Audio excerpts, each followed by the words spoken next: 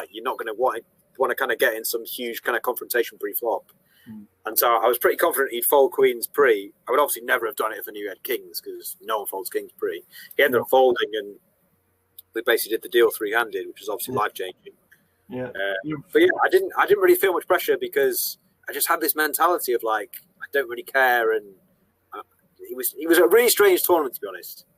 And I really kind of wish now I played every tournament like that, because it was almost just like no fear. Do you know what I mean? You just didn't really care what was. Yeah. And you're doing a deal for 7 figures, and you get one guy to pick to negotiate just to make sure he's got the right deal. And somebody walks on stage with 2 bottles of beer in his hand, and he's like, "Yeah, well, it's only 7 figures." Yeah. Because it was either Fraser Mack, who was very notorious at the time for doing every deal, wasn't he? He was always there, kind of, or it was Feraldo, who I kind of knew but didn't know as well as I know him now. And I remember Toby Stone came up and he said, "You're only allowed one person to come in up and kind of helping you." And Fraz Mack was like, "Right, yeah, it's me, it's me." And I was going, Feraldo, I'll take you, which was probably a mistake, because Feraldo was half cut, wearing a hat, holding beers, as you say. But actually, he was really good, because you basically only had a couple of minutes. Yeah, I was completely lost in like the whole what was going on. And he was very just like, you need to do this, this, and this. You shouldn't do this. And he basically gave me some really good advice, actually. And yeah, from there onwards, I think I said something along the lines of, well, we don't have to deal. I don't care about the money, which is a complete lie. I was desperate for a deal. I just literally just wanted to do it. And I was like, oh, well, if you guys want to do a deal, up to you. I'm not bothered about the money. Just trying to get more money out of it, obviously. And then as soon as it was done, I was like, right, this is the greatest thing ever. I can just do whatever. But yeah. Obviously, you went straight to bed afterwards. Again, that was an absolute. I'll actually tell you something as well. We basically went out afterwards, and I basically got mugged. Well, not mugged. I basically got robbed, because I actually had no money on me. I basically won all this money, and we basically had organised, this kind of massive thing afterwards that cost loads of money, and I didn't have any money. So I went round almost every person that was there and asked them for money, just like a massive pigeon, just like, if you got 500, if you got 200. And after an hour and a half, I'd collected something like, I don't know, it was like 10 or 15,000 euros in cash. And I basically put the euros in my pocket. And obviously around there in Barcelona on those beaches, and stuff, everyone's watching. Within 5 minutes, Phil, that had been swiped. So when the bill came, it was like, you need to pay.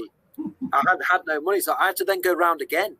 I had to ask everyone for a second time, and everyone's going, well, I've just paid you 1,000. What's going on? You basically just won this million.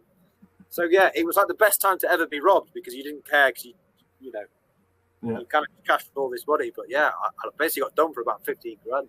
Wow. And on that note, we'll be back with Mr. Steve Warburton and more stories very shortly.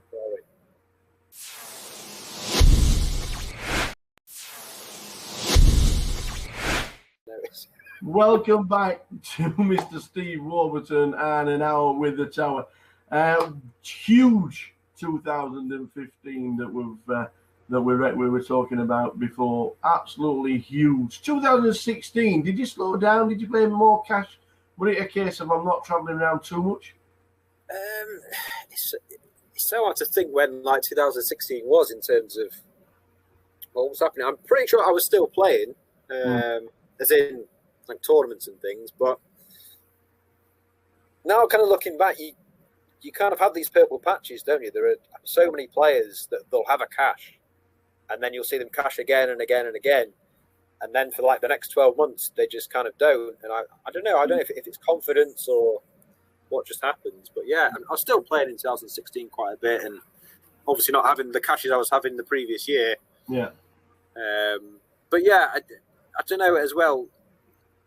I never really got carried away with tournaments. I was never really one to play 60 events of the World Series or every single GPT and stuff. I was always quite kind of level-headed. But one of them you do like, as we can see, GUKPT Manchester. You've got so many entries in the database, 2018 to 14, 2020 for 20th. You got so many cashing 3 of the last 4 years. It has to be the favourite stop. I know it's your local one, it's your home one, but is it classed as your favourite stop? It's the favourite stop because it makes up for all the other GUKPTs that I'm just doing my money in. You know, I can't go to Luton or Walsall or Bolton and just do 4 or 5 buy-ins. Yeah. So yeah, I don't know. I feel like with Manchester, I'm always trying that little bit harder because home stop, most players, the kind of great camaraderie of people. So that's always fun. But yeah, I mean, I've no idea if I don't know. I think I'm probably slightly up on GUKPTs because of that. Yeah. Sort of shop with Devon and thingy, but I've put a lot of money into them, don't you? Don't you worry about that. Yeah. Norwegian Championships came to Britain, and they started being played around the country. You had three tournaments where you cashed for well over 60,000. I heard they used to be crazy. I heard the cash tables used to be mad as well. Was that one of the reasons why you played them? Oh yeah, definitely. I mean, the absolute best stop on the calendar every year is the Irish Open. It's getting better and better. I think it's going to be the biggest it's ever going to be next year. Yeah. I basically booked my flights in January this year for it. Obviously, it got cancelled because of everything that's going on. Yeah. But yeah, I mean, they were having 60 or 70 cash game tables every single night. Yeah. I mean, that's just crazy. You just don't see that anymore. And yeah, again, it's a little bit like what I was saying in the 2015 WPT in Amsterdam. Everyone's just on the same wavelength. You know, everyone's chatting away, and do you know what I mean? It's kind of how poker should be. You know, there's tanking, no one's dressed silly, there's no about talking, trying to, you know, like piss people off and stuff. It's just kind of nice, fun poker, and yeah, it was a good one, yeah, for sure. Yeah, absolutely. Your strangest ever Hendon entry. Blackpool Tuesday nights, free run. 60 entries, you finished 7th for 40 quid. And it ended up being on the Hendon mob. That's please explain what happened. Why? Why is it there? I think I maybe need to blame PK for researching this, don't I? I don't really know how that's on. I think that's 15 entry or something.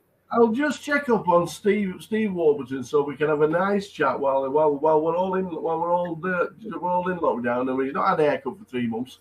And we get it was a free roll on a Tuesday night and there were 60 runs. Times were tough, Tower. Times were tough. That 1.8 million you were talking about before had gone. I had nothing left. Oh, brilliant. I remember what happened. We basically gone to Blackpool to watch I don't know if we're watching the darts or a oh, right, okay. And what we did, we all rang Dina, and we made Dina extend the late reg just so we could get to this thing. And it was one of those classic ones where you basically want to bust quite soon so you can go to the bar and just have a few drinks. But I ended up final table in it. Yeah, ridiculous. The UK Poker Championships in 2018, the High Roller. Your final table, you finished 8th for 7,000. That wasn't the story. The story was Mr. Jake. The story was Mr. Jake Cody and the viral video that you were involved in and crazy scenes. How did that all come about? How long have we got? Well, is it really that long? The short version, what I remember is we'd all been out the night before, and I mean we'd all been out to the point of in day 2 of this tournament, there was 5 or 6 people who hadn't arrived. You know, Jake for one, not mention names for other people, but Ludo and all the Scottish boys. Yeah. And with about, 50 people left, I remember Jake saying, if I win this tournament, it'll be so unjust that I'll put it all on black. And Ludo was on the rail, and Ludo heard this, and he never shut up about it from 50 all the way down. He was on the rail with the drink, obviously, and he said this. And all of a sudden, me and Jake were on this final. I have no idea how I was there or he was there. First thing he did was get shots for the table and stuff. He had the tournament director literally over every hand because he was showing cards and chat. You know what I mean? He was just yeah, whatever. And so I think he got three-handed, and I'm not entirely sure. I think they might have done a deal, did they, or something? Or I'm not sure how it ended. All I saw was the video about an hour later. Was it straight after the? Was it literally straight after the tournament finished? It was literally straight after, and obviously when I busted, I was sulking because I always sulk when I bust. I basically went and played cash, and then the next thing I remember, honestly, is Jake coming up to me and saying, "I don't really want to do this, but I've kind of been forced into it." Rob Young, by the way, Young had walked in the casino to pick up his car keys, so he wasn't even going to be there, and he basically heard from Scally. Yeah. He basically wants to do this. Rob being Rob was just like, yeah, fine.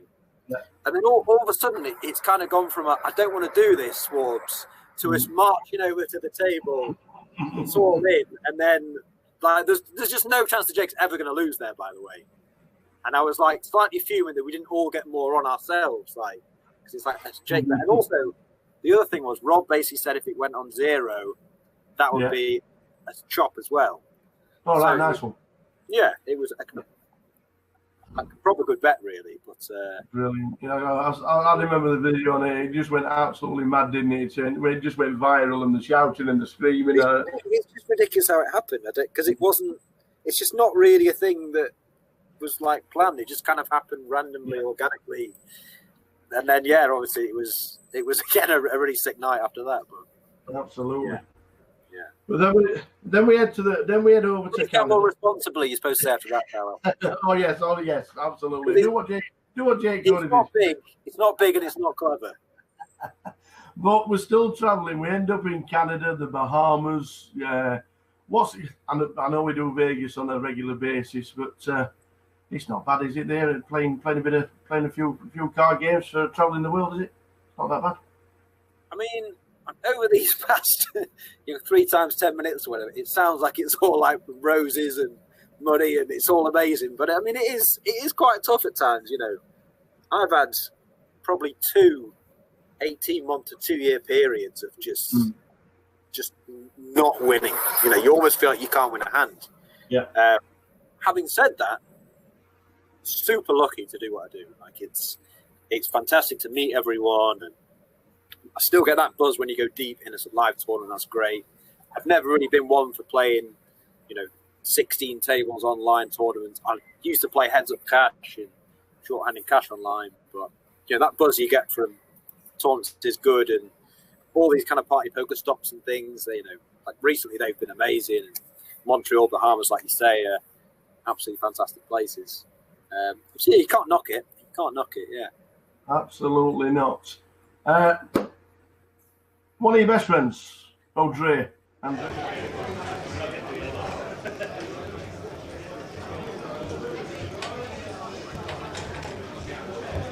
Here, attention please, number 5354, Noreen and Ben Bond to this. That's Ben Bond, Noreen, to this. We are just about to start. We will be getting the chip counts up on the screen very, very shortly. Very, very shortly indeed. When we're back at quarter, weren't we? Or have I pressed it a bit too early? We are here for the amazing final. We cannot wait for this final table. It's class. Hang on, man. Always fetch me a coffee. Good lad. Good lad. He fetches the coffee from. Oh, it's not ours. Oh, it's not ours. You sit here all day with him, last week with him, all that. Goes to the shop, gets a coffee, brings his own, and somebody else's does not mind or PKs. Never mind. The feature table, as you can see, is just being set up. We're a couple of minutes away from the final. I just thought we'd have a quick chat because it's just been amazing. What a day so far. We're on the final 9 now, so we're going to give you the chip counts and the seating plan. So everybody who wants to play the live stream free roll, it says 8 o'clock on the app, it says 6 o'clock in the email. So which one is it? I can't log in because it won't let me, because I'm on a secured line, so I can't get on Grosvenor Poker. So anybody that wants to try, which is why I've come back a couple of minutes early, GLWPGG. Good luck with password guessing game. All uppercase, GLWPGG. Coming back to say that if it's a 6 o'clock start, you've got about 15 minutes to get in.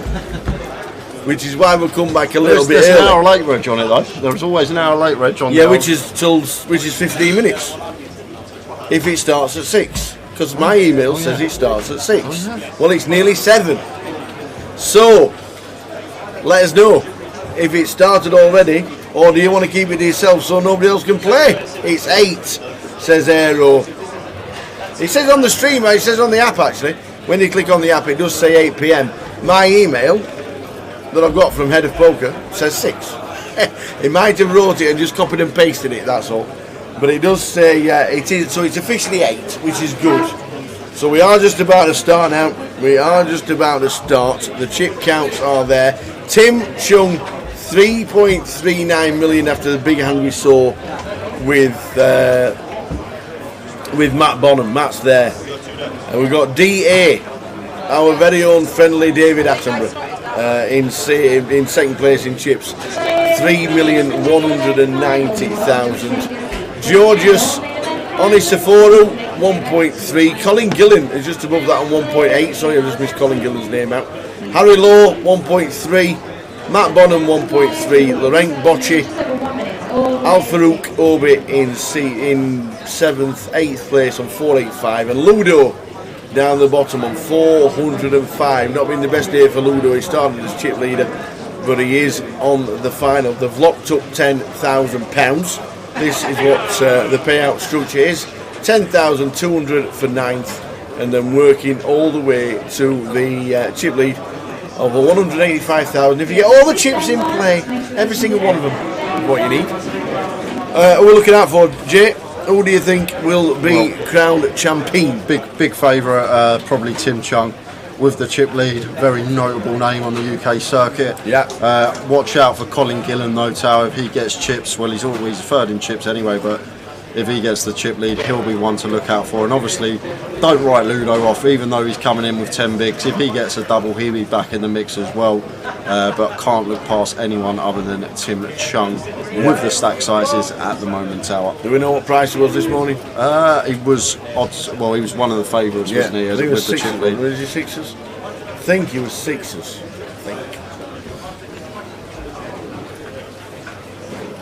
I see what happened in that hand.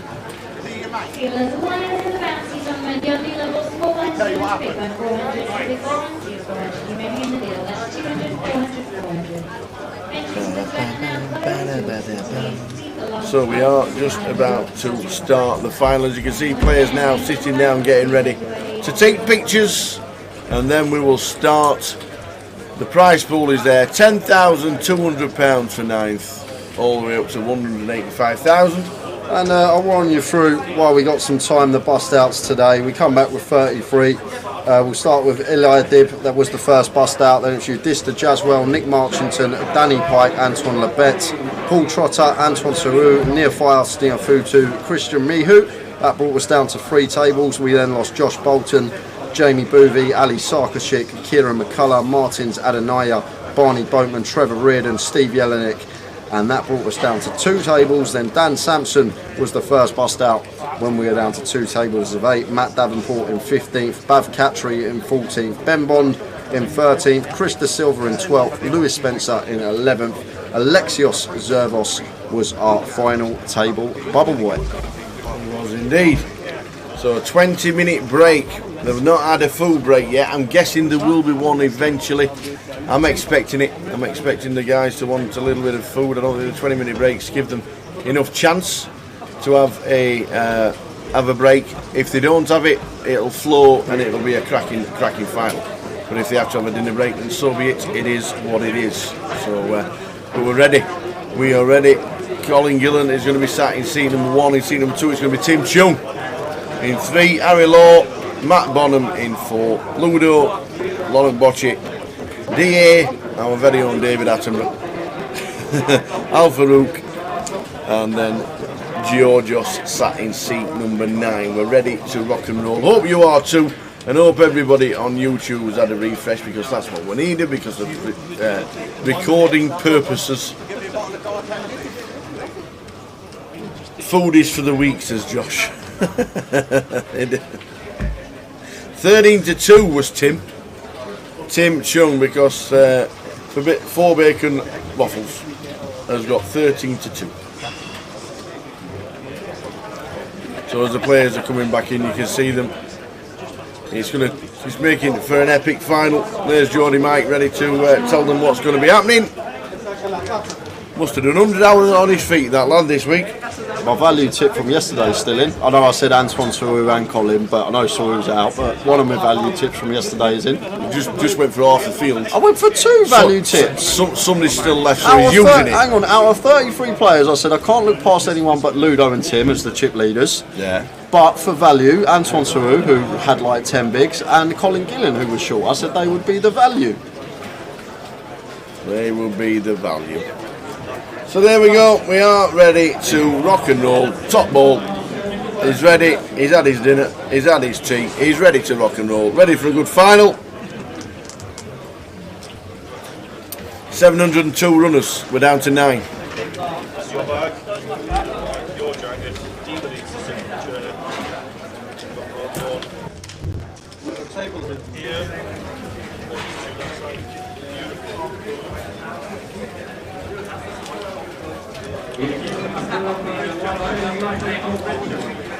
There's the trophy.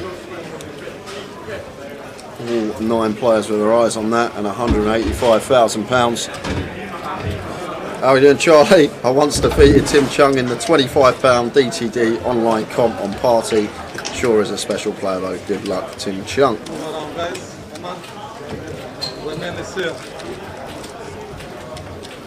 Top Ball's just had his dinner, refreshed, ready to watch. Cheers, Luke. New graphics, we are loving them too. Glad you like them. It's all the work the guys do behind the scenes. You see me and Tal, we get all the spoils, but there's so much work that goes on from the guys on the floor to make us look good.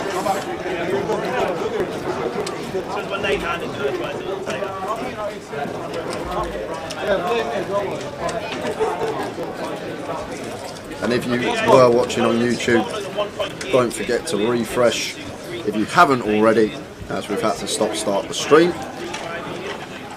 How are we doing, Jam Nicks? Jamie Nixon in the chat. Evening, lads. Strapped in for the Sunday sesh and a great final table. It is some lineup. Colin, Tim, Ludo, David Attenborough in the mix as well.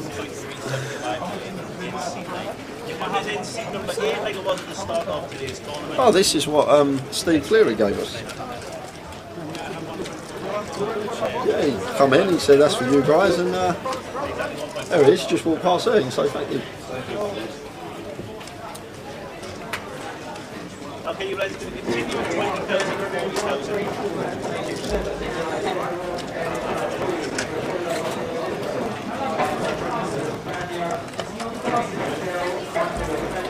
I remind you, when you get to 5 hand, the clock will increase to 40 minutes and the half hand you will kick in. 20,000, 40,000.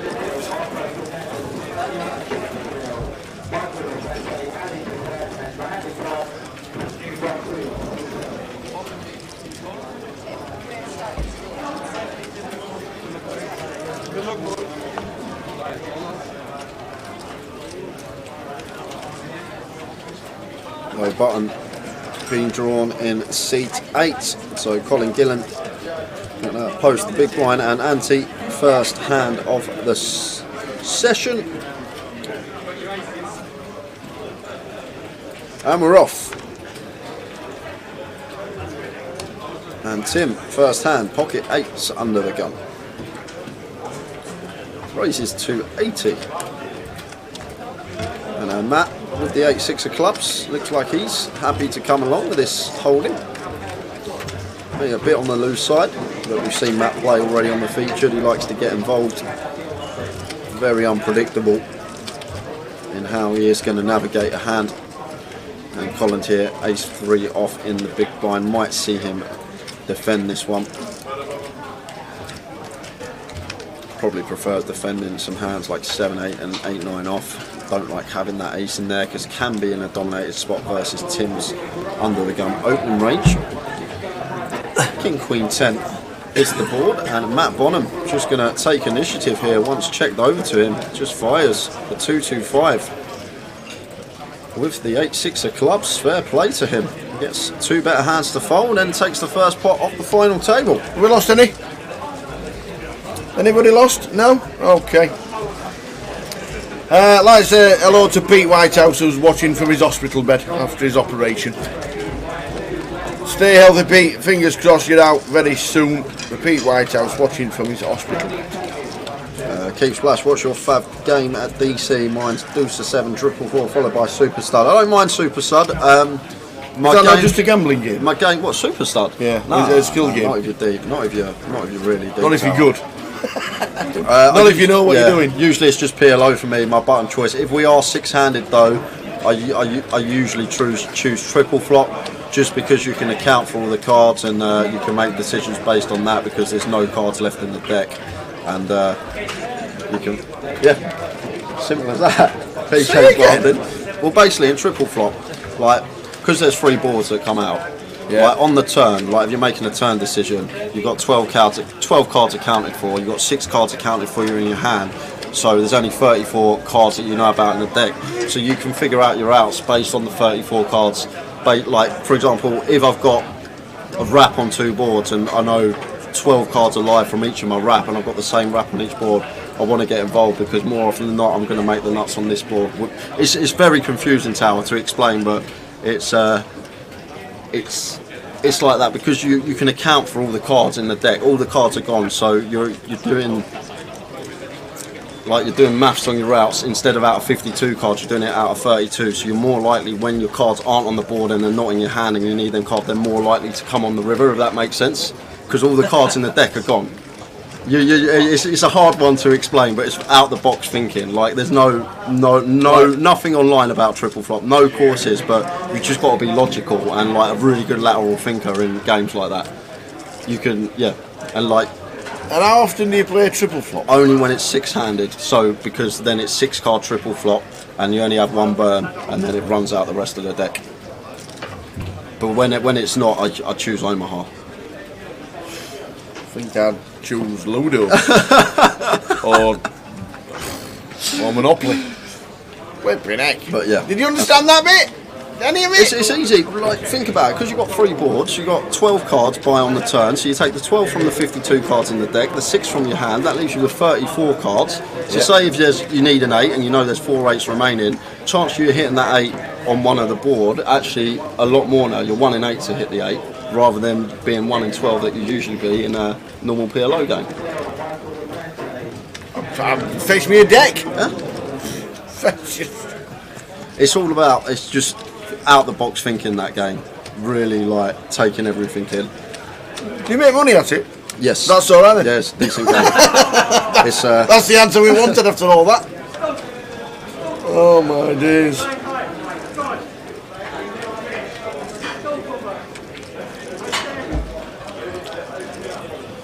Oh, interesting here, because Tim 3-betting the Jack 10 here versus the cut-off open from Georges, and Harry with the Ace 10 of diamonds. And Tim just setting the precedent early on here on the final table. This is one of the attacks, the stack sizes we want to be attacking as Tim. We've got Ludo, Lorenk and Al Farouk, who are fairly short, all sub 20 big, so we can start attacking these 30 big blind stacks that want to ladder some spots, because they will start to become significant very soon, and we can just apply maxo pressure, and that's exactly what Tim does there. Lovely pick up with the Jack 10. Going to be hard to stop now, Mr. Tim Chung. He's going to have to get unlucky just to lose. Ludo needs a bit of help. Al Farouk needs a bit of help. He's already had one double up. Where did Matt lose almost 3 million? It was on the outer table, and we saw the hand. Yeah, well, we saw the hand where he lost a chunk. Don't know if he lost it all in that one certain hand, but Tim Chung with 9s against Matt Bonham's queens. Tim was all in and turned the 9. I hear what you're saying, Pokatev says your outs are likely being your opponent's hand, but I'm doing it out of 34 cards. I'm accounting for the opponent's hands and deck cards, because there's only 3 cards left in the deck on the turn. There's literally 3 cards left in the deck when you get to the turn on triple flop, and they're all the rivers. So you account for your opponent's hands anyway, but because they're not in my hand and they're not on the board, I'm more likely to hit these outs, and you can make decisions based on that, especially when you've got wraps on rainbow boards and it's the same wrap on each board, and you've got like one board locked, because then you're more than likely to complete one of the wraps on the other board, if that makes sense. Like, I'm not doing it out of 1 and 3, I'm doing it out of 1 and 34. I'm accounting for them other deck cards, if that makes sense, because I can see 12 cards on the board, 6 in my hand, just take the 18 away from the 52 cards in the deck, and then making the decisions based on the remaining 34 cards left in the deck, which can be deck cards or in my opponent's hand, but it's easier to make decisions when you know there's 34 cards unaccounted for rather than 40, 48 okay. or 46.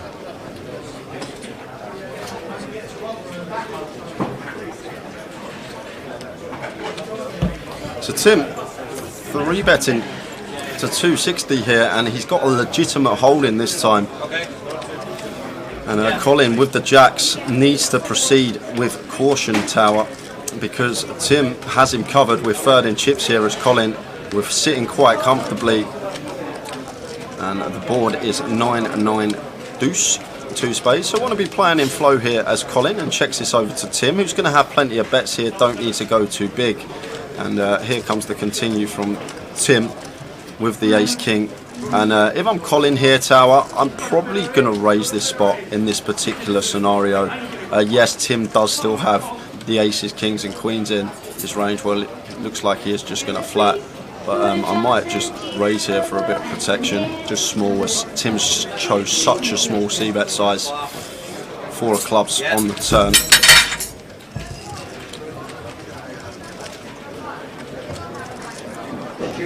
And now Tim not deciding to double barrel, happy to take a river.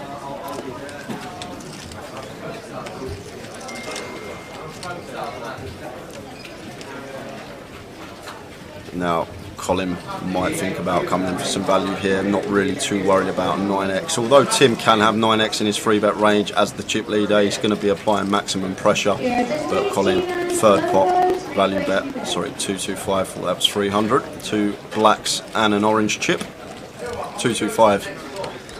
It's going to be a battle between these two, isn't it? Seat 1 and 2. Well, Colin's got a horrible seat draw, Tower. Really nasty seat draw for him, having Tim Chung with the chip lead on our direct left. He is going to be putting us under the cosh, all final table, and fires for 225 here.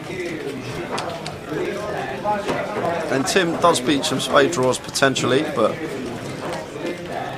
really mulling this one over.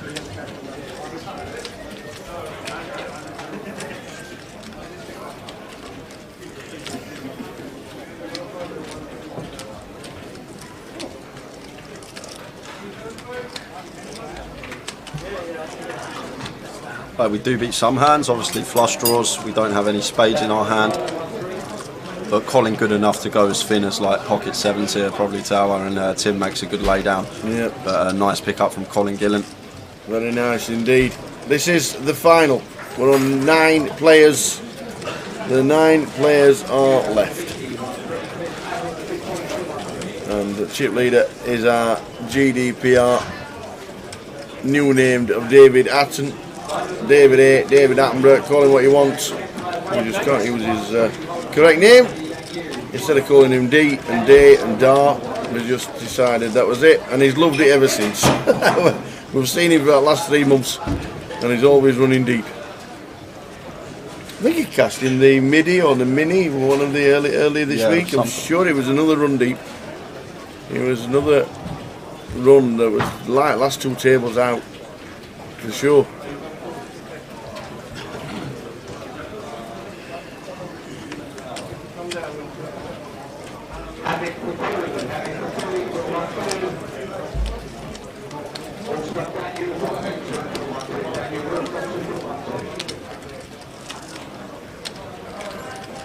Colin in the hijack, raises with the King 9. And Tim here, pocket 8s in the cut-off. Happy to call with position on the opener. Harry just has to toss this one into the muck. Field of Panda says he came 9th in the midi and 9th in the mini. And Ludo is going to be all in here, Tau up. He is. Lovely spot for Ludo. We've got 9 big blinds. There's been an open from Colin Gillen in the hijack, a flat from Tim Chung. We feel so confident to put it in, and he's going to get called off by Tim as well once it comes back round to him. Tau up. And you can see Matt here folding Jack 8, so an 8 actually going to be hitting the muck. So Ludo, 9 bigs, in they go. Oh, he's left some chips in his hand, so leaving himself some chips back. 3 bets to 3, 4, 5.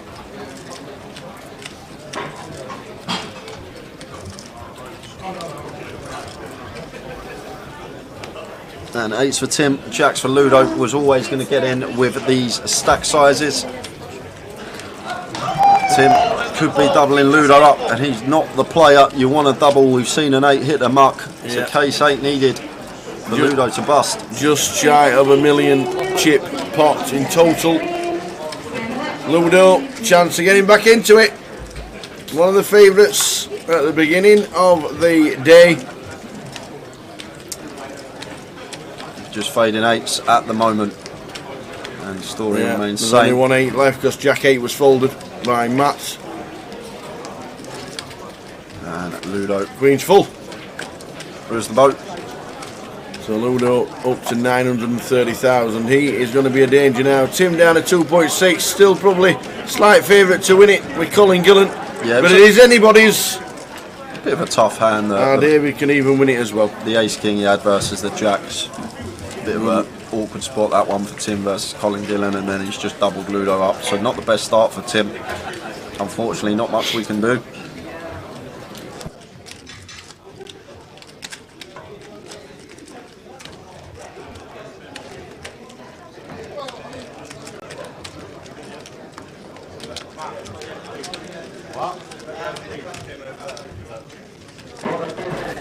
So somebody asked what the predictions for Bonham Wood Bournemouth were.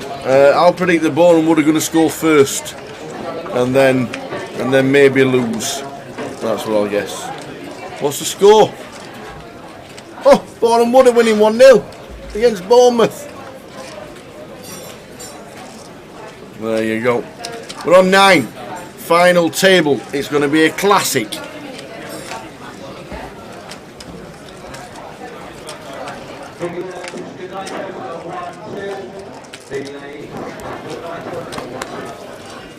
Ace Queen for David raises 280. This Ace Queen's been stuck with him all day. Ace Queen and Kings. Just seems like every time he's had Mr. Attenborough. Tim happy to flat the 6s. David now has him covered after Tim losing a couple of pots early on. And Lorraine can't defend the trash holding, which is 10-4 in the big blind. Gets out the way. Heads up between David and Tim.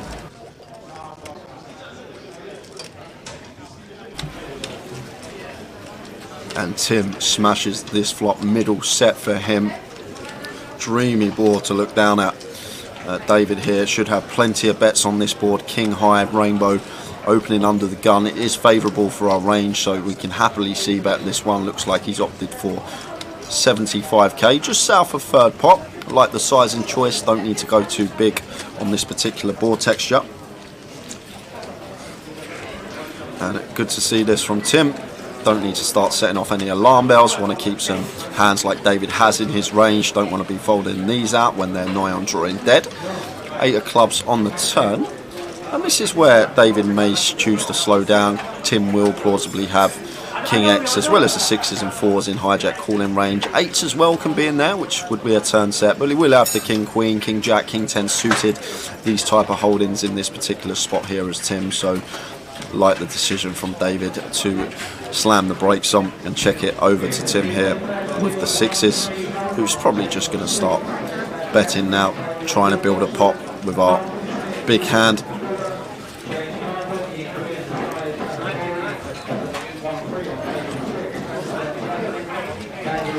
And fires for 125, and this should just be a pretty easy fold now for David Attenborough.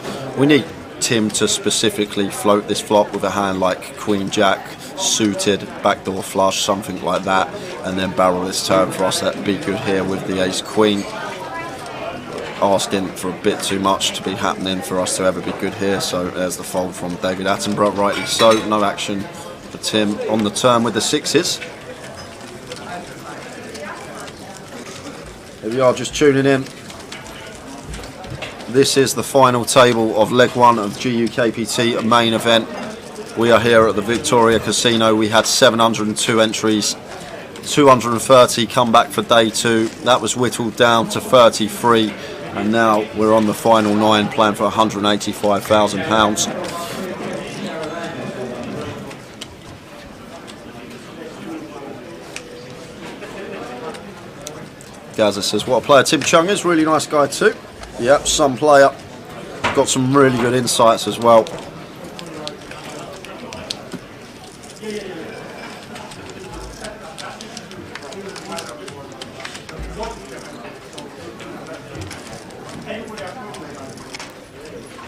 Of course I can. Karma on YouTube. Run the tick up across the bottom for you. I won't keep it there, but run it. Leave it running for a couple of minutes. There's the prize pool.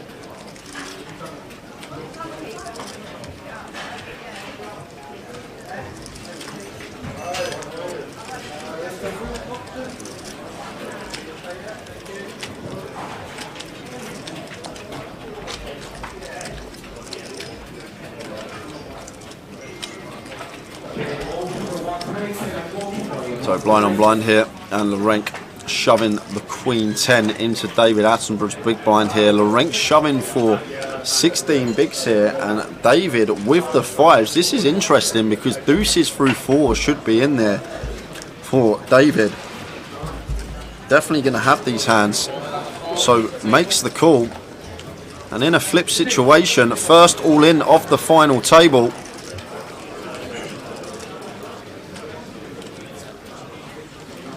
David with the best of it, but Lorenk slight equity favourite with the Queen 10.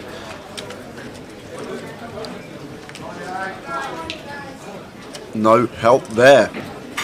Lorenk needing Queen or 10 to survive. River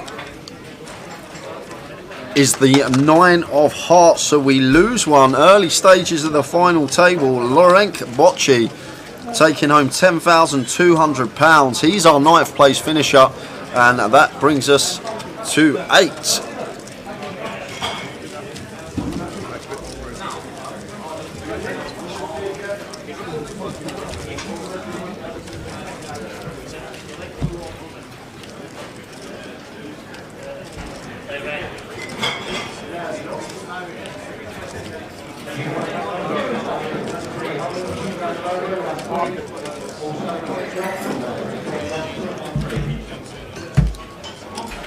Wages Days has spoke to Tim a few times, and he has great ability to play GTO strat against the best and adjust and exploit the reps, and that's what the best players do.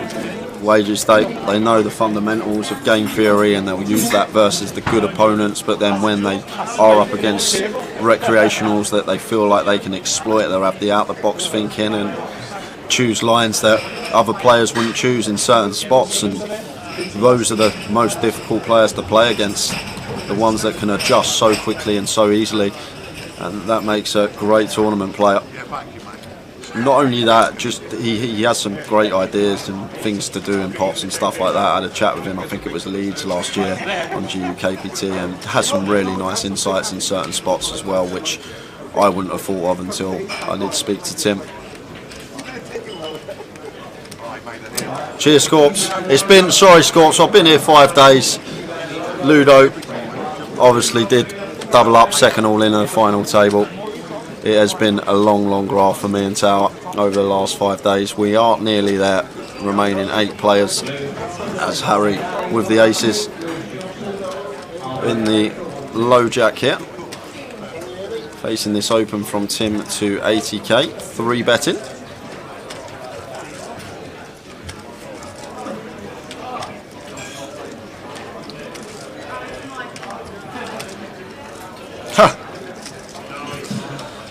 And Tim's going to get out of the way.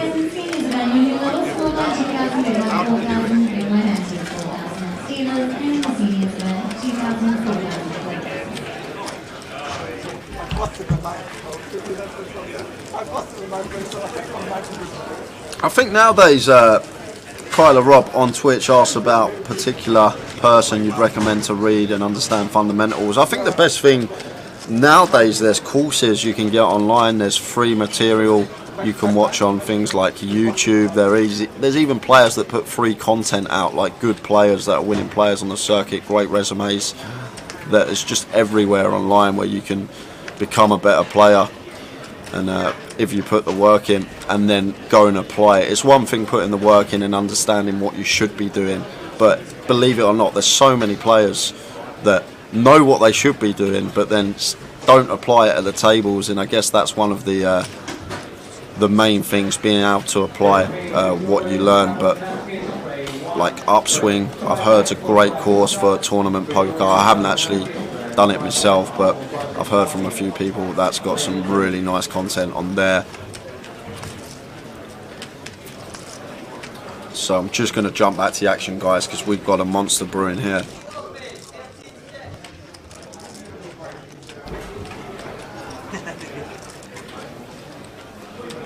So 3-bet from Tim.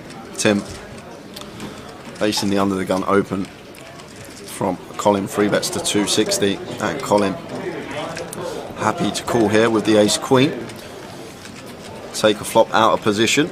Don't have to necessarily give Tim as high up as his range as kings, and look at this flop for Colin Gillen, flopping a top 2 with the ace queen, out flopping the kings of Tim Chung here. And Tim happy to continue. The thing here as Tim, like Colin, don't really expect him to have like ace jack or ace 10 ever here, gun versus +1. So like the ace X that Colin's going to rock up with here is ace queen and ace king. So from Tim's perspective, that's fairly unlikely, because with an ace and a queen on the board means there's only 9 combos of ace queen remaining. And with 2 kings in our hand and an ace on the board, it means there's only 6 combos of ace king remaining. So quite an interesting dynamic when you look at the hand from that perspective here. Gun versus +1, only ace X Colin should have is ace queen or ace king, and a lot of removal from those hands because of the board and what we're holding here as Tim. And interesting to see how he's going to proceed versus this lead from Colin on the river after checking back the turn as he should be.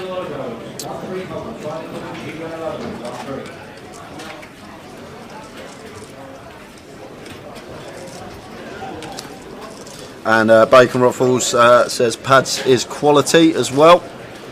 So have a little look at that. And Colin fires, and just a snap fold from Tim with the kings. 650, and Tim gets out of the way quickly, not getting sticky. Very difficult for Colin to bluff that spot as well, because Tim will have some check back ace X on the turn, so it's a very difficult spot to bluff for Colin. Did have the goods on that occasion. Unlucky for Tim that it did come ace high.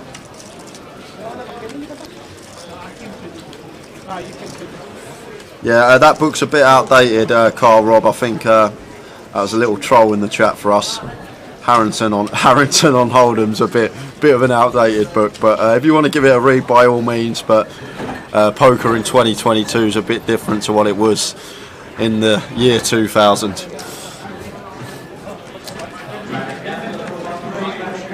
And the thing is, you don't even have to, if you like reading, obviously read a book, but you can get all the poker books as audio books nowadays and just have a little listen. If you feel like you're going to take it in better listening, then maybe have a little listen to some of the audio books. But as I say, nowadays I think the way forward is courses online. There's a lot of good ones out there, and there's free content as well that you can get.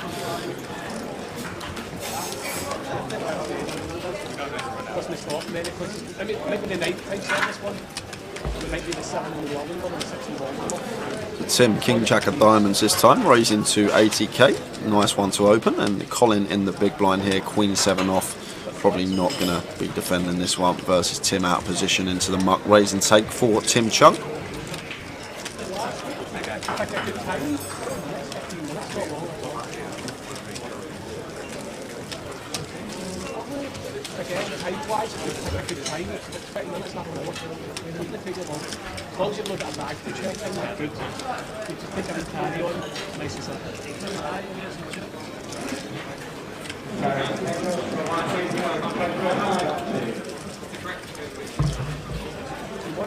I haven't read any of them. I've listened to them, but I haven't listened to or read the new one, Gully Math. But Gully Math recommending Dara's new book on ICM is an interesting read.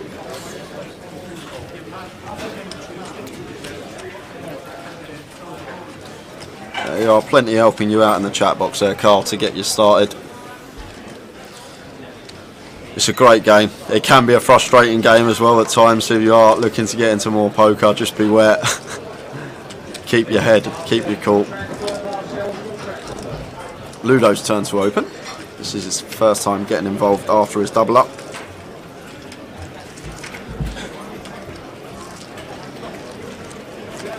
And Tim not defending the Jack Deuce, raise and take for Ludo.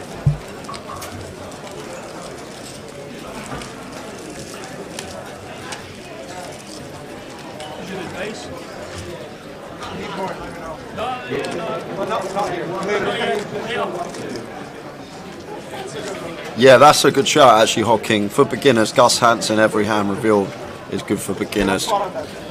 Because although maybe it's not good in terms of game theory and fundamentals, you get the understanding of how you can think about a poker hand and what goes through people's heads and how you're thinking about things and how to navigate certain spots. So probably a really good book for beginners, and Sofsy says Matthew Janda is very good for fundamentals.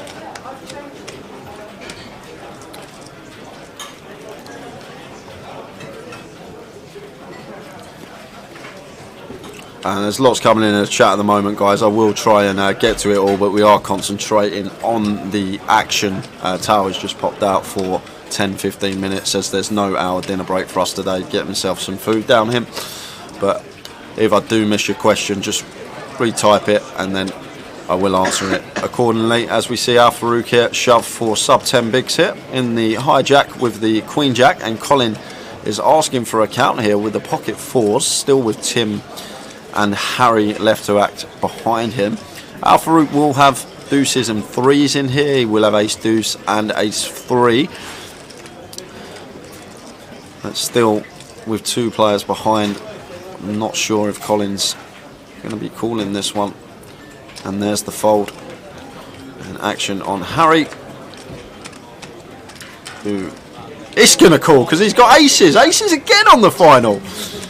Harry's turn to receive them, and Al Farouk needs lots of help here. 16% equity pre-flop.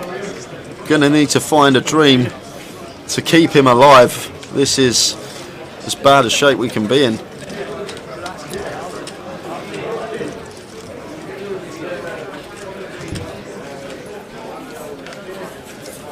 And no help there. Running hearts, running two pair, running trips. And that is dead on the turn. So we're going to lose Al Farouk Obe from the tournament. And Harry with the aces up to 1.8 million. 2 gone fairly swiftly. And that is going to leave us with 7 players, guys. Al Farouk taking home £12,500. 7 players remaining.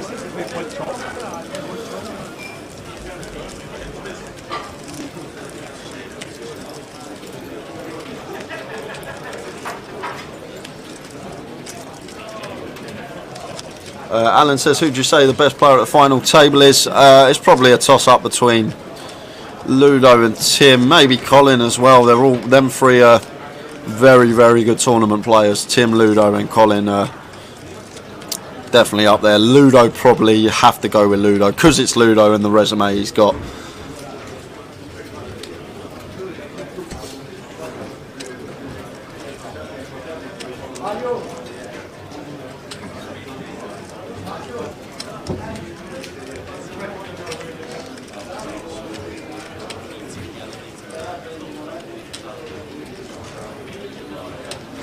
Lightborn, I'm guessing that's her, and I'm unaware of Harry actually. It's the first time I've seen Harry. Haven't seen too much of him on the feature table over the last few days, so this final table should give me a little inkling into his game. But first time I've seen or heard of Harry. But if you're telling me that he's an OG reg, I will be a believer of that statement. So, Lightborn on Twitch saying, don't look past Harry.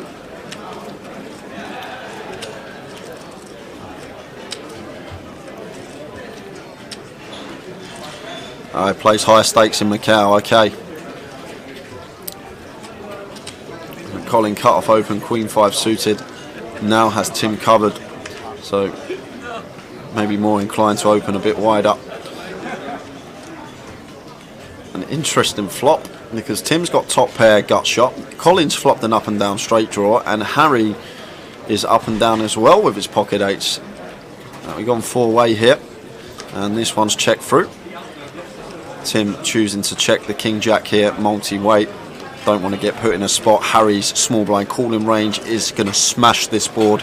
It's going to have like the 10-9 suited, Jack 9 suited, Jack 10 suited, King Queen in there, those type of holdings. So once it is checked round to us again here as Tim Chung, expect to see him fire, but it looks like Colin's going to take the initiative here, firing for what looks like 150, so just south of half, and Tim should just be calling here with the King Jack. No other option for us after we check this one back on the flop. We can comfortably call this turn bet from Colin with position.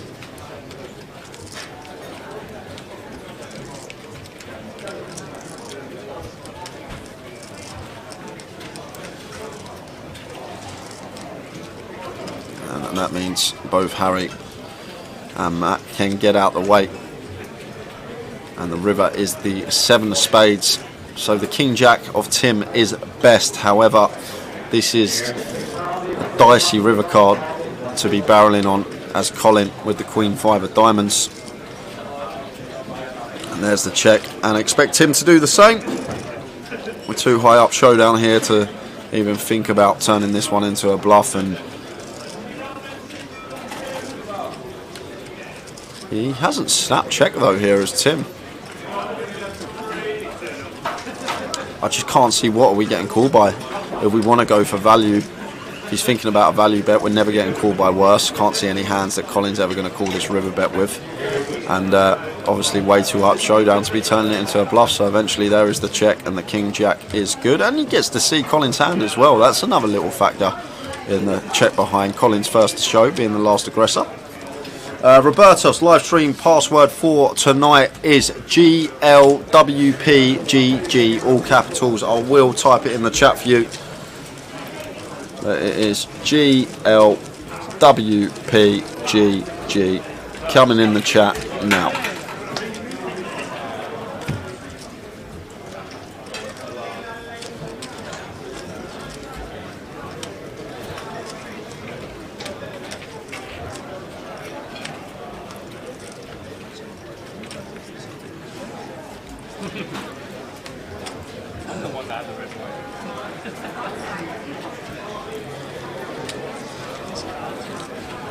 Ace 3 off should be hitting the muck under the gun. I say should be. He does have the chip lead actually as David Attenborough. Forget about that. Tim Chung no longer the chip leader. David Attenborough with the whole table covered. Opted against opening the ace-3. Is a bit too loose, but as the chip lead, maybe if he wants to apply pressure, could do some of the time. But Tim opens the 10-7 suited in the cutoff. Once folded to him, nice one to open, and Ludo in the big blind here, 5 deuce off. And like myself here, I'd probably fold 5 deuce off versus Tim out of position, but Ludo will be very happy playing out of position even versus Tim Chung, but does think better of it with the 5 deuce, and I agree with the fold there. I think it'd be a bit too on the loose side. I think we're going to need some sort of significant edge against our opponent to go post with that hand out of position, which isn't going to be the case against Tim.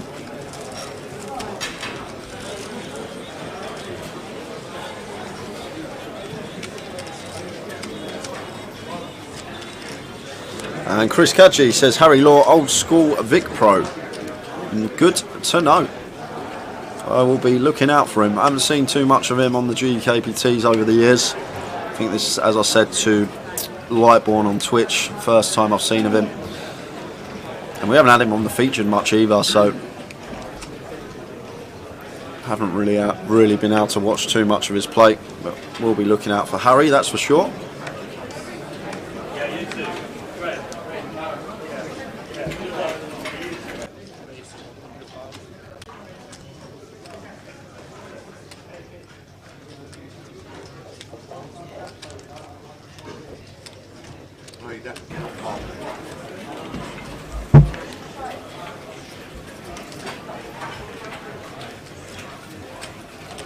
So, Queen 5 suited for David Attenborough.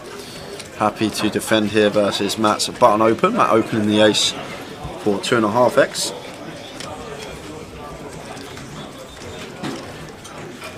And David Attenborough flopping best on the Queen 9-8 board. And Matt not electing to continue. I like it in this particular board texture. But now catches the ace and happily fires for 175.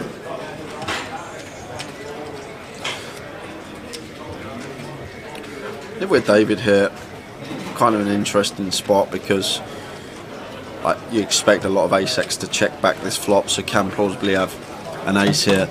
And is David just going to pass a queen? He is. Tower after he says that. That's a really disciplined laydown. Nice disciplined laydown from Dave Attenborough there, catching second pair, because probably going to represent that card whether he hits it or not, Matt. But Dave making a really nice laydown there. Could have potentially lost a streak of action. What have I missed? $500,000 in earnings. Harry Law, you are right. This guy is GUKPT winner. Yeah, I know. PK was just telling me. I'm having a little butcher's now tower. Well, we called him Chun for 3 days, and then somebody said it's Harry. Oh, sorry. Fifth in EPT Deauville back in 2014.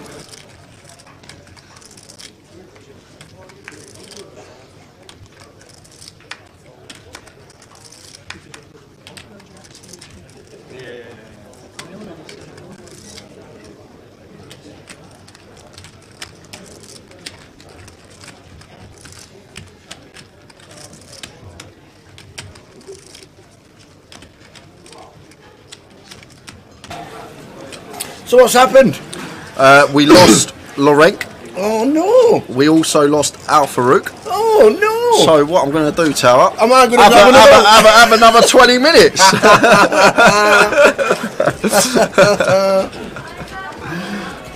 Oh, half an hour to get into the live stream free roll. £250 in vouchers to be given away. £110 closer ticket for the winner, which is on tomorrow at 7. And the password is GLWPGG, all uppercase. Good luck with password guessing game. Or good luck, well played, good game, is what Jay says. So GLWPGG, all uppercase. Good luck everybody who plays it. Ludo finding jacks on the button, big hand to wake up with on the button. Opens, defend from Georges with a jack 3 suited. Flop goes check. One overcard to the jacks of Ludo. So checking this over, see if we can get some information about a range of hands George is going to have on the turn. Well, he is coming in for a lead here now, and Ludo has to call once, can't just instantly give George's credit for a king. Plenty of hands he can have here, may even decide to lead some potential 10x. Jack Queen in there, spade draws, 8-9 as well. All semi-bluffs that Georges can have in this spot. Value-wise, obviously, the main one is the King X. Can have a king, most certainly. So like King X plus, going to be value for Georges here. And then just ran through the bluffs. And the river is the ace of clubs. So interesting river, because it's a tough one for Georges to bluff, because this card's meant to be a lot better for Ludo than it is for us. However, don't really expect Ludo to have too much ace X other than like the ace 10, maybe ace deuce, ace queen, ace jack. But Ludo checks it behind, obviously, with his jacks after checking it. Somebody says it looks like Roy Keane on his picture. Roy Keane? It does a bit, doesn't it, on Georges? I don't think so. Did not? No, I'm not. I was with you there, Nuts Logic. I was with you there. A little bit like Keno. I'd love to see Tim and Ludo heads up. I wouldn't mind seeing Tim and Ludo heads up. I reckon that would be a great battle. Howdy asking who we'd like to see heads up.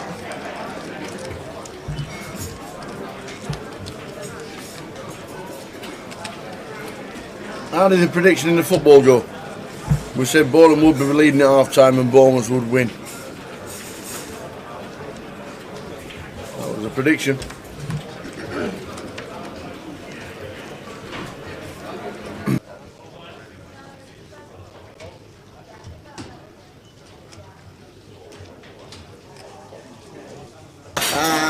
So we're on 7.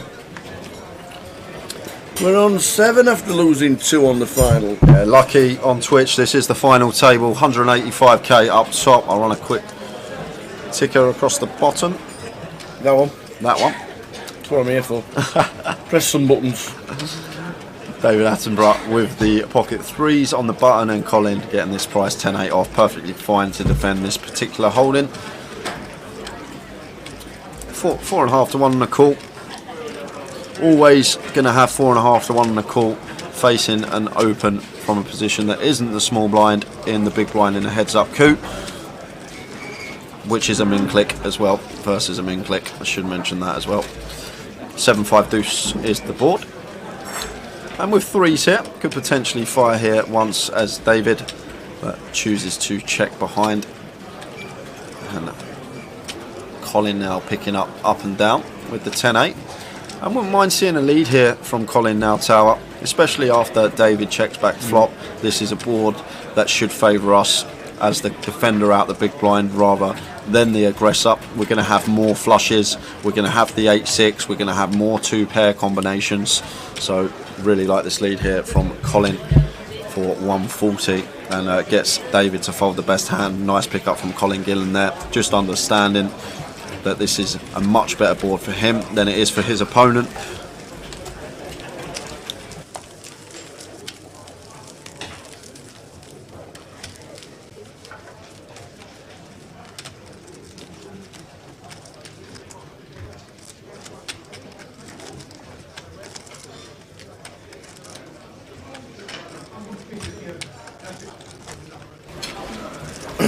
One 0 Bonham would at half time. FA Cup throws up some magical football ties, doesn't it?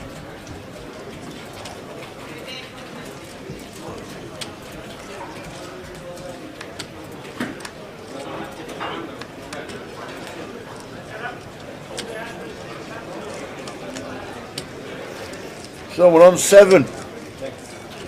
Final table bubble was Alexios Servos, Laurent Bocci and Al Farouk Obi being eliminated.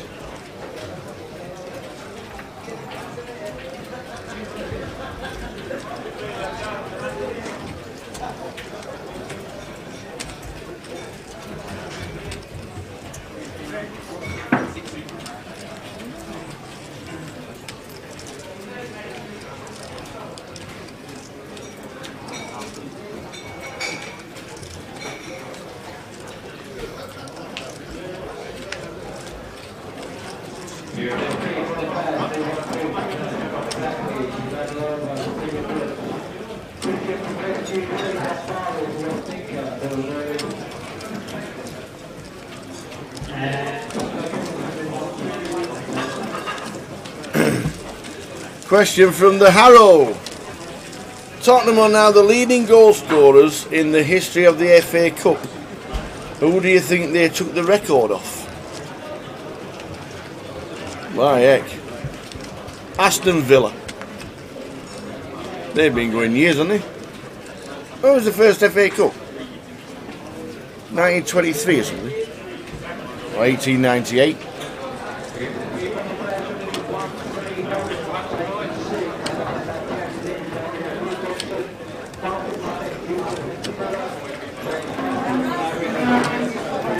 Password for the stream free roll is GLWPGG.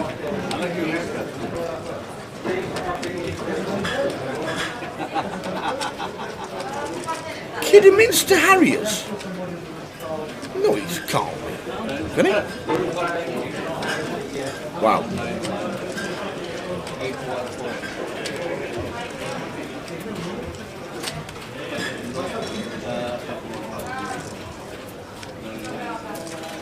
So back to the final as the blinds will be going up next. And Tim, is that raise coming in? Or is it just called the 60? It's called the 60. So Colin raised to 80,000. Tim in the small making it up with the sevens. And Colin Gillen flops nice.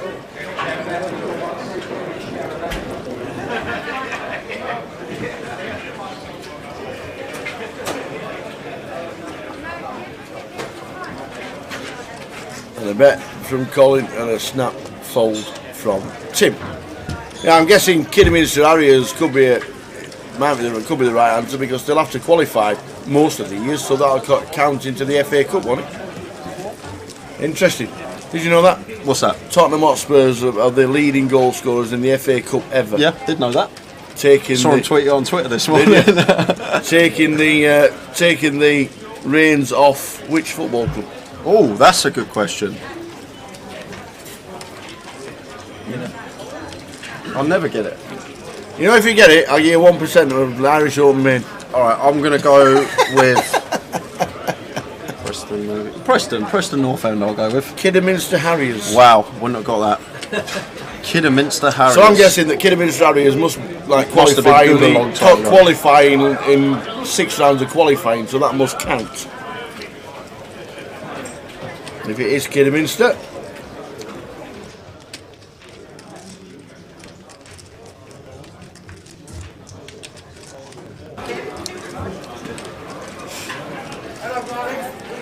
so we're on 7.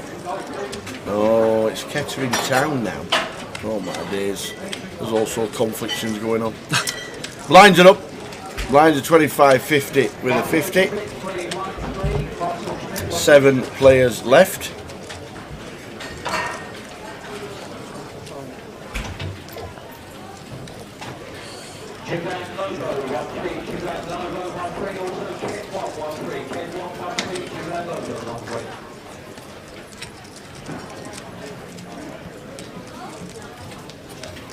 Six, 3-3 flop. Check, check. 8 of diamonds on the turn for Harry Law.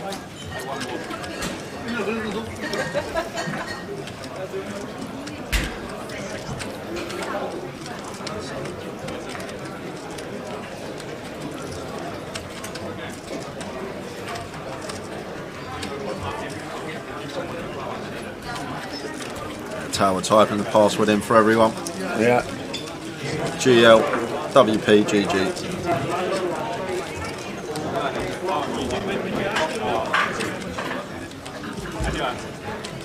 Oh, it's Kettering, not Kidderminster.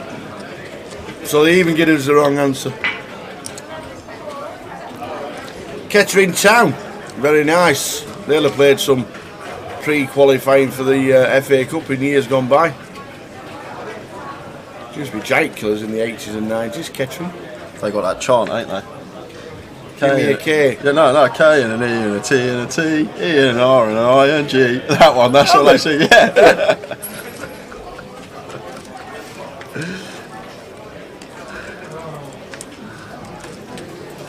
All good in the hood, Mr. Dan. Speaking to the operations manager, Mr. Liam. Oh yeah. Yeah, he went. How long's David Attenborough been playing poker? Our GDPR on the final table. We've nicknamed me David Attenborough, and we've got a picture of David Attenborough. You want to be GDPR? That's it. Yeah, amazing scenes. That's been good. All good in the hood. What did the seniors finish with? Are they all in bed yet? Are they chucked up with the Horlicks? Numbers have just been amazing all week. Yes, Josh Odyssey, you know. One of my fabs, honestly, he's one of my favourites. He absolutely cracks me up. One of my favourites, James Acaster. 118 in the seniors and 126 in the bounty. So how many's the bounty going to get between 80 and 100? Past it again. It's pointless even guessing, Tower. It's just always above what we guess the numbers. Don't know where all these players come from.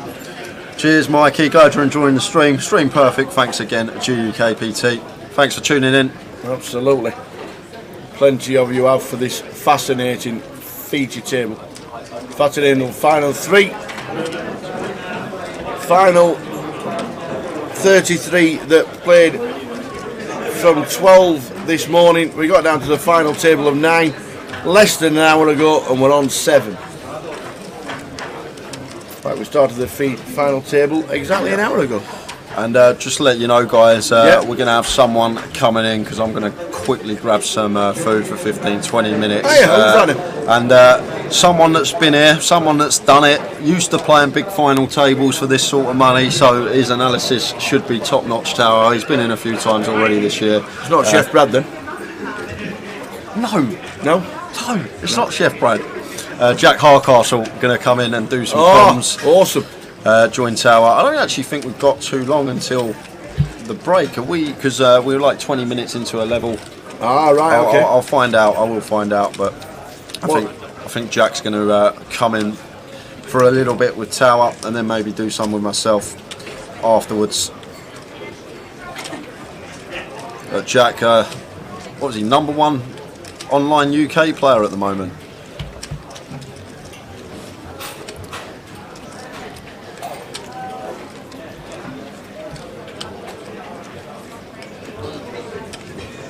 So is this the last time we see the lovely Katie, the dealer, before she heads off down under?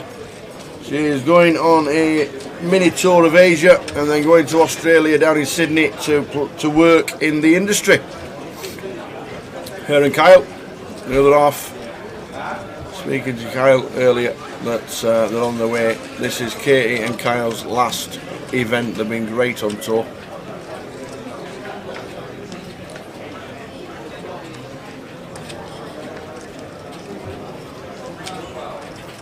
We're going to look to them in their new venture. You never know, we might see them back. They might come for holiday and work for a few weeks. Come back for Goliath. We might need you at Goliath. Goliath is on end of August to the beginning of September. Another cracking event on the horizon. Looking forward to it, Tower. It's going to be a massive event. Sure is. There's the payouts. Awesome. Yeah, Alpha Farouk was in 8th for £12,500.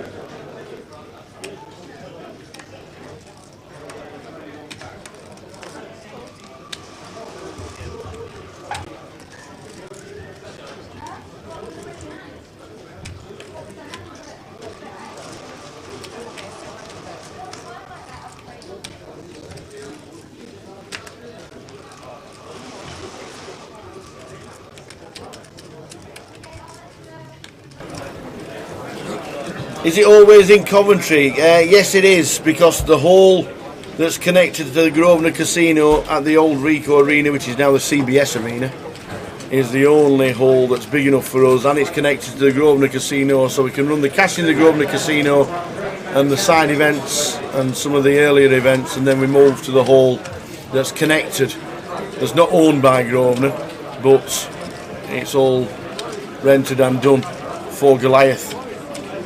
So it's a perfect way. We've got a massive car park outside, and they've got a massive hall for Goliath, so it makes absolute perfect sense. Don't think we could actually run it anywhere else. Incoming! Couldn't have timed it any better. We're exchanging one of the gruesome twosome for one of the best looking poker players I've ever seen. Here he comes! Here he comes! Mr. Jack Hardcastle in the building. Hello. How are you? Good, how are you? Nice to see you. Here he is. Yeah, wave to the fans. To the fans. Hello.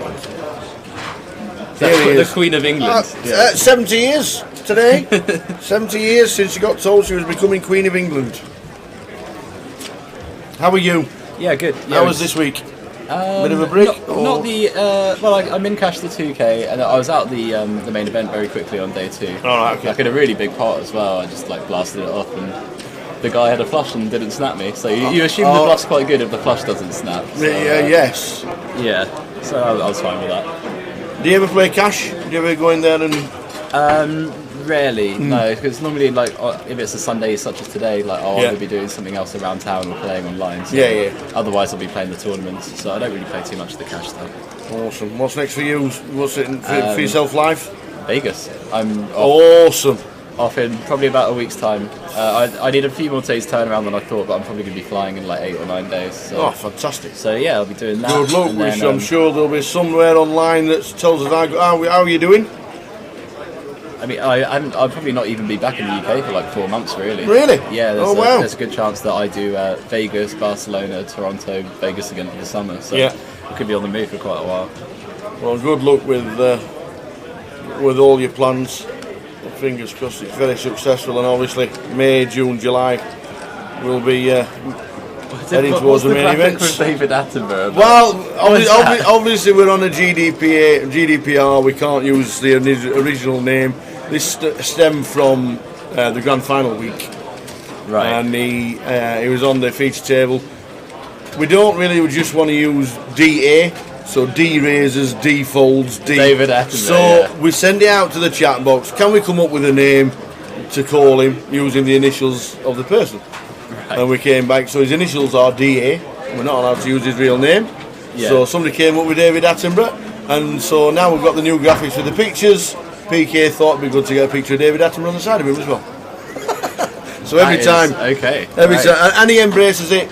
He came back the first time he ever watched the live stream. He went back home and watched the live stream. He went, I can't believe you're calling me David Attenborough. So what would you like us to call you? Yeah. And he embraced your own it. name isn't good enough. Really. So he embraced it, and he laughs about it now. And all his people that watch it or at home, he says some people even call me David. David, unreal.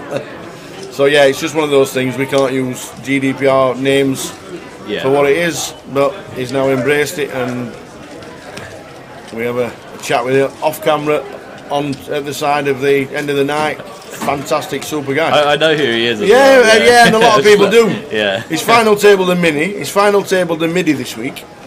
So he went 9th and 9th. So he's glad he's not got the 9th. He's got the 9th out of the way now. Right, what would JH be? That's a question. A question for the chat. Yeah. One thing you won't be is anonymous to anybody, because you've won a lot of titles in the last 2 or 3 years. Yeah, I've just decided I've had enough of it now, and I want to go a bit undercover. But weirdly enough, I was speaking to Ben T last night. Yeah. Who's got that mindset that last year tired him out that much for chasing it. He's just taking a few months off. Yeah, I've not even seen Ben. Last saw him, he only came up for the grand final for the rail. He didn't even play. And yesterday he didn't play the side or anything. Yeah. He literally come for a beer.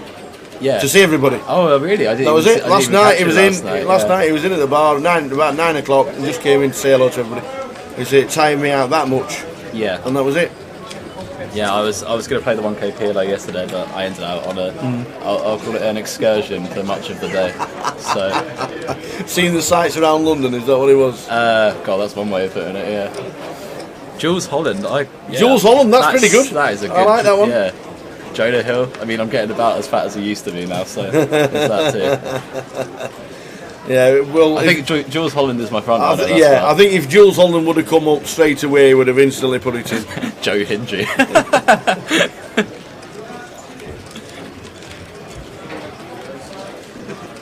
So yeah, we are on the final 7. 2 eliminations on the final so far. Laurent Bocci in 9th and Al Farouk Obi in 8th. Around about 70 minutes into the final. Great day so far. Started with 33 and we are on the final 7. I've got my pick for the winner. Not because I think he's going to win. Alright, okay. The highest morale win would be Ludo. Yeah, I'd like to be interested to find out how many bets were placed this morning on Ludo. Probably most of them would be my guess. He was favourite with Tim Chung. Matt was 8 or 9 to 1 as well. And then I did an insane, absolutely insane run today. Did Matt. Hey Ben, the Goliath dates I'll show you straight after this hand.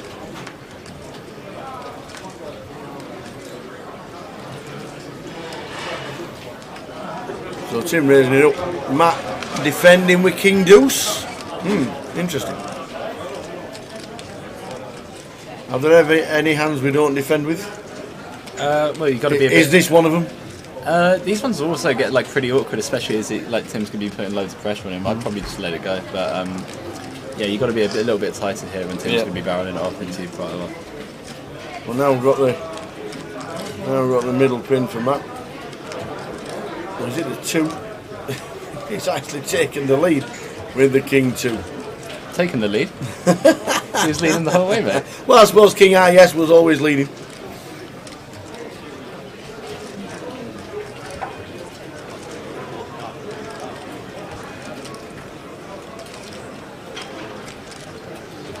So it goes check.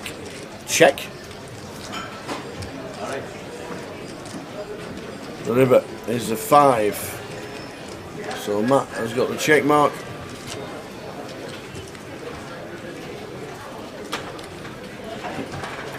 Could be a long day for you then. It's 33 players, day 3, right? Yeah, 33. I think Jay's worked it out that last level should be 100, 200,000, I think. Well, we have an all-in from check from Matt, jam from Tim, and it works.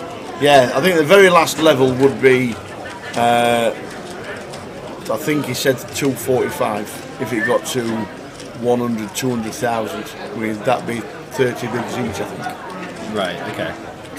So still, if like, we get there, some hours to go. Yeah, if we get there, if we actually get there. The Goliath dates, Ben Roberts. This is the Goliath main event schedule, which is there. Saturday 27th of August is the start of the Goliath main event. There are events before that. There's going to be another GUKPT in Coventry before that. That was announced by Jay yesterday, as that was confirmed. But the Goliath itself starts Saturday 27th of August. So it's going to be like a 2-week thing again, like similar. Yeah, the festival. Yeah, there'll be a week-long festival before Goliath starts. But the big change is there, right there. Friday, there are 2 turbo flights on the last buying day. 12 o'clock, finishing round about 6 for flight G, and then flight H, the final buying day, starts at 7, finishes around 1 AM. 2 turbo flights on the Friday. You can buy in now at any Grosvenor Casino, and if you want to get involved, then get yourself bought into one of the days that you want to play. Does Jack own any other hoodies or just the one? How dare you? Different clothes. Have you ever watched the stream? Exactly. He's got shirts people would love to be able to fit into and get into, and look so good with them on. So we have an all in the call. Georgius has got ace jack. This could be the end of Georgius. He needs a jack. Oh, there it is on the turn. Yeah, the survival of the fittest, and there it is. He's done it again. He has done it again, Colin Gillen. Back down to 2 mil, and Georgius Back up to 1.7. Survives again.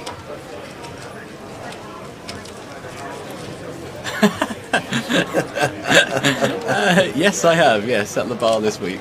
Oh, there you go. There you go. I'm guessing the Rip Cheetah might know that. Yeah, I think he might be privy to it. Yeah. If you're just tuning in and you want to join the free roll, the password is a strange one, but apparently it all stands for good luck, well played, good game. Apparently. So that's the password for the free roll that has just started online.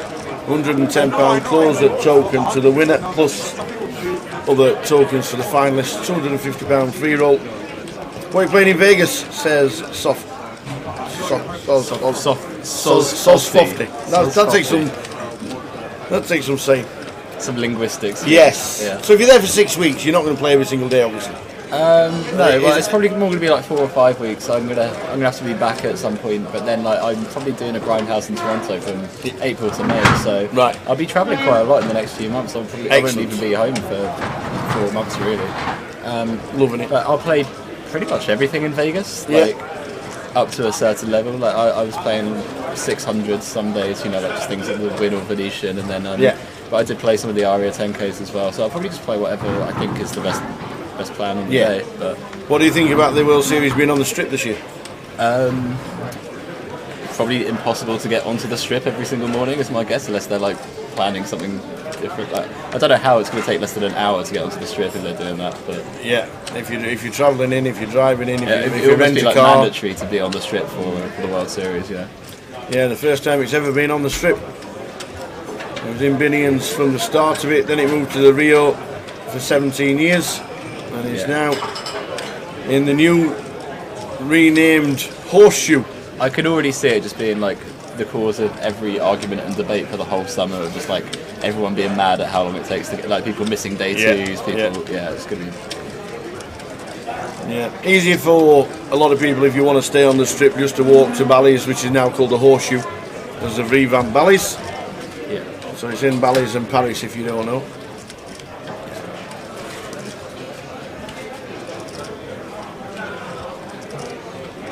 Oh god, Leon, that was incredible, honestly. There was in the Portsmouth 150 just before Christmas, I saw my first proper fist fight in a casino. Really? Yeah. It was like, and just like the whole way it even happened was so hilarious as well. There was some guy who called someone else a donut, right? A donut. That's standard. It was nothing that's a too standard bad. Name. And the guy goes, "You call me donut," and runs around the table, and they start having a scrap. Like like chips go everywhere, my beer gets spilt. His brother sees it, and he starts booting him under the table as well. Oh, it is. It was absolute carnage.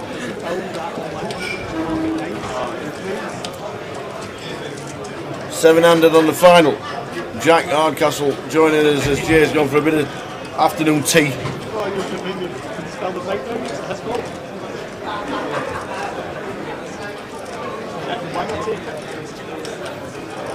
We're on 7 players. Ludo still in. Georgius has just doubled off Colin Gillen, who sat in seat number 1. And here we have David Attenborough with the nuts. The lesser spotted David Attenborough. Well, Georgius still has top pair, and he bets 155. Raise flop for a bit of value protection. Yeah, bet in turn. I expect just going to have to always be a check raise. Should we just be calling? Not as chip leader, as someone you'd be applying loads of pressure with anyway. I'd also just be looking to punish like the size of this bet on the turn as well. All right, okay. He's betting a third to check back a lot. Well, there is the raise. Looks like about 500. 475.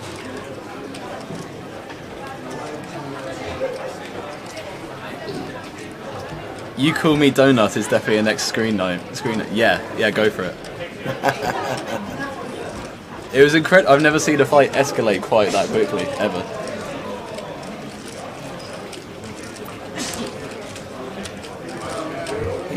Donut as a terminology like that's been used for years. Yeah, it's like I'd understand if you said like your mother is or something. Yeah, or, like, it wasn't even. No, then you don't know. Well, that's just pretty standard, to be fair. Yeah, yeah. So obviously, was taken the wrong way.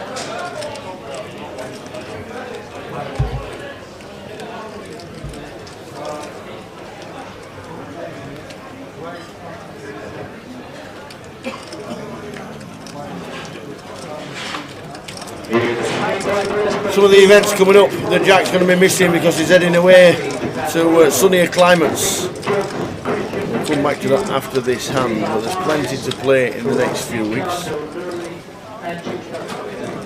Yeah, missing Manchester's like a slightly annoying one. But Yeah, that'll be a big one. Coventry's next, then it's Manchester. Yeah.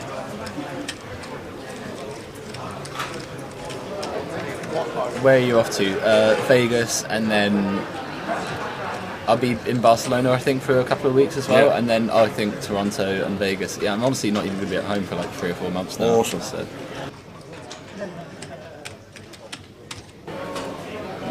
Yeah, travelling Ben, around. I heard you were here yesterday and I didn't even see you. Yes, we had cuddles. Yeah. We did. Good to see him off the table.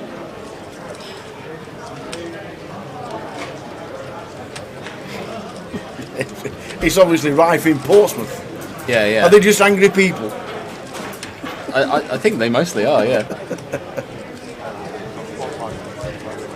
One guy got into a fight with someone because Cool's son. Okay. I think that was me with some older bloke and we just absolutely scrapped.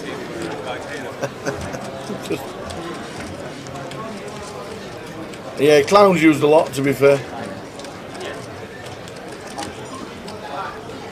I think Neanderthal is a great thing, a great insult for someone. A lot of people If you imply someone's a Neanderthal at the table, then I think that could rile someone up. So blinds 25.50, we're on the final 7. 9s for Harry in C3. Harry Law. Yeah. Next topic of conversation: non-rude insults, please. I'd like to hear your best ones, so that I can steal them. See, I like wet wipe. Wet wipe is good. Yeah. You wet wipe. Oh dear. Skinny Hagrid for Ewan is the. I mean, I was there when that name was christened. It's an unreal nickname. A drag queen has just called Ewan Skinny Hagrid in a bar in way. Leeds. Yeah. Oh, and wow. that's now his new like alias on a bunch of sites. Skinny Hagrid. Oh my days.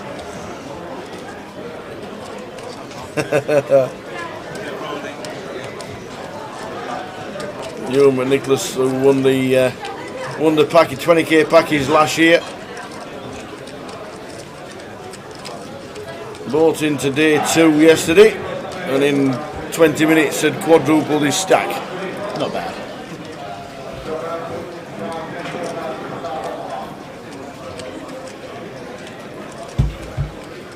We're on 7 on the final table here in London, yet again breaking all records. 702 in the main. We're down to the final 7. They should just put $1 million guaranteed on the grand final at this point, shouldn't they? But then somebody would say, well, it was 1.1, so why have you only made it $1 million? Oh, you think it's like an unwinnable game if you start putting guarantees on? Yeah, you're only putting yourself at risk for a start, with the operators just coming back out of lockdown for 2 years. Yeah. Your first event's just hit 1.1 million. If you put a guarantee of $1 million on, people will say, what you put that for? What, like they should be going higher, exactly. And then if it misses, people get mad. Absolutely, And, absolutely. You put yourself at risk, don't you? You really would. Running across the bottom, we'll stick the payouts. There we go. 702 entries, prize pool over £770,000.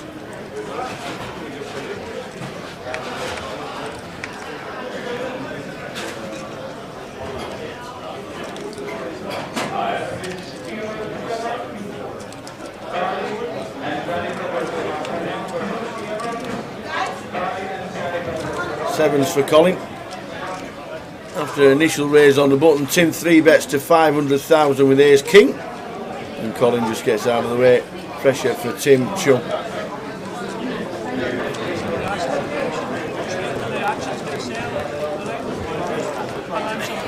Oh, Leon, honestly, I was like, I remember I saw you outside and it popped your shoulder out, right? Like it was. Oh, was it Leon? Yeah, yeah. Mate, like the guy has stormed round like after Leon's called him a donut. Yeah, it's just like. But Leon was like, "No, I don't want to fight. I don't want to fight." And then the guy threw a fist at him. He's like, "Oh, fuck, all right, I'll do it anyway." Then you know, like, honestly, it was him defending himself. It wasn't even like he was having a fight with him.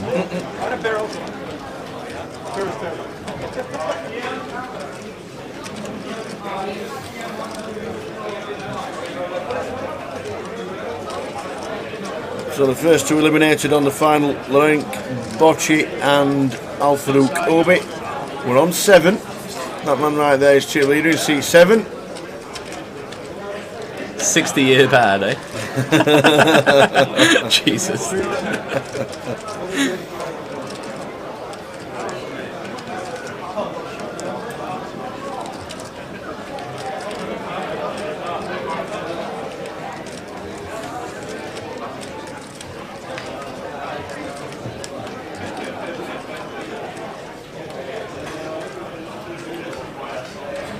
So Harry just calls with the ace 10. Goes check on the flop of queen 5-3. 5 on the turn. Goes check. He's check calling all the time, Harry, with the ace after the no betting whatsoever. There he goes check again. Matt was up to 3.9 million earlier. He's now down to 1.5. Massive hand with Tim Chung when there were 2 tables. I'd like to see a side bet the river for like a minute. I think there's just value to be had there. Yeah. If you had a 3 that counterfeited, you'd probably want to bluff it. Yeah. So yeah, a side's definitely good enough for value.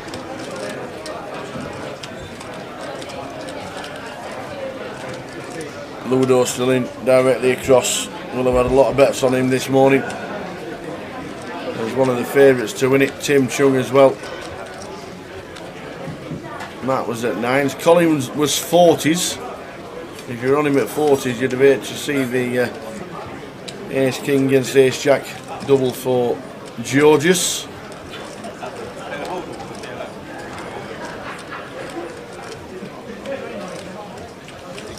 Yeah, this commentary is more like the Graham Norton show compared to like, actual poker. Well, Jay was trying to, when Soz joined us, Jay was trying to,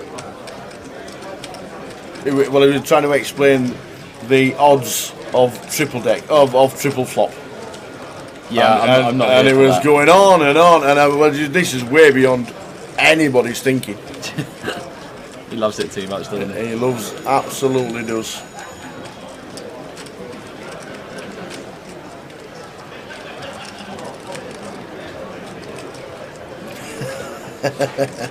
It was mind blowing, wasn't it, Dom?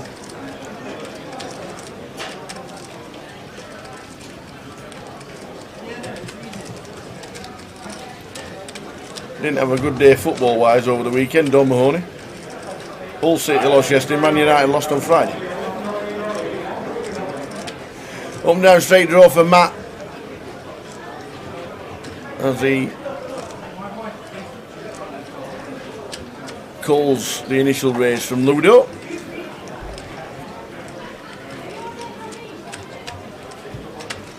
It goes check. Now Ludo hits on the turn. I'll be thinking he's going to be putting out for a bet. I think Matt's checked. He has. Matt has checked. Ludo probably thinking at Queen 10-5. It's a lot of his limp calls of this sort of stack depth, so checks back ace high on the flop. It makes it 240 and it's just, 135. I thought it was 135 and a call. And the 8 for Matt gets there on the river.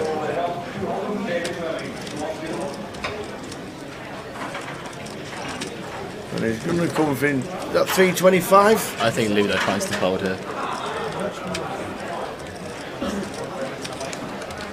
Easy to say when I can see the cards, but I think Ludo will fold. Check the flop, check called the turn and led the river.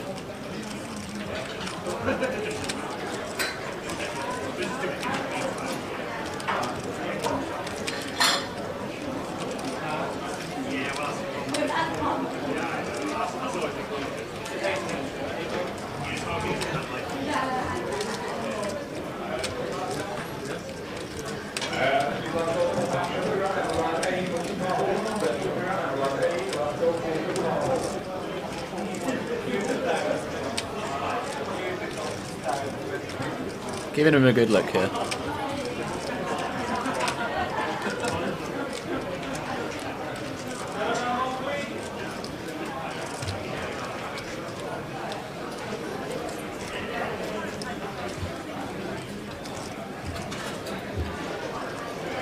And the tank is loaded up, hitting the turn, getting unlucky on the river.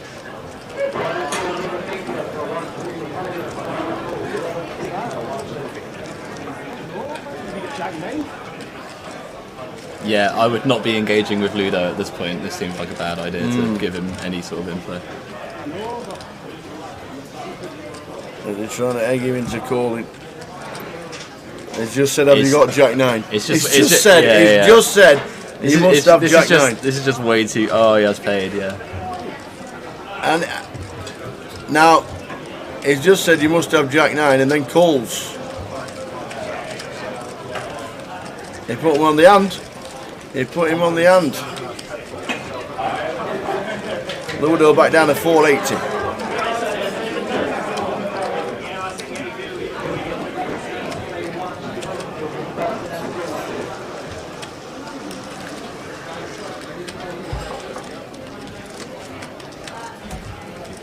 The password for the live stream is GLWPGG, not what Chef Brad's posting. There'll be another band coming in soon, Brad.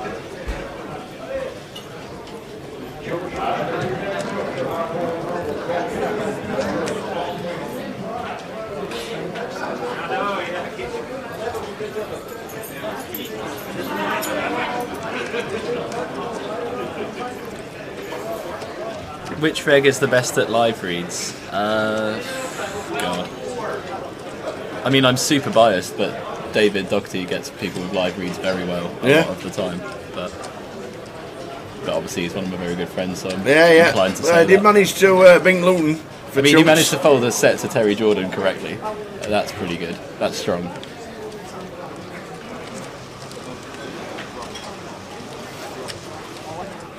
Ludo in the small makes it 225. And that'll do.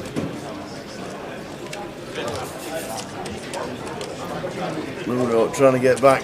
He even said he must be on Jack 9. Back down to 11 bigs now, Ludo. D8, David Attenborough, 3.7 mil Tim, second in chips.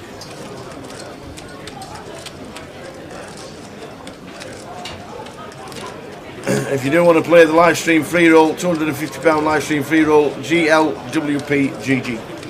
Good luck, well played, good game. All in capitals.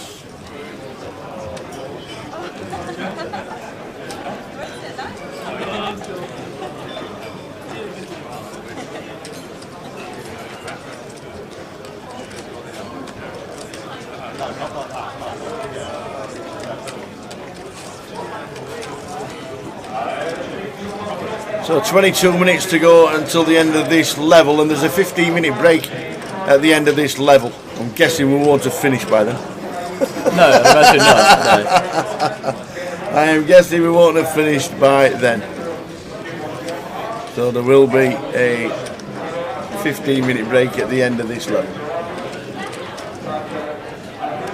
Now, chat box. Chilly outy. Plenty watching.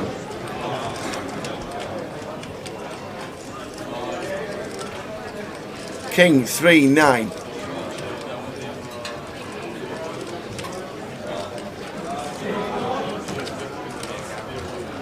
Check. Brings a flush draw for David in 7. I'm such a big fan of the David Attenborough graphic. It's so good. Things you can do with your software upgrade.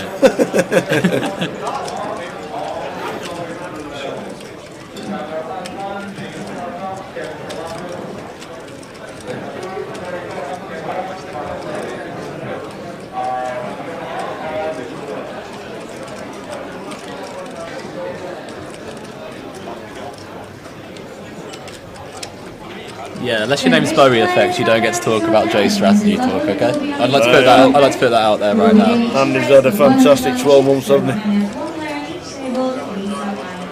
see him at the tables again soon. One player on each table to please stand by. Final table, 7 players left.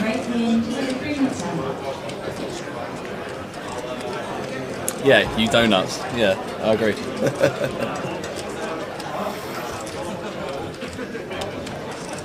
You called me donut? And that was it. Yeah. Fist fight. Kicked off. Amazing. So plenty going on. This is what is coming up for the next couple of months locally. The G400 next week in Leeds. There's a 25-25 in Reading, a 25-25 in Edinburgh, and a deep stack in Bolton. The week after it is Walsall, Blackpool and Dundee. And then GUKPT Coventry, GUKPT Bury New Road in Manchester, and then a 25-25 in Glasgow, and then GUKPT Reading. Plenty going on for the next couple of months on the circuit. Is there a video of this? I asked them for the CCTV footage, but they wouldn't let me have it for certain reasons. So I did want to watch it again. Was there nobody there with the phone? Is that what I just wanted to see how quickly I got out of the way. How launched myself out You're a of the lover, chair. not a fighter, I can tell. Yeah, I mean, I was more concerned about... I just had a second beer brought over as well, and I've lost one of them in the carnage. I had to mourn it. Oh, no. Yeah. Mourn the carpet, more like. It was so funny as well. It's like... It was a good summary to how well my 2021 had gone as well, because I was all in a side pot for 3 big blinds, and I'd got to the river and I was definitely dead seeing the action. Because he ran around the table and started a fight before the hand had even finished, the hand was declared void and I was still in the tournament. Run better. Oh my And I was just like, honestly, if I win the comp from it, it's like the crown jewel of my 2021. Like. Oh, brilliant.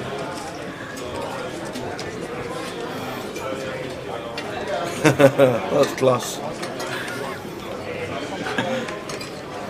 Run like Jack.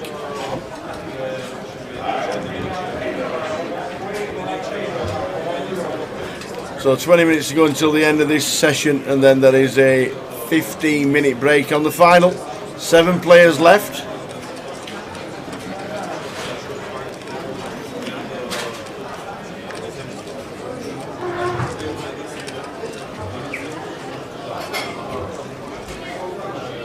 Scheme for Harry raising to 100,000.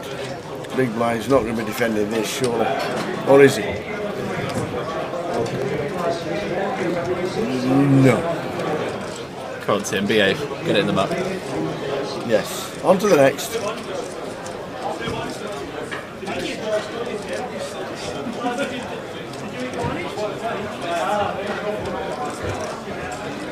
Nope.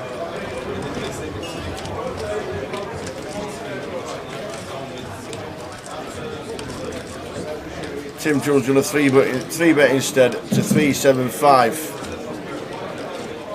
Now then, Harry. Please involve you in Attenborough. You got a 15-minute break after Attenborough. This is raised to 100 foil chips.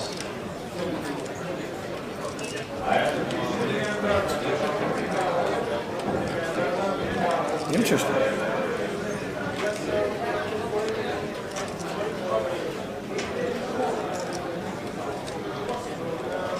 Should we have a flap? No, we wouldn't. Never an option.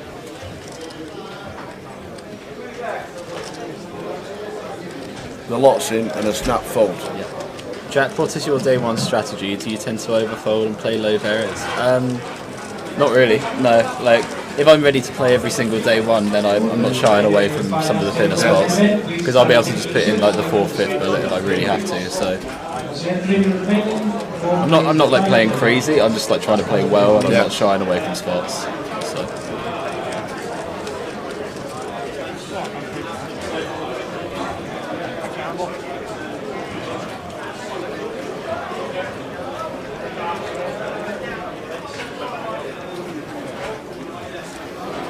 If anything, on day ones, I'm probably like over-barreling more than I should do, because I think if people get up to like 50, 60k in the first few levels, they really don't want to like lose 120k pot.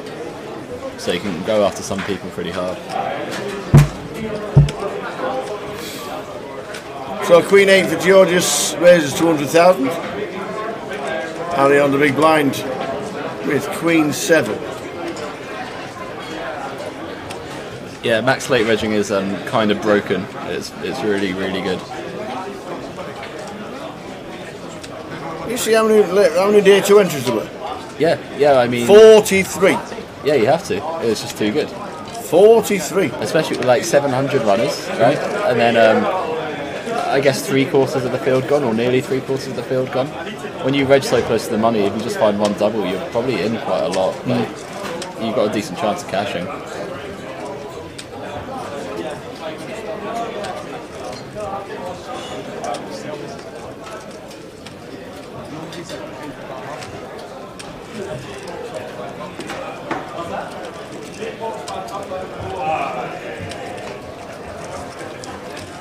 So 3.8 million for seat 7 as chip leader.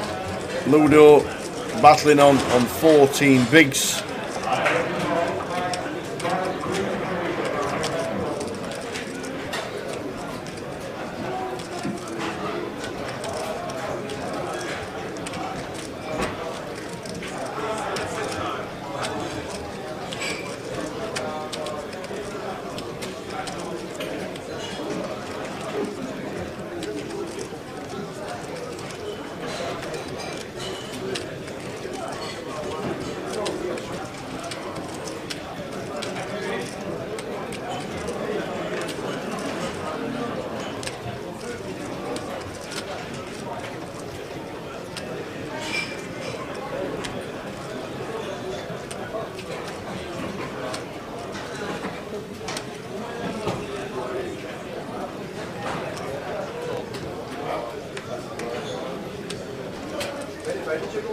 So 10s for Colin in the cut-off.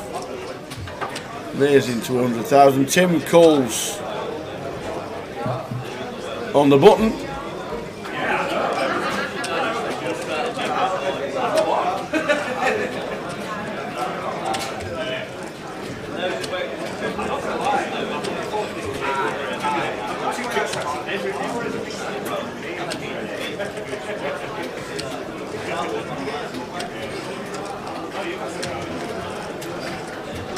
Oh, he's going to be making a move.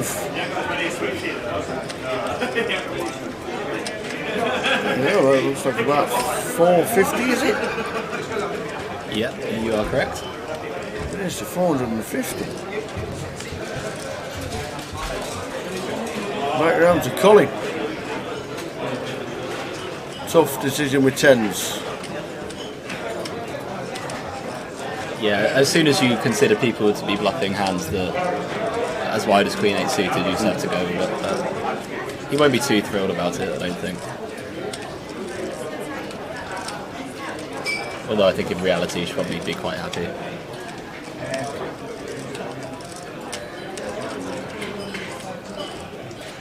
Has he announced all in? He has. Nice one, Colin. He announced all in. And both guys knew exactly what they were doing. And Colin, just like that, gets back up to 2.3 million.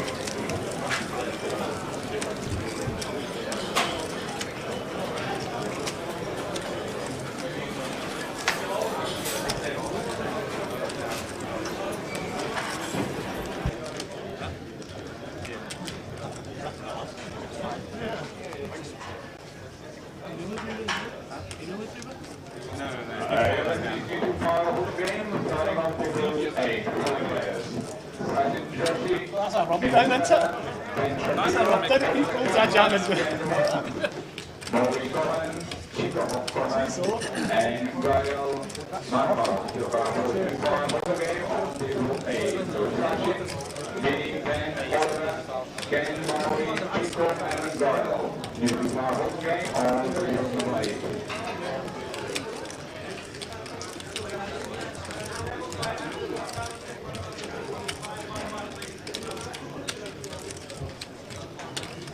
Hooks for Ludo, 50,000 to call after Tim raises in the cut-off.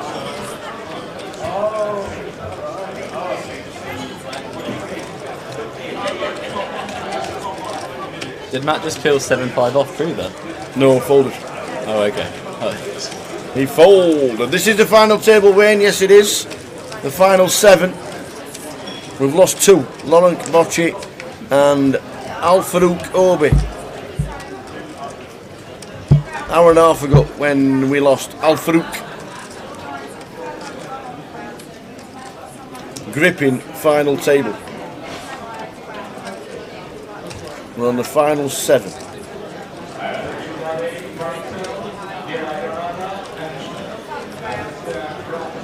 Michael says not a fan of hand selection from Harry. I assume the Queen 8 suited. Yeah. Yeah, I mean, if you're going to squeeze that, you have to have an ace in your hand for sure.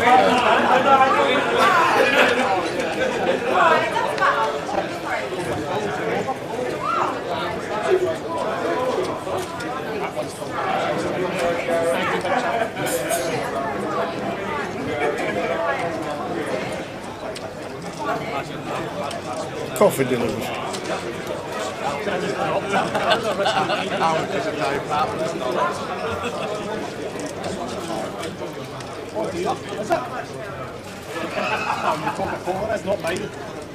Andy, why are you even here? Andy Wilson is in the GUKPT chat box rather than grinding a Sunday. I don't know what's He's got 10 minutes he just wants to have. I don't know what he's doing.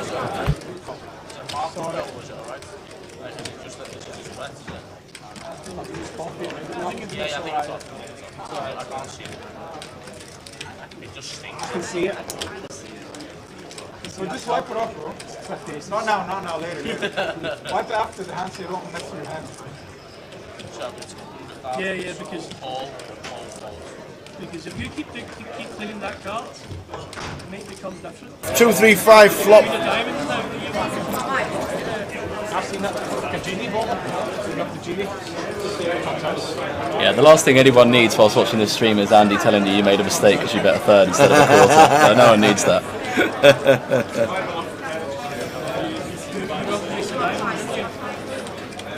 Jack Hardcastle is in the comms with me. Jay's taking half an hour. And in 8 minutes time there's a 15-minute break and Jay will be back after the break.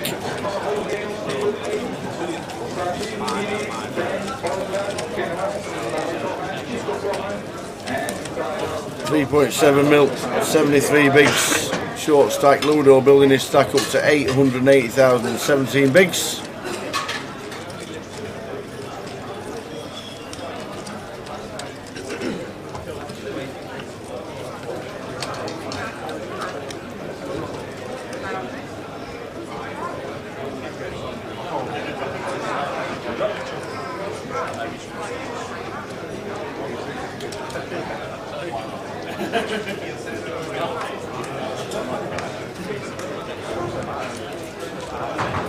The bounty with 126 runners is down to 38. The seniors is down to 16.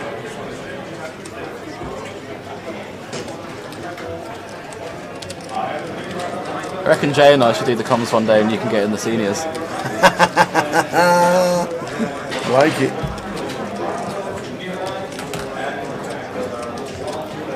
I bubbled the seniors in Vegas in 2019. Those ones get huge, don't they? Like thousands. Down in Golden Nugget downtown. Oh, sorry, I thought you meant because the Rio do like a 50+ bracelet, and then they do like a the super seniors. Yeah, the super seniors 60+. The Stan. I'm not there yet for that. The Stanner Invitational. Yeah, you see the rail of all the chariots just sat there waiting for take them back to the hotel.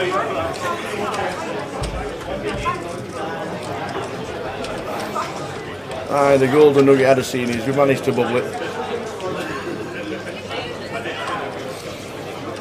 Great tournaments, you know. I've been to the Nugget, I think, once for a tournament. Yeah. Because it's a bit weird going downtown to play tournaments, isn't it? Like, it doesn't really feel like real, even. Well, that was the original Vegas, wasn't it? Yeah, it's crazy to think about it. Because now it's just like, it doesn't really hold anything there. No, Binions has got rid of their card room now where the World Series was started. I want to see you on that zip line through downtown. underneath one way to the other, all the way down, when the lights are on. Yeah.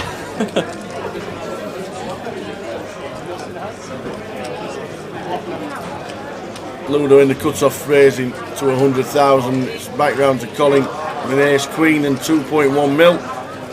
Colin is all in. Is that the move? You're right. That's fully spot on. And Ludo won't take his time at all. Get out of the way. He won't show him the ace queen. He might tell him what he had. Last few minutes of this session.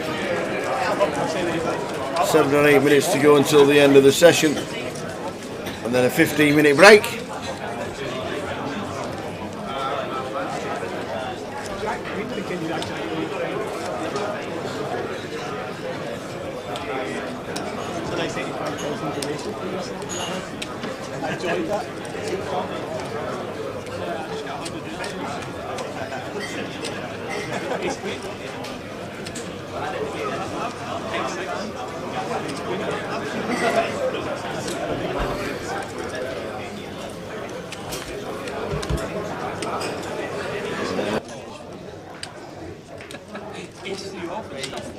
Shouldn't have called, I was getting placed in.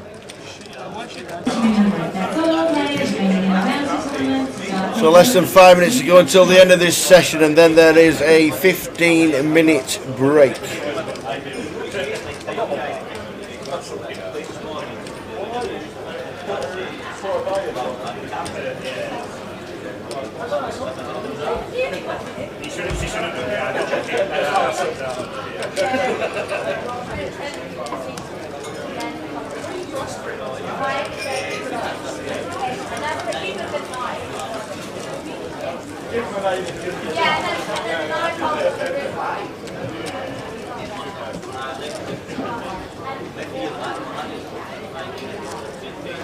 Bacon Ruffles, they did. Bonham would beat Bournemouth in the FA Cup, and they're now away at Everton, where they'll take 8,000 fans to Goodison Park. Amazing scenes. That's 4 minutes of this level, and then 15 minutes to wet the whistle, and then we'll be back. Jay Howard will be back in the box.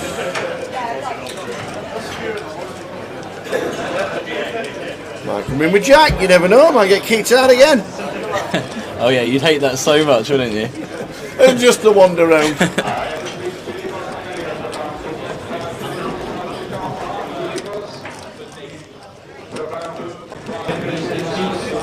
So 3 minutes and counting to the end of this cracking session. We made the final, we lost 2 and we're on 7.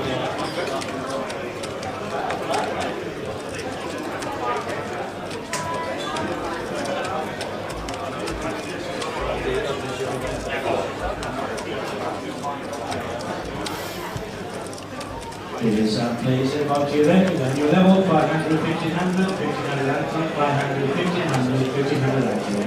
Yes, please today.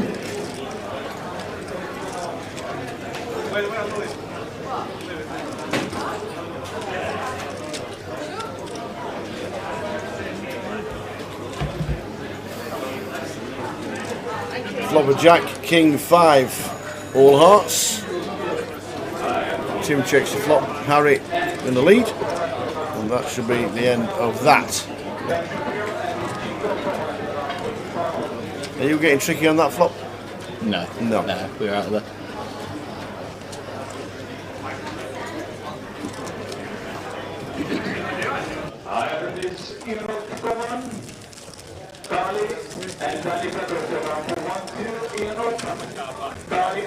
So as you can see there, they're the payouts on the TV.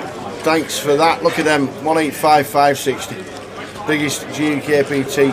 And the third biggest prize pool ever, and that includes the grand finals.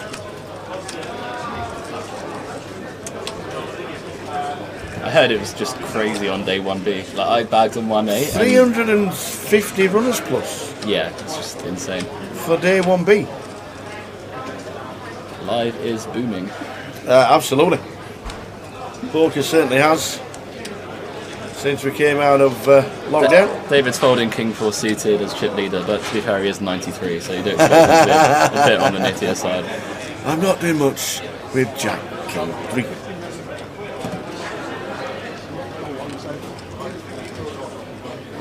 Yeah, to be fair, there is a cut-off. It has been 50 for a long time on the seniors. There is a 60s, over the super seniors in Vegas, the over 60s. Yeah, you really are older. I think if you played both, then a couple of years ago, you got a bonus. I don't know what it was. I think you did. There was something where you got a bonus for playing both. They might have a super seniors soon. What was that, like 75 or something? Might have over 70s. Imagine that. I reckon you shouldn't even stop there. That gets like a 90 plus. It would just be a sit and go. Yeah, they don't have a last longest in that one, they have a live longest.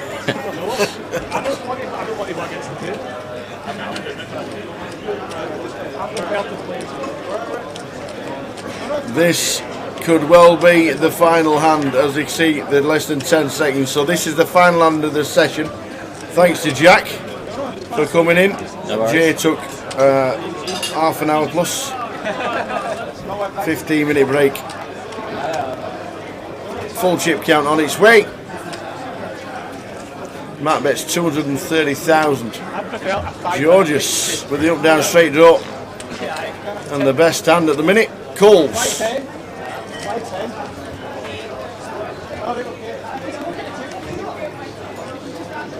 He is not folded. No, he is not.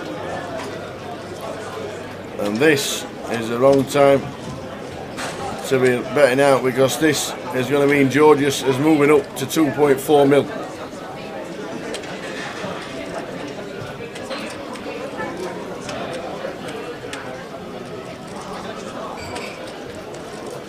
If you think about it, probably move all in, and it'd be a snap fold from Matt. I wouldn't be surprised to see him make it like 800,000 or something very clicky. Okay, he has jammed, yeah. And there we go, and that was it. We will see you back. Quick wait up. The screen is black. We will see you back in 15 minutes for resumption of the GUKPT final. Thanks to Jack. No worries. We'll I may be back, I may not. Absolutely. I'll let you know. We will see you after the break. Got a lot of friends in poker, but railing Andreas for his WPT. Is that ex best friend? He's been stolen away. No way. So Dre has fallen in love. Oh, good lad. He's fallen in love. He's absolutely whipped to the court. So we never see him anymore. He's finished. But just tell us what it was like being on the rail for Dre's WPT. Oh yeah. Oh god, yeah. I actually forgot about that one. Yeah, that was a really good one. There's probably 20 of us on the rail. I remember him messaging me the night before he final tabled. We were actually living together, but I hadn't seen him for maybe 2 days or whatever. And I think this was his last tournament, and he'd sold a bit of action to people as well. And he'd not had the best summer, and this was like the kind of final straw. And it was like some sort of turbo, and he was down to one big blind or half a big blind, and he'd spun that half a big blind to 15 big blinds, then made the final, and then all of a sudden I'm kind of getting the message saying, right, I've made the final, let's go down. So we basically all went down 4 or 5 handed. What's that? Do you remember that guy who came second in the World Series main? Is it Jay Farber? Is his name? Oh, Farber? you were asking me. Do you remember? I think it's called Farber. It's like the kind of guy that basically runs like the Vegas nightclubs. Oh, okay. He's basically trying to organise some sort of deal between the last 4 or 5, because I think he's got a piece of the guy or whatever. so basically, me and Drake decided that we basically didn't want to do a deal. And so we had to pretend that we were ringing our backup back home and saying, "Is it okay to do this deal?" Completely lied and just blagged it and said, "Oh no, I'm sorry, we can't do the deal because our backer in England is saying no." This was all complete nonsense. Just because we thought that Dre would basically win because he was playing well, and it was like I think it was 5 left. He was definitely the best player, and then from there, it was the best final table of all time. He just won 6 of 6 all-ins. Yeah. Everyone was constantly cheering. It was fantastic. That is probably the best final table I've ever always seemed to be the bridesmaid, but he came up trumps at the WPT. It was, and it was great because Dre's a fantastic guy. You know, he's such a nice guy. So it was great to see. Yeah, we are just about to end an hour with the tower, so we're going to quickly run through some quick fire questions. If you're ready, go on then. The best poker player you've played against?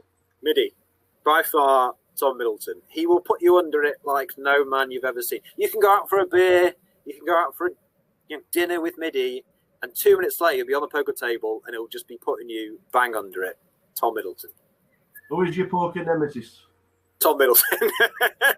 No, it is though. It's not even. It is Midi. Every time I play with him, I probably win 1 of 30 hands.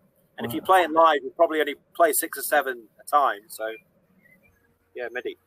The most underrated poker player you know? Did you ever watch Catchphrase?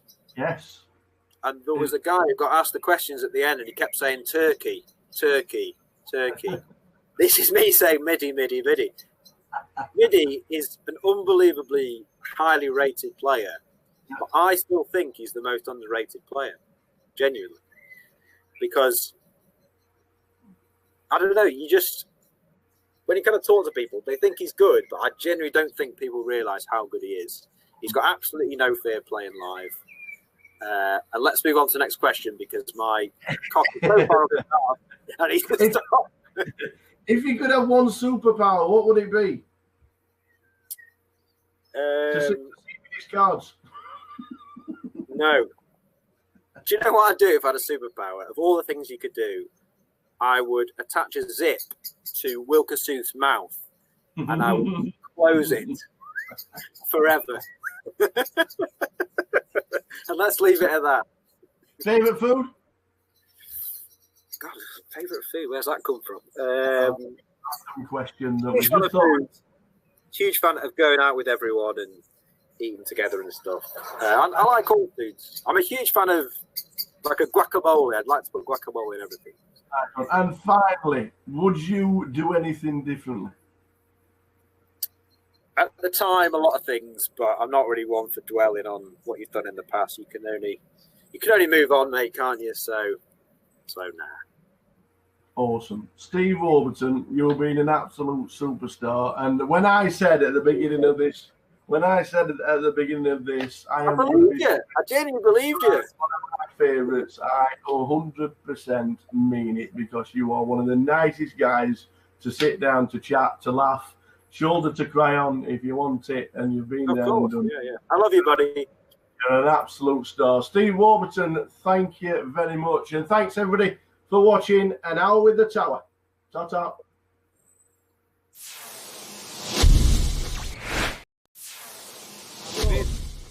We've been surviving, we've been doing all right, and it's great that you've come to join us for An Hour with the Tower. Yeah. We're going to try and run through a little bit of what's happened to Steve Warburton, probably over the last 10 or 12 years, because that's how long it's been. If got a little bit further. When did you first start playing, and how did you learn? And when did you decide that this, do you know what, playing poker for a living, this could be a very good career? Making me feel old, that. Every time I play poker now, everyone still sort of sees me as like the kind of young kid. Yeah. Yeah, it's quite a few years, isn't it? I first started playing when I was like 16, 17 years old. Yeah.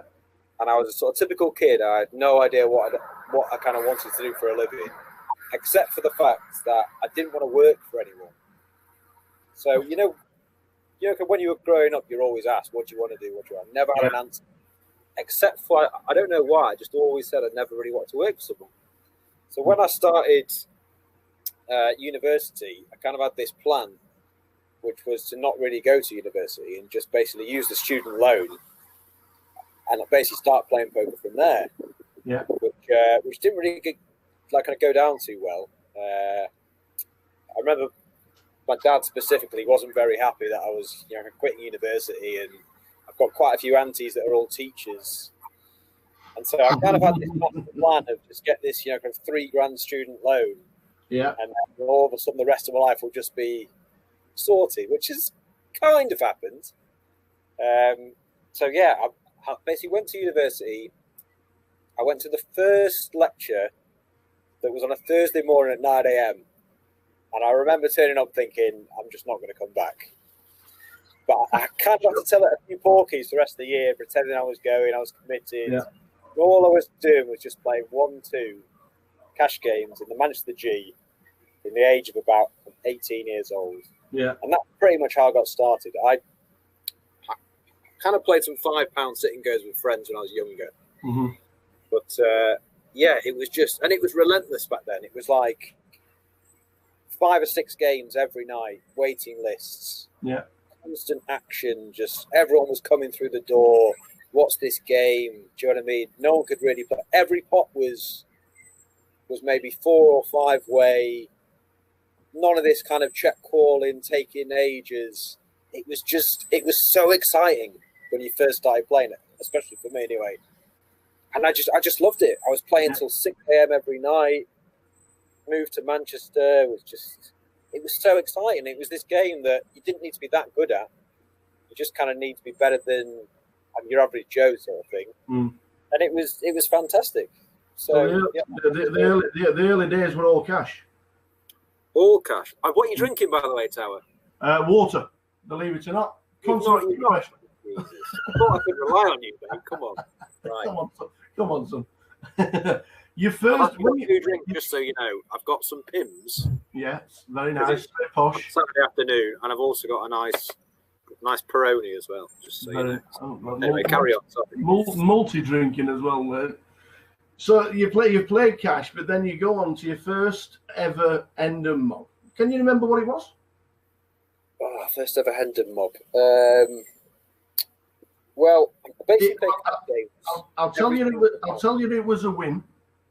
Oh, I know what it was. So I was playing cash games every night. I thought tournaments were stupid. I thought tournaments were the most ridiculous thing ever, and it was too fast. And I wanted to kind of play deep and all this stuff. Yeah. Nothing much has kind of changed over the years, but I played. I think it was Walsall, right? £100 side event. That's exactly what it was. I played £100 side event, and it finished at about 5:45. Yeah. They told us that if it got to 6 o'clock, then they were just going to say whoever had the most chips won. That's when they closed at 6 a.m. That's correct. Yeah, and I basically folded something like 15 hands heads up. So I'd fold. It was on him. He'd raise. I'd fold. And then they told us this, and I moved all in with Jack 5 offsuit. I got called by Jacks. Won the hand, and then won the next 2 hands, and basically won it. Obviously, looking back now, I had no idea what I was doing heads up. I was folding all these hands heads up and whatever, but yeah, that was my first one, I think. Yeah, and then your first 7 cashes ended up being on GUKPT side events and APAT side events. So I'm not being funny, but I'm not being funny. You played cash, but every time you seem to play GUKPT or an APAT, you seem to cash in the sides.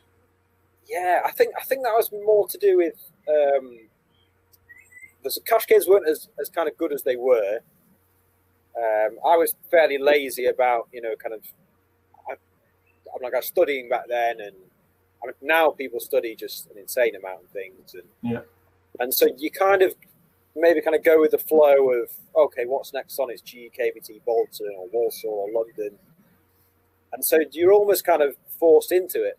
I didn't have lots of money back then, but when you've got maybe 10 grand to your name and there's a £500 tournament on, you kind of go with the flow. And it's all about people as well, Towers. When you play live, you just meet people every day. You're playing cash games maybe 8 to 12 hours a day. You meet people all the time, and people talk, and where are you going next week? Or there's this thing on. And so it was very strange how I kind of got into tournaments. It was more kind of, that was what everyone was doing, and you know what I mean? So that's kind of where it kind of started. It's a good job you went into side events, because in May 2011, you do realize that's nearly 10 years ago. May 2011, your first 5 figures cash for 11,000 at the Salford Megastack. Raf White was running that. Yeah. And he said, I remember him saying something like,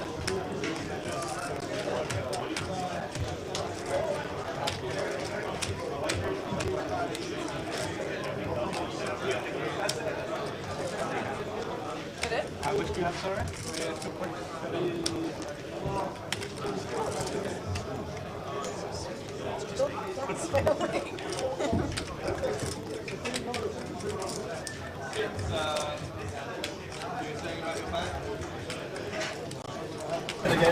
That, ladies and gentlemen, was the chip counts at the start of the final. Unfortunately, we've not got the current chip counts logged in there, because I do believe there was the that was the 9. Laurent Bocci eliminated and Al Farouk Obi eliminated as well. So they're not the up-to-date chip counts, but the up-to-date chip counts will be on around the players, as they have just chipped quite a few of the players up. We've lost 2 on the final. We've still got 7 left.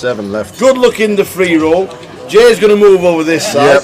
Tower's going to grab half hour now. Jack's going to come into this side, Jack and I'm going to be watching on the wings to make sure that everything's all right. But absolutely. So the first half an hour of this session will be with Mr. Jack Arcas. Then we'll come back in and relieve Mr. Jack. But Jack's coming in with Jay right now, so we're going to all swap seats. I'm going to do a little shuffle over. Absolutely, we'll be back with you 1 minute.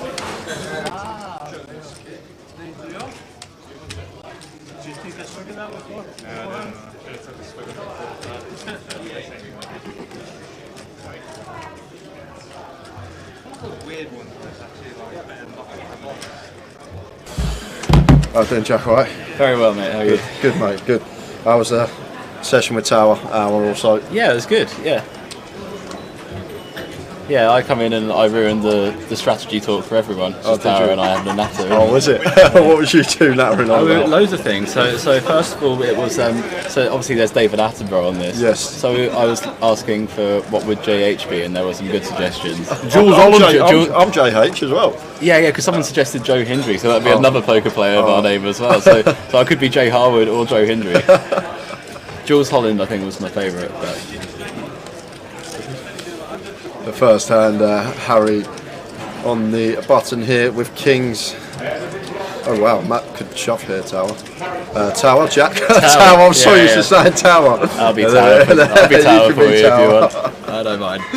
And there's the shove with the Ace Jack action tracker. Just correct in, but it's kings for Harry and Ace Jack for Matt. Matt had 4 million chips with 3 tables left, and he could be our 7th place finisher. Yeah, I don't think I'll be shoving tape against them anymore. Tim swigging a bottle of red there. Yeah, I made too rich.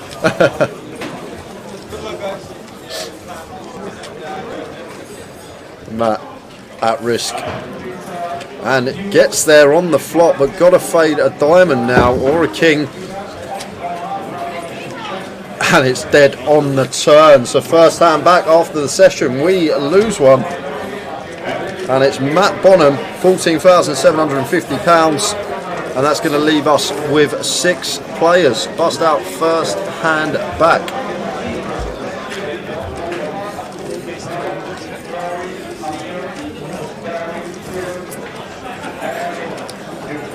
So Matt, who had more than the chip leader, 3 tables out at one point today, is our 7th place finisher. It's been a roller coaster day for him.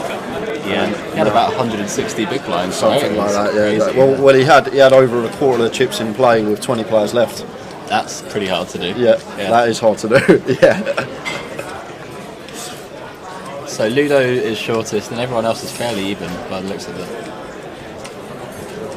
I had a little, me and David Doherty had a FIFA grudge match.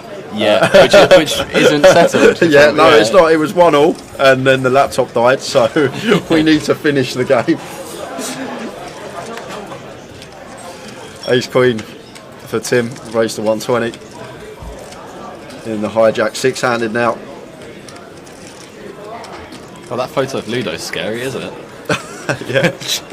This photo is the best photo. The one coming up now, though. John. Yeah, David had to do it. I was showing my appreciation. Yeah. 4 deuce of clubs in the big blind, 4.5 to 1 on a call. Expecting to flick it in. There's the call.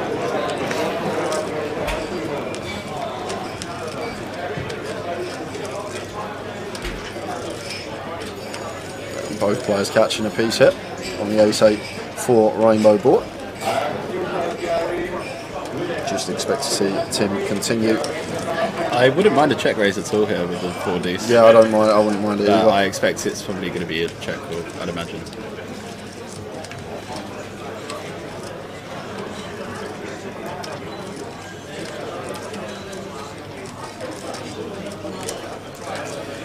Which he does.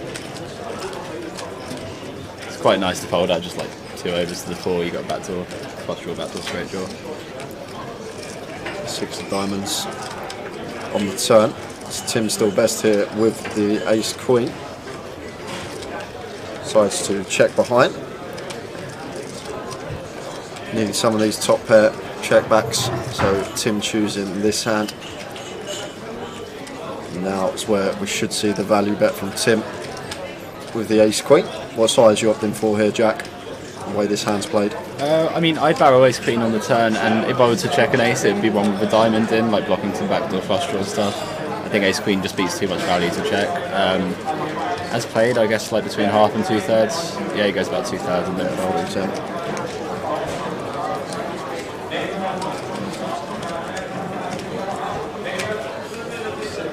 Who's your favourite out of this so far with the stack sizes, how they are? Ludo's obviously the shortest. Ludo's shortest. I think Colin's playing the best other than Ludo. I think Colin's playing pretty well. I tuned in while I was out in the loft, one of the hands when you was doing the comms. I just saw Tim 3-bet 9-3 off out the big blind. Did you catch that? I did see that, yeah. Any thoughts on that? Or I would not do it. Yeah. I saw it, I was like, I didn't have the sound on it because I was just watching the stream, watching the hands out in the loft. I mean, if you want to put pressure on, you need to have an ace, or you know, like you need to block it. It's not like you take your folds and then make them 3-bets. Yeah. You have to take the relevant hands. Tim raising to 120 with the 6s in the hijack. And a raising take for him. Free roll password, guys, is GLWPGG, all capitals.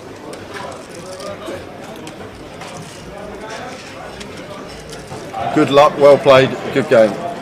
Or as Tower says, good luck with password guessing game. I like that. Yeah, he come up with it so quick as well.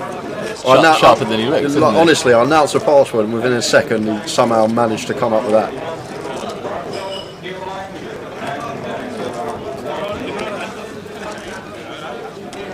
We're going to see you in Cov, Jack. You're going to... No, I'm going in about a week, mate. I'm going to be in Vegas, and then I'm probably going to be away from home for like 3 or 4 months. Wow. So, yeah, looking forward to it. This is the longest I've been at home in years. Honestly, probably since poker started. So, yeah, looking forward to getting away again. Playing out there or just... Yeah, lots of playing, but also just... I've got a lot of friends out in Vegas as well, so it'd be good to go see everyone again. People I've not seen in like nearly a year now. But I'm always travelling otherwise, so that's a long time for me. A Bonham blind, Georgius completes the 5-3 suited. Colin checks his option. And both players with the King 10 7-2 club board. Georgius here going to take the initiative, comes in with a lead for 60. Colin just has to get out of the way.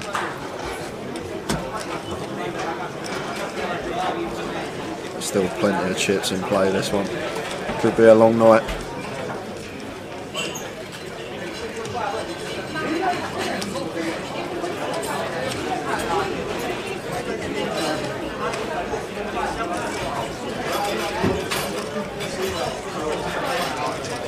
been on since 12 then?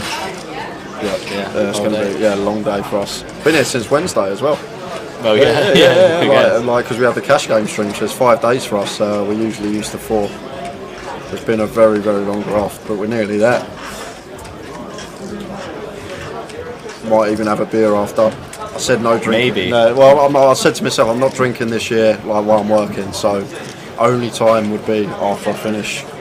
Okay. No drinking this year. Because I remember that came down from no drinking at all. So, and then you realise that's a bit stupid.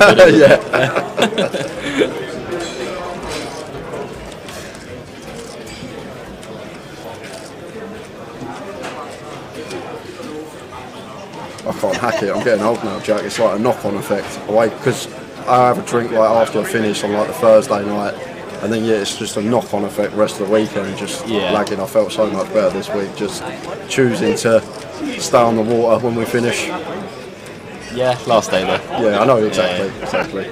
Drinking at GUKPT is bad. I mean, it's the only reason to play these.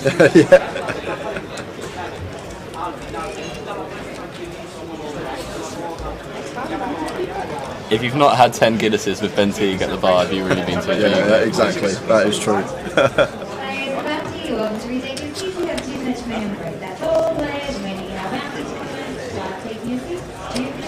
Ben just rocked up out of nowhere yesterday as well. We hadn't seen him all week, and then suddenly he just rocks up on the Saturday. Like, you all right? I was like actually tilted when I heard that. I was just like, I've not seen him since the grand final.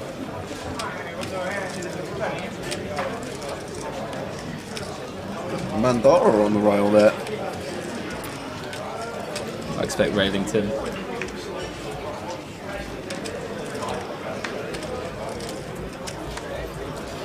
Colin King 7 of Hearts on the button makes it 1-2-5, and Harry Jack 4 off. Not going to defend. Yeah, oh Ben, it's going to be absolute carnage. There's like 15 of us out. It's going to be huge. Yeah. I'd love to, but I've got too much to do, unfortunately. I booked my hotel until Wednesday instead of Tuesday because I'm not getting kicked out of the room at 11 on the Tuesday. that makes sense, yeah. Extra night just to sleep.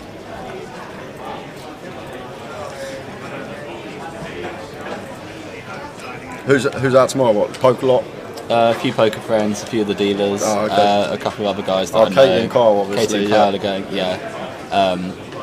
it's their send-off, basically, with them going back to Australia. Ben's along. Nick Marchington, his girlfriend, will come in. It's going to be a really good crowd. So. Dave Attenborough raising it to 120. What's going on tomorrow? We're all going to heaven, Andy.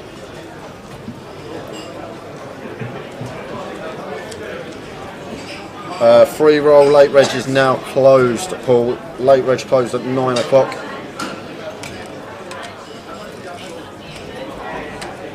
Did I know that was Terry Jordan Jr.? No. I got told afterwards.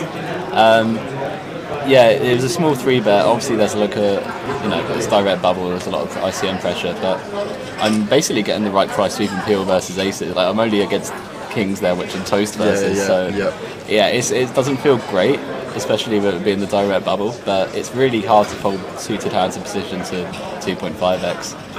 Jay seemed to know him better than I did because he reckoned it could just be like an aces and kings range or something. Probably but is. Readless, I don't think I'm going to go that far. I'd fold all my like queen jack off and stuff, but like ace 10 off, ace 9 off. But I just didn't think I'd get to fold suited there. I could be wrong, but you have to really just assign them the absolute top, which I couldn't do.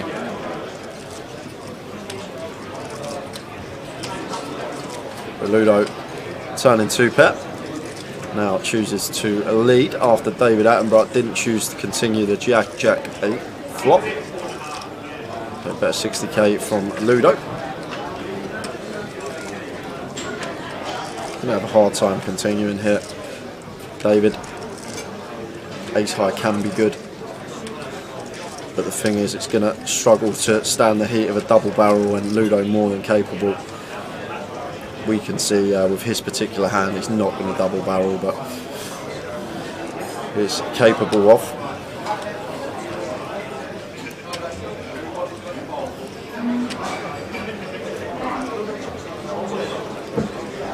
So, check from Ludo.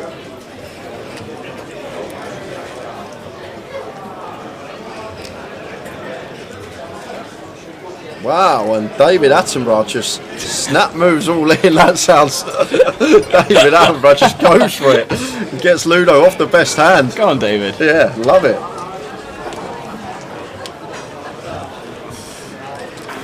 Ludo even shorter now. 6 big blinds.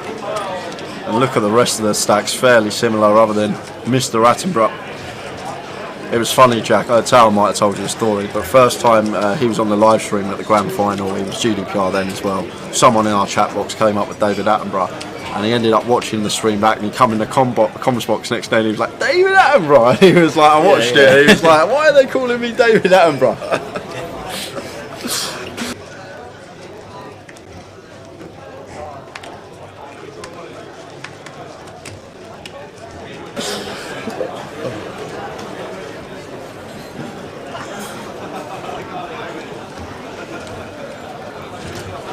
Blind on blind here, Ludo 10-8 off.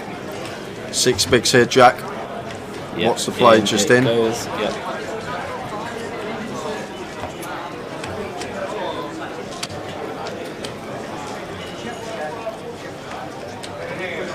And only if we could see the cards.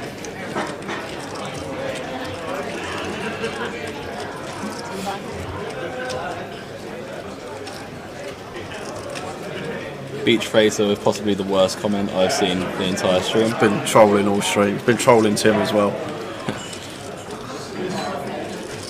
The award for the smoothest brain in the chat goes to Beach Fraser.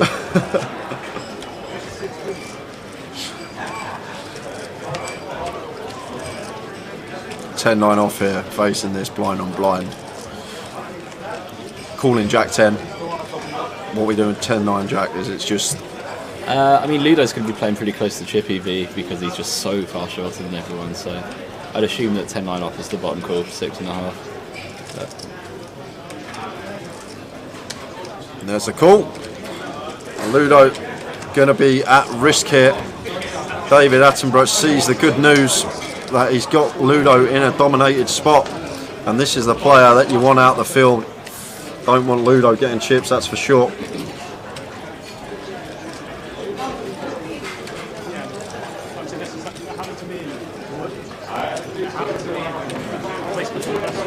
I mean, even if he doubles Ollie, he's still the shortest, so... Obviously the pressure is very slightly relieved, but it's still comparable.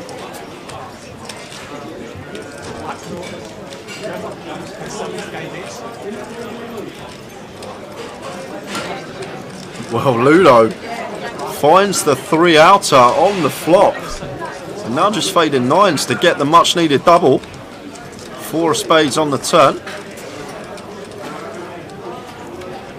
And an 8 on the river. Trips for Ludo. 10-9 of David Attenborough. No good. And Ludo up to 840 now. Back to 12, 13 big blinds. 14 big blinds. 30-60. Yeah, I think everyone at the table collectively sighed. Yeah, Ludo. And for the ladder as well, obviously. Yeah. Yeah, good player doubles up and don't ladder.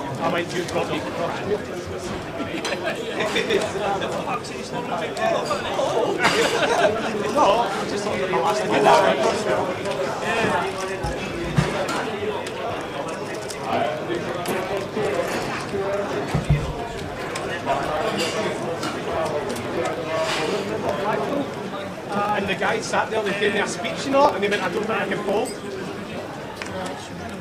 Oh well, obviously you're in Vegas. You're playing any other EVT. Oh, you won a package to Prague, didn't you, last year? Yeah, but then I got a refund. Oh, you got a refund, so, okay.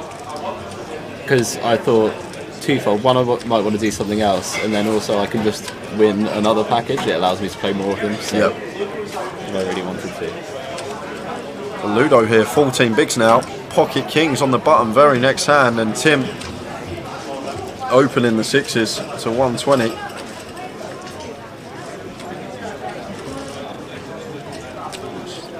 Gonna shove, you expect. Obviously, Yeah, like 40. I think a little bit deeper. Yeah, you'll we find can a couple of calls. Yeah, I but- don't think we're just not going to have any calls here off of 14. So I think we just got a shove here as Ludo, or effective shove, big chips in the middle.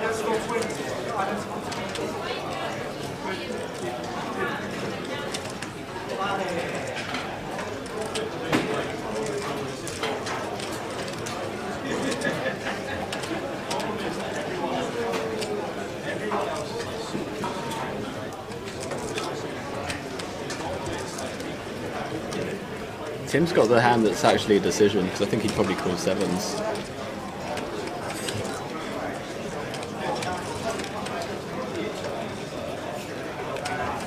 Especially versus Ludo as well, who's going to be shoving right range.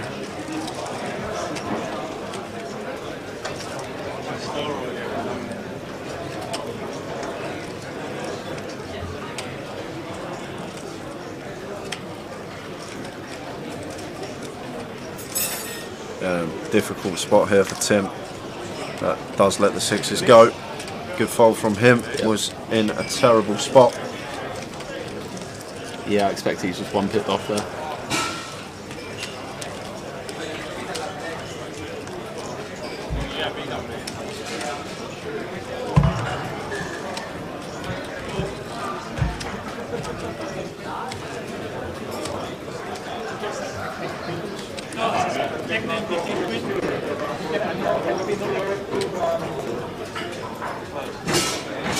You got any trips planned at all, or are you just in the UK for the foreseeable? No, I'm going Ireland for the Irish Open in April. Oh, nice. I'm going to be in Vegas this year for WSOP, so I'll be over there. All the PLO comps? Well, mixed games. I think I'm going to, because they're the best ones. They're best ones to win bracelets in, ain't they? Because obviously the fields are a lot more shallow. Yeah, I know one of my friends who's got like 4 mixed game bracelets. He just doesn't even really play the Hold'em ones. Yeah. So, yeah, I think I'm going to play the main, obviously, the 10k, and then just a few smaller events, which are probably going to be either PLO or mixed jack. So, yeah, nice. Any half and half Hold'em PLO, or just the PLO ones? Really? Maybe half and half PLO Hold'em as well.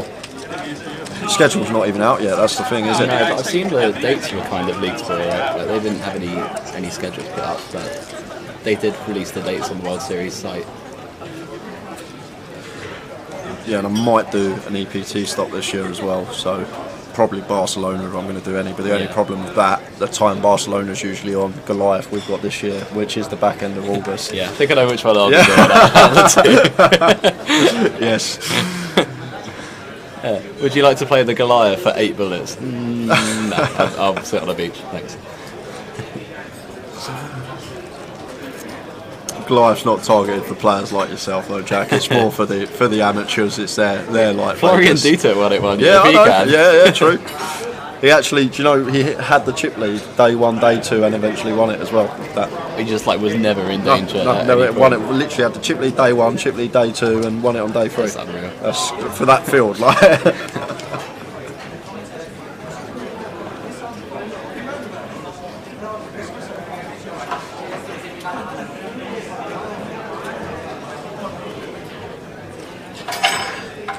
Tim flopping best hit. The 7-6 deuce rainbow board.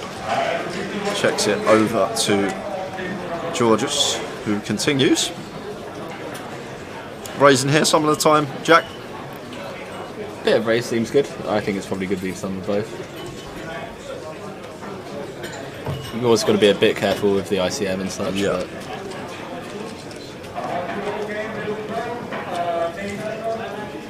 But 10 of diamonds on the turn. Tim's still with the best of it. my hands like 7-5 suited probably raise more than like a Jack 7 because they'll barrel the Jack turn quite a lot when you improve, whereas like 7-5 clears out 2 overs a lot more.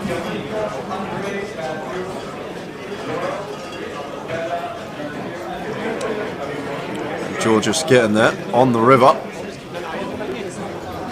Wow, he's checked it back. Come on, Georgius, mate. You got the nuts. Wow, he checks it behind the King Queen. Missed a bit of value. I know Tim can be a tricky opponent, but got to value bet that spot. Come on, Georgius. Attenborough would have bet he's 93. Yeah. Really shocked to see the check back there from Georges. But saying that, we saw a hand earlier for him 2 tables out. He had ace queen in the big. Button opened off of, I think, 20 bigs or 19, around that. He had ace queen in the big and he just flatted. And pardon? Yeah, he had ace queen in the big and he just flatted off of 20 bigs and then got bluffed off of the hand by like ace something, I don't know, on the flop. Yeah, wow. It was really, it was really great strange. doing commentary with you today, yeah, but... I've lost Jack after that. I've lost him.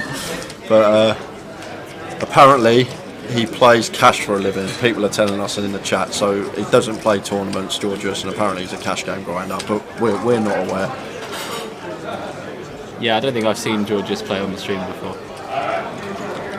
So David Attenborough with the ladies. As I can imagine, he's had all his life. So many. Yeah. Raises to 120 and incoming 3-bet bluff from Colin Gillen here with the King 8. Makes it 350.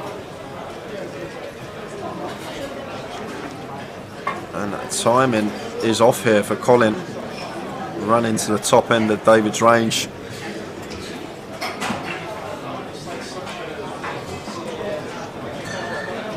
Thoughts on 3-bet, Jack? I would fold. You'd fold? I would use better hands than this. King 8 suited?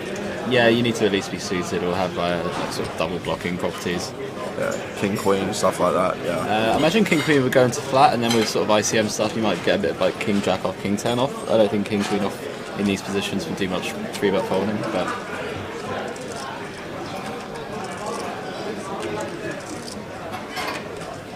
maybe like an ace 9 off sort of hand. And just sets Colin Gillen in, snap folds the King 8, as he should be.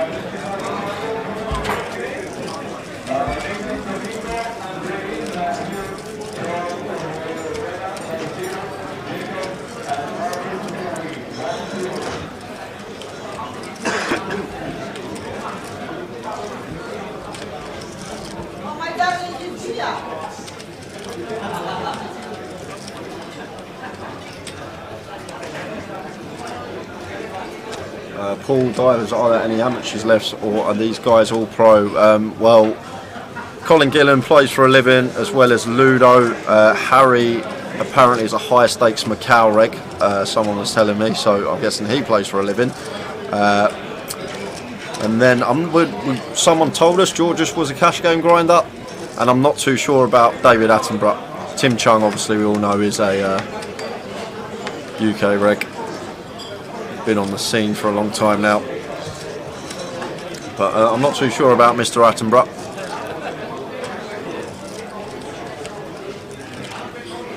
There's only so much mileage we can get out of the David Attenborough jokes. Well. Yeah, there is. He loves it though. He literally loves it. He's coming up offering to buy us drinks, and I'll tell you what, if David Attenborough wins it as well, there will be a party tonight. This is the thing. David Attenborough got me almost blackout in the 444. Yeah, if he wins tonight, there will be a party. If he wins, he kept ordering tequilas for me and for Sean Tobin, and it was like 6 of them arrived like every 5 minutes, and I've got already. And Sean had to put me in an Uber after. I don't even remember how much I bagged that night. Like, it was really bad.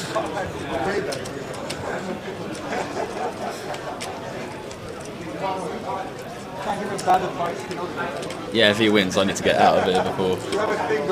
Yeah, you do. Because there will be a party. Nicolay was in the chat earlier and said everyone will be getting smashed, in his words, if David Attenborough does win it. Yeah, no, I completely believe that.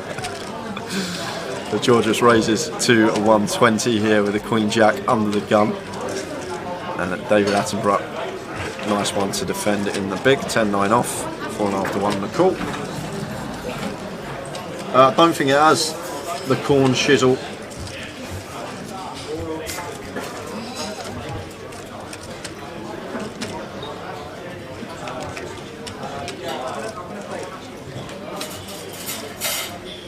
Eight deuce, 2 club board. It's a pretty cool one to check raise, the 10-9, 10 of clubs, block 9-8 suited, backdoor everything. Backdoor everything, like it. Yeah. Chip leader too. Get a hand like Queen Jack's fold straight away. Obviously, it's easy to say, but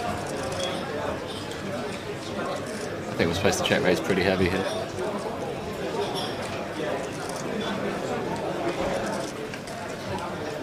We just have like such an 8x advantage in the big blind as well as chip leader. Didn't take it, Jack.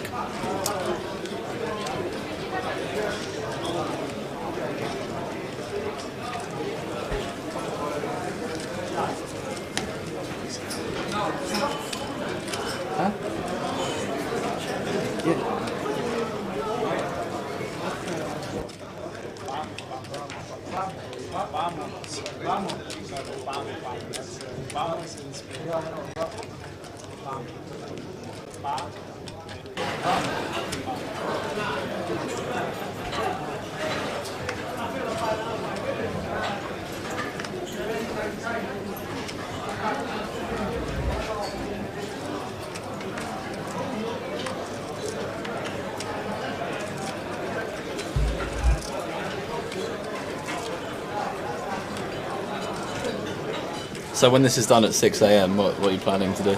Well, I've got a lot to do tomorrow because I'm going away, so I've got to get some stuff sorted. I haven't packed a single thing. I need to get some bits and get ready to go away, basically, and that's it. Yeah, I was thinking of going away on Thursday. Like, I think I was going to book my flight then. I realised I needed a few more days, but I'm thinking now Tuesday week after. Thank you. Ice creams are out. Ice creams are out. I saw a great update on Instagram yesterday, which was we made the ice cream. Not made the bag, we made the ice cream at level 8 or something.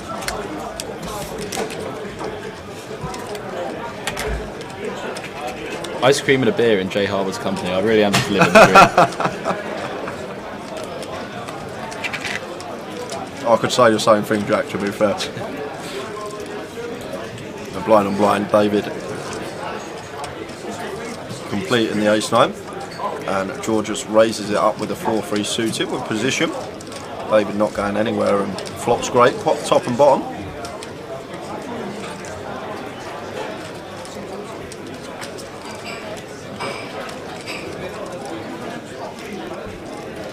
Ice cream and beer is the Sunday drink. Yeah, I mean, like, why would you ever play online when you can do this?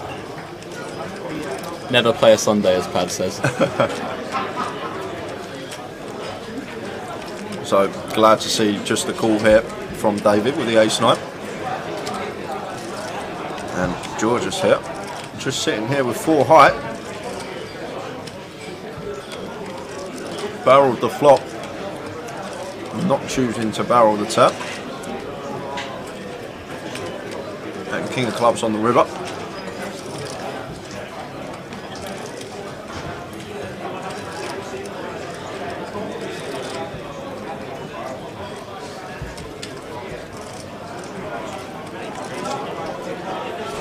Now happy to come in for value. Try and get some called by perhaps some check back ace X on the turn, as well as some rivered king X. Can definitely be in that. Yeah, he'd have like some jack 8, 10 8 sort of hands for a bluff. Some hearts as well. I'd be happy going pretty large here.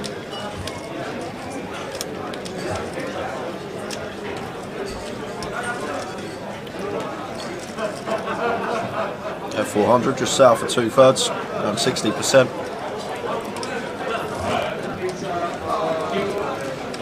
Georges with 4 high, can't do anything but let it go.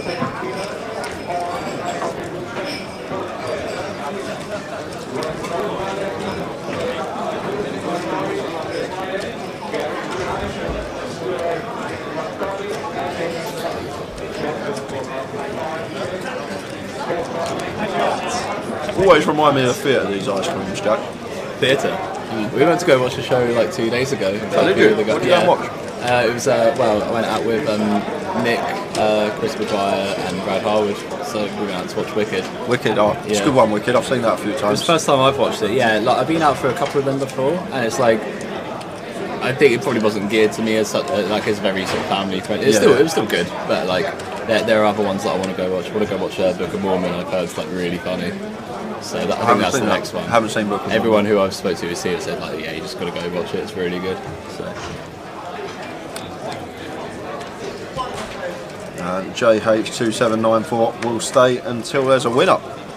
Well, get your sleeping bag, your coffee all ready because it's going to be a late one.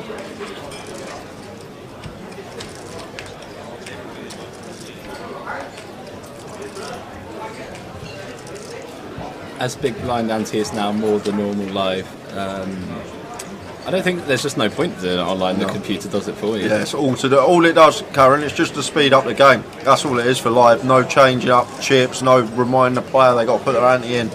Running ante still online. It's effectively the same. Like ante at the moment, 60k. There'd just probably be a running ante of around 8k at the moment if we were still playing it live. It's just one player puts in all the ante for the table just to speed the things status up. of the chip stacks you used to have like 30, 60, 7.5 ante or something. Yeah, I know, that's the thing.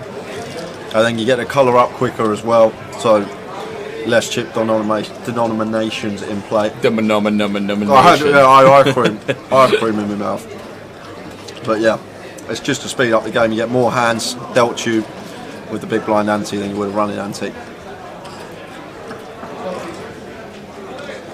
When we go five-handed, it's half ante. So that's how it works. Yeah, it's by the South Park creators, so yeah, I do want to go watch it at some point.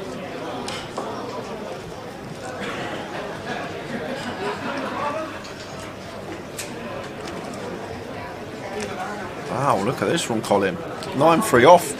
Must be in the solver now, Jack. Second time I've seen it. Yeah, I think it gets in there like 5%.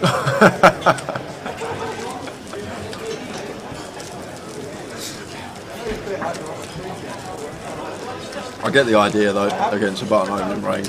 Obviously going to be very wide. David Attenborough is a chip leader. But as Jack says, maybe we can find better hands to choose.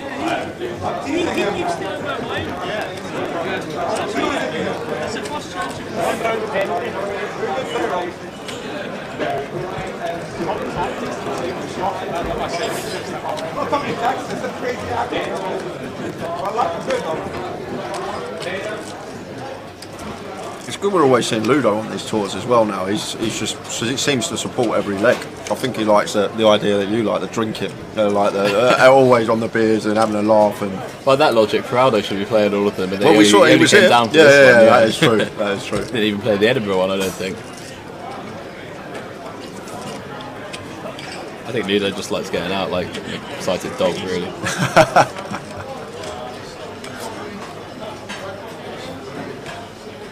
Odin and Eddie, yes, this is the final table. We are down to our final 6. 6-handed now, just over half hour. As David Attenborough just choosing to flat the jacks.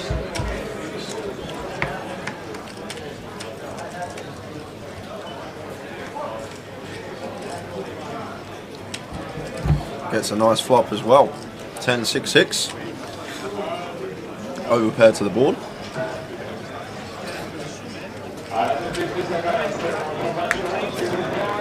Harry here not choosing to continue the king-queen. Yeah, I think a mistake a lot of people make is betting this board quite a lot, like out of position into a chip leader. It's actually supposed to play like pretty heavy check.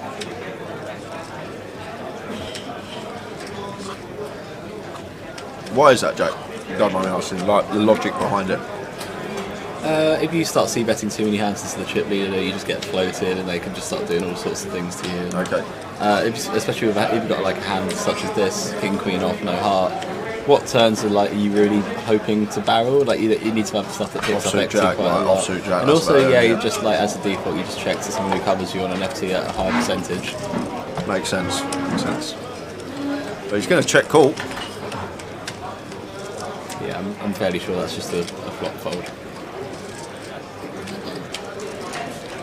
And 9 of spades on the turn. David still with the best of it here.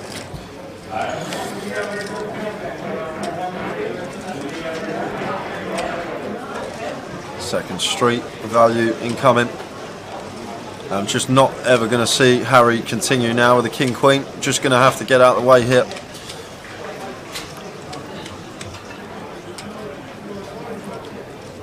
Surprised he pulled flop, but now should be no question about it that this has got to hit the muck.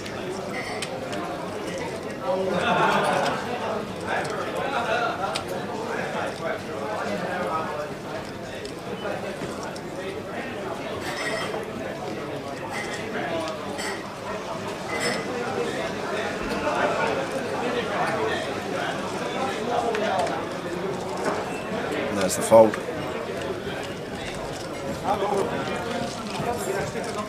Up to 4.3 million at David Attenborough. There could be a party tonight.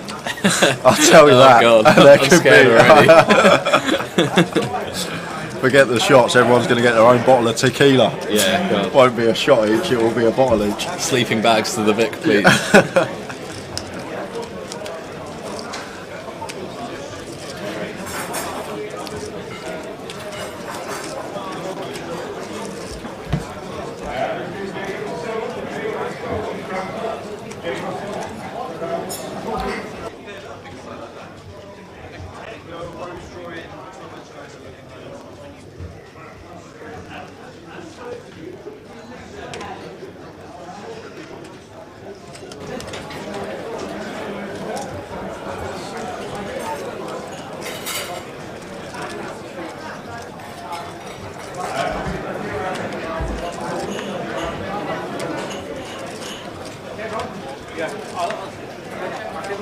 Tim completing for 30k more in the small. Harry Jack 7 in the big.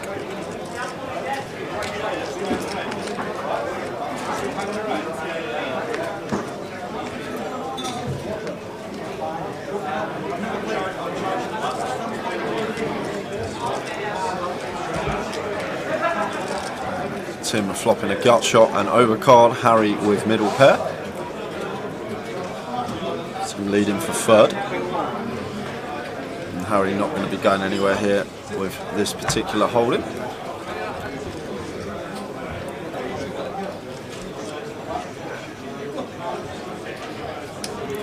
Calls with position.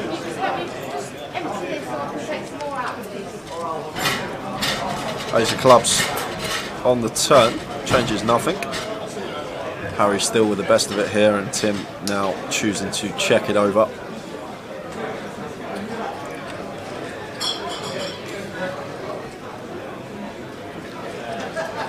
Expect Harry to check this fairly often. If he is going to bet, probably going to be fairly small, but does choose to check behind, and really nice river as well for the Jack 7. Yeah, looks pretty clean. Only concern is like Tim having a 9 and checking some on the turn, really. Yeah. But now I'd be pretty happy value betting too. Yeah, I think we can get called by some worse 7x here, some 5x as well. Plenty of hands that we're going to peel.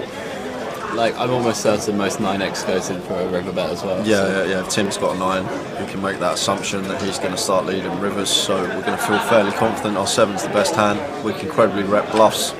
Checking our option in the big, there's just so many gut shots we can have. The bear 6x and 8x. 4-3, 6-3, 6-4, 8-4. Loads of stuff. I don't know, checks behind.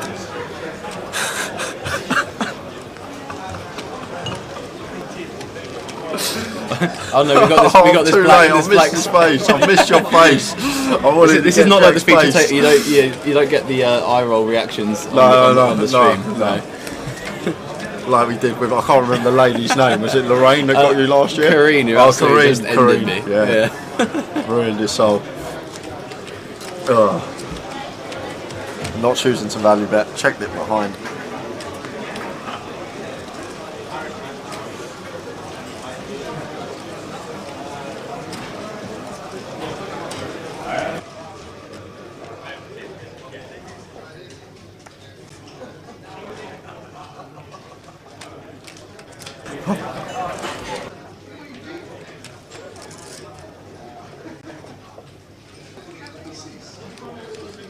How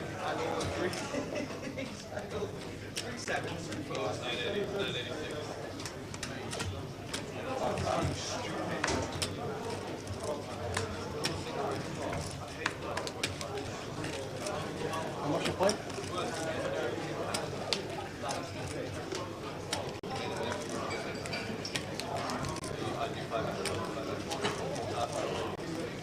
Raise and take for Colin with the king queen, gets that one through. Ludo not defending, queen deuce off.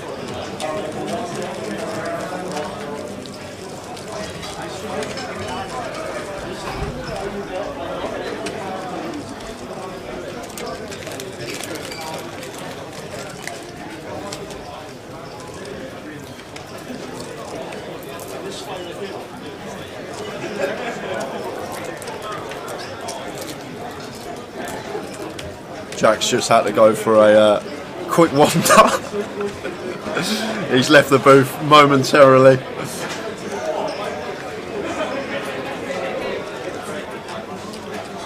He's back. I just gone to D-tilt, but I'm back. Yeah, D-tilt. Yeah.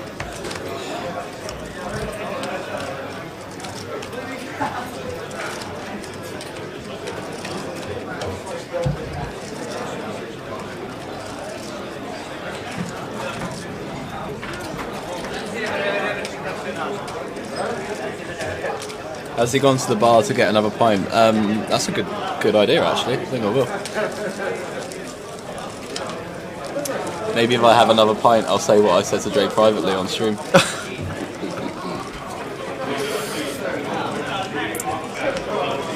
I don't know. I don't think you can have a career in poker commentating, Jack, just because the ruthlessness sometimes coming out of your mouth. I think there'd be a demand for it. Just like poker commentary would just. Yeah, complete just that butchery. I think you'd upset too many people. That's why they're not slapped a patch on me, I think. That's why I'm coming in and doing it for free.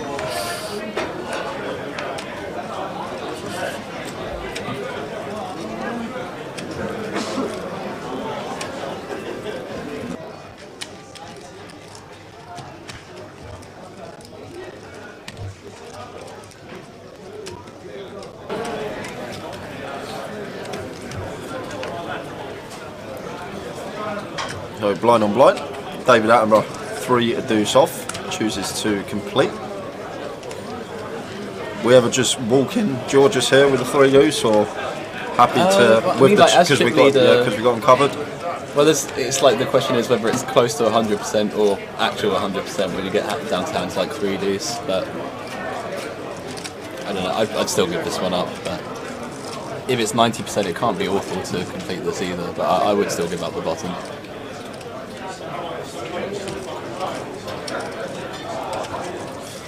Does lead with an upload. It's probably not even 90% there. It's probably still just like 80-85% here. Jack of clubs on the turn.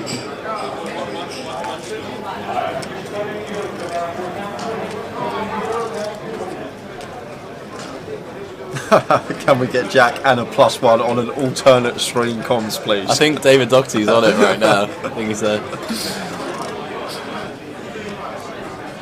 We'll have the PG me and Tower. And genuinely, whenever I'm not at one of these festivals, I'm going to start up a stream where I just get blackout and do commentary for the GUKPT FDs.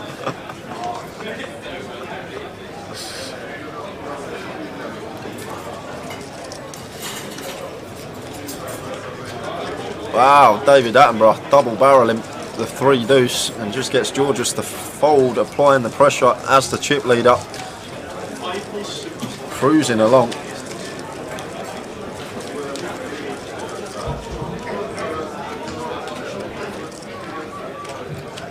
Senegal winning the football. People letting us know.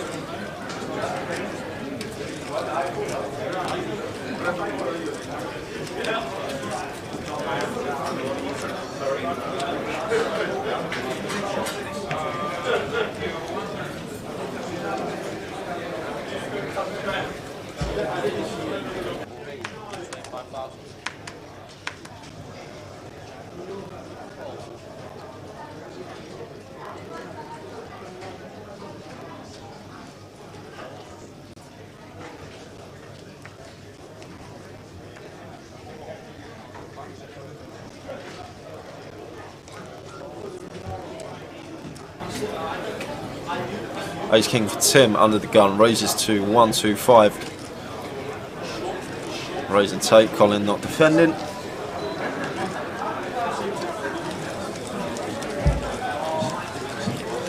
Still it's pulling away though. Yeah. 74. It was quite close about an hour ago still.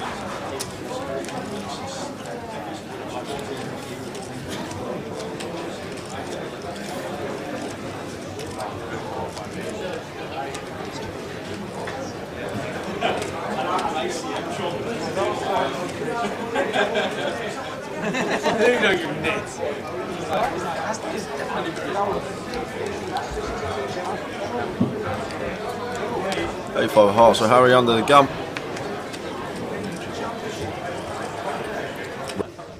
I said, when he said that, I thought he had things. Why would he have?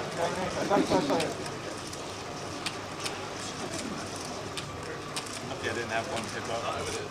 What did you fold? 4, 5s? 6s? Get that! These guys took it a lot.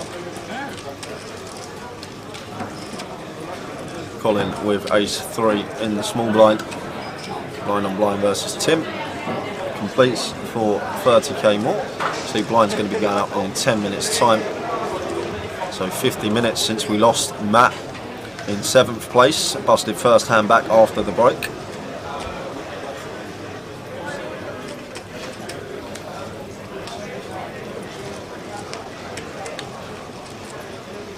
When we do lose one more player, whenever that may be, clock is then reduced to 45 minutes.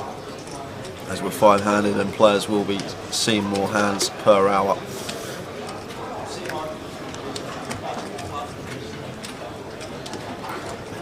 Colin firing with his ace high. Small flush draw gets it through. What's your thought, Jack, on the shot clock time bank chips that we used at 888? Do you prefer them?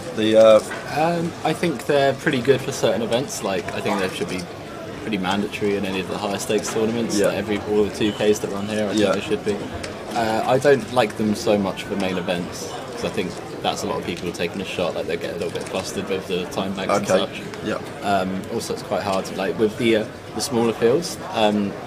You didn't even get them really refreshed very often. So, like, even just the management of, like, trying to sort out everyone new time bank chips every 4 levels, Yeah. or, it's pretty difficult. I think there's less demand for it in main events, but 2Ks and stuff, sure. David Attenborough, 9-6 suited in the hijack. Doesn't choose to open. Thought about it, and that's going to leave room for Georgios to open the King 8 of hearts.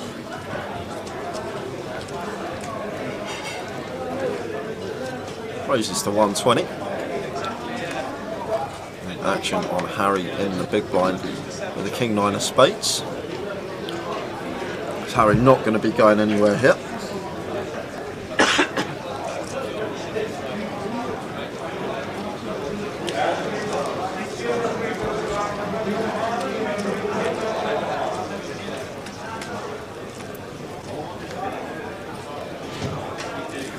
And that's above average flop for Harry, double gutted and second nut flush draw. And Georgios flopping gut shot himself and backdoor hearts. Going to be happy to continue.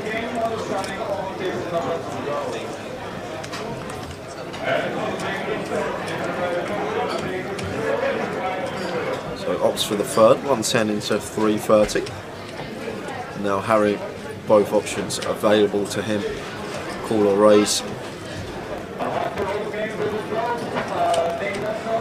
It's just such a monster flop for us. We've got so much equity.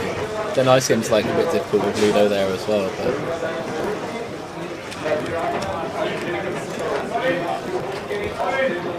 it's one of those ones that we check ways to get jammed on. We aren't super happy, we're obviously calling, but then do we even want 55, 60% when we get it in with a short stack? And ICM's just pretty difficult. Yeah, so just chooses the call. Yeah, I understand. I expect it's probably a bit of both. Well, that certainly helps. Just turns the second nut flush, and now double gutted straight flush draw now, which you don't say very often. Double gutted straight flush draw. That is a rare one.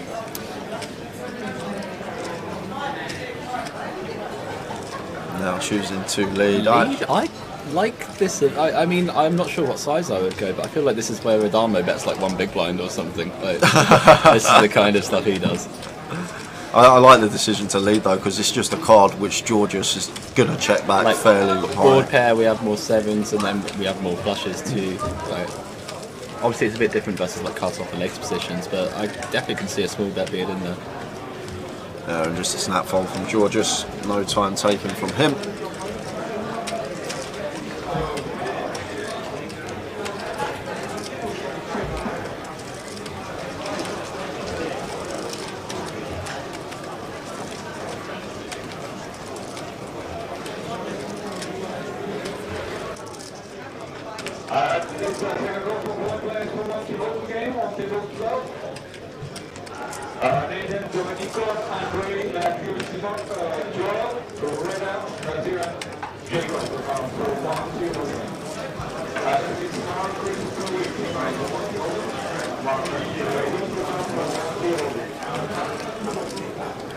Bonham blind. Harry moves all in.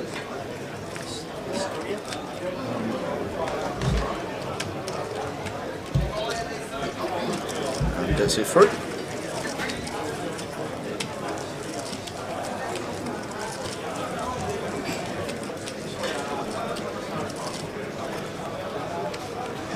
Is the Goliath live streamed? Yes. It is? Yeah. I might do alternate commentary for the Goliath. It was definitely you. I think it was you. I'm sure my first year in commentary was trolling in the chat in the Goliath in like 2018 or something.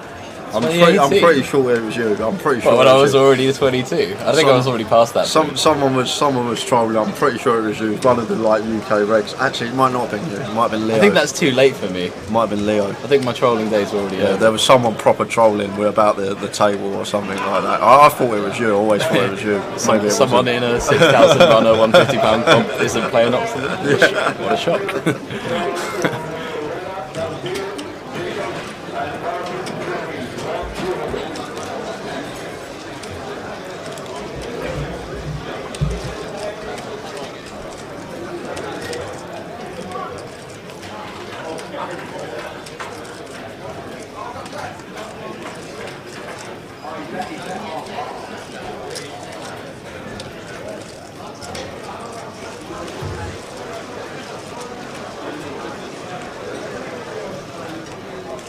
Very wise and mature these days, so I would never troll in any Twitch chats. Certainly why I wasn't banned from Grosvenor for a few years.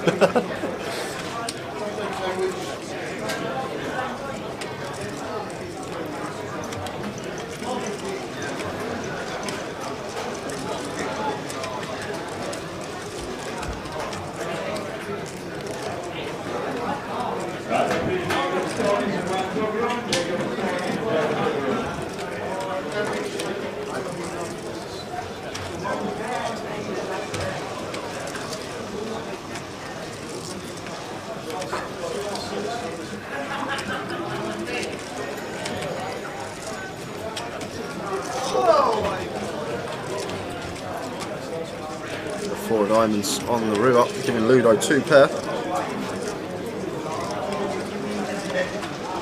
I mean, if you float the flop with the 9-4 diamond, you just have to bet the 10 turn. Sorry, having a diamond blocking a straight.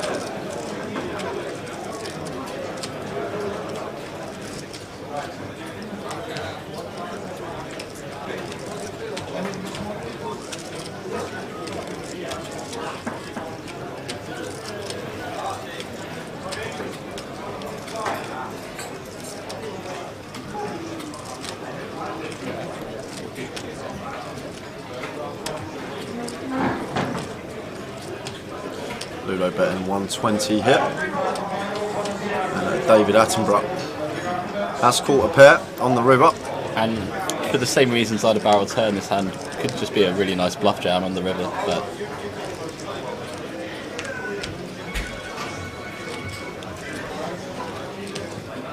probably not going to take it though after this posturing. It looks like it's call or fold. Yeah. I think it's missing a trick though to not consider jamming.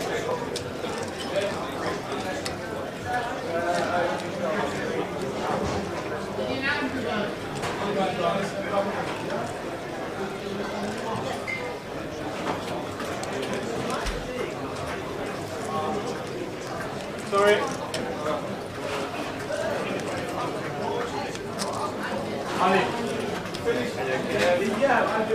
Yeah, he plays it. Ludo hanging in there. Yeah, well, up to $1 million now, Jack. Blinds going up next hand, I believe. So 12 bigs for Ludo.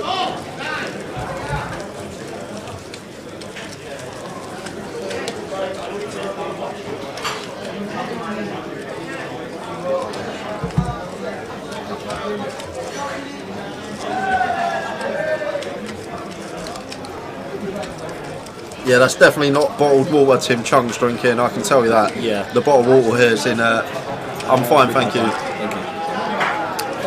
Bottled water's in a red bottle here. Just not no glass in sight. Just chugging in the bottle. Swigging it. Find this man a park bench.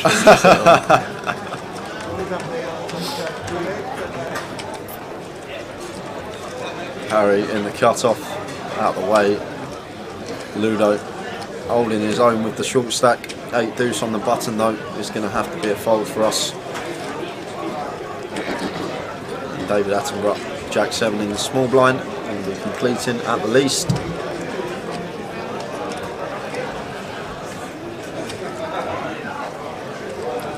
Yeah, a criticism I would have so far is I think David's played a bit too tight in a lot of spots where he's covering as chip leader. He should be opening quite wide and opening blind and blind, especially wide. Gives Georges room to raise it up, makes it 185. And just a quick fold with the Jack 7.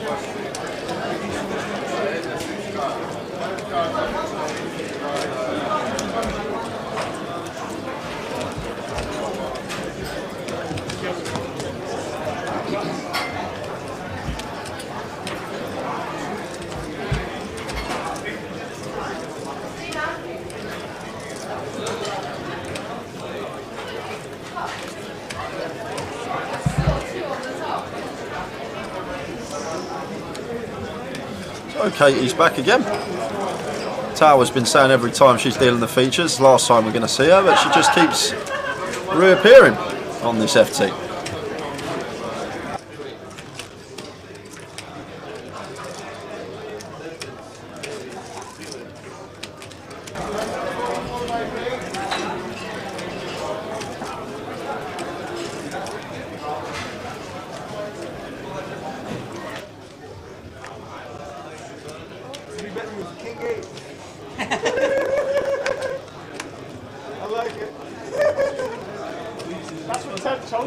My friend told me. Deuces for Harry in the hijack. Oh, I had nothing when I opened the button, it's garbage. Like, it could be 3 bets.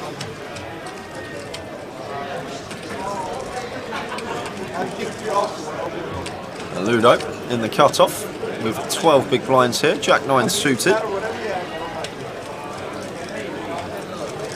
Can we jam this, Jack? As a short stack. It's one that it feels like. Feels okay. I'd need to know what the other stacks are. It'd be like, well, shortest. I would put it in, but.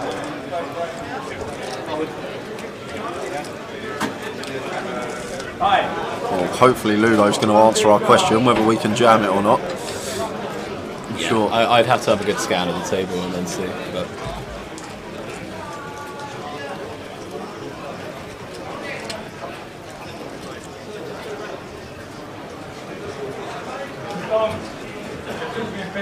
Yeah, he does. Yep. Yeah, I'm pretty sure he's the shortest stack and therefore this is good. So makes it 500. So he's going for the half stack just in case it goes jam behind. Well, he's going to get some action because David Attenborough with the ace jack of diamonds is going to be getting in the mix.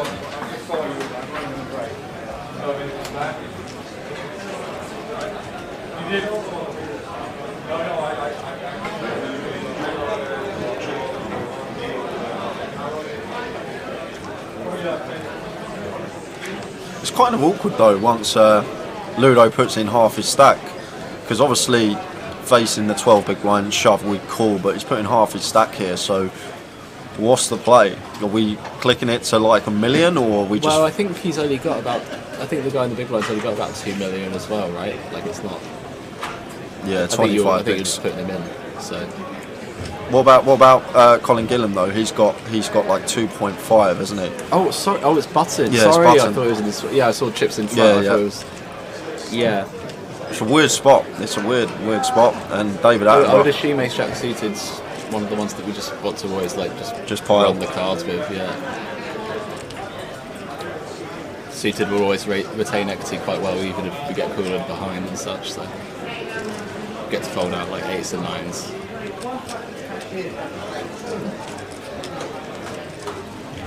He's taking his time, and rightly so, because it's kind of a unique situation for David Attenborough here.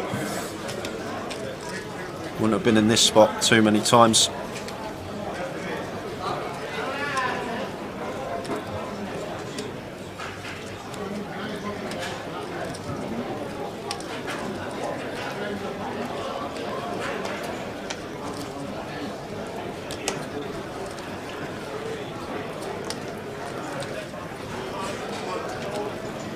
Like if the stacks behind are like sub 2 million, both of them, I think we just have to jam, and I don't think there's any cool folding to be done. I think Colin's got like around 30 bigs. I think he's like 2.3, 2.4. Right. There we go. Does make it 1 million. But I would say if we're clicking, oh, it is okay, it's an all in.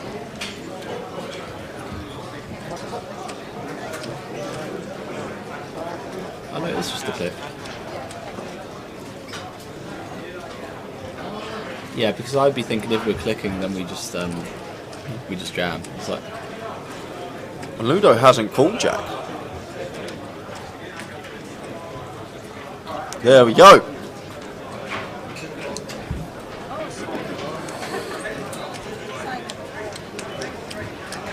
It's 920.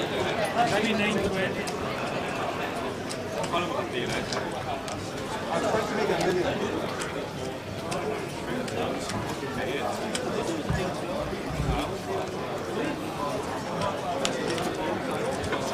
Ludo at risk. Gonna need some help to survive. No help there on the Jack 4-4 board. But needing a 9 or a 4 to stay alive at the moment. It's already hit the 3 outer versus David Attenborough with a 10-8 versus 10-9 earlier. Gonna need some help here. oh, Well, that works. that does work. Jack is good. And 10 on the river, so they will chop this one up. Ludo survives. Can't get rid of you.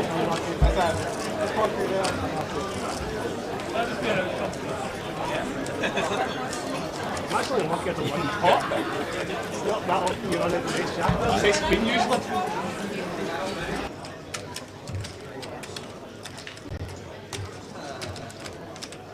Can't get rid of this guy. I tried a few times. Wait, I put the.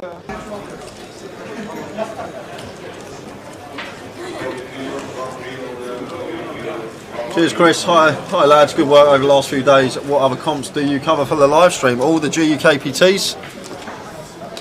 Here's the schedule. We are covering all of these this year. Leg one now. So yeah, we deserve it. We're doing hard work. All over the UK. You can find the whole schedule on GUKPT.com with the dates. Coventry schedule is out already.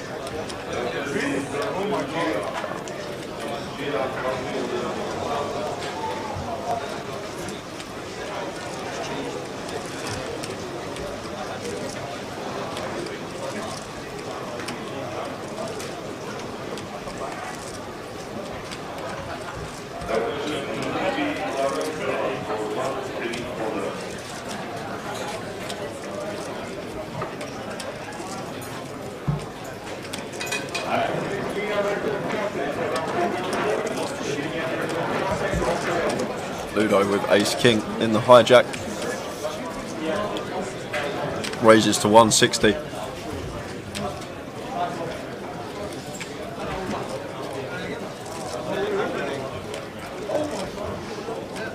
And this is at the Victoria. Lowell's on Twitch. Edgware Road, Grosvenor Casino. And Tim defending Queen Jack in the big blind.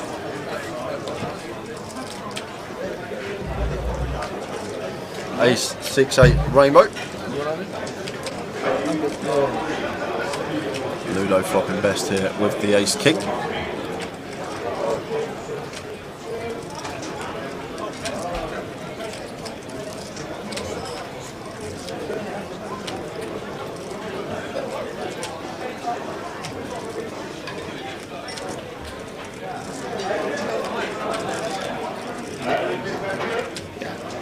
Tiny bit coming in, I think. Oh no, it is slightly bigger.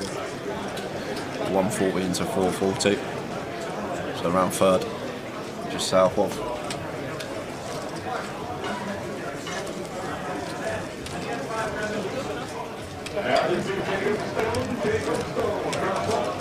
Rob said Jack no shirt. No, he's commentating, he's not playing, he don't need his lucky day free shirt on.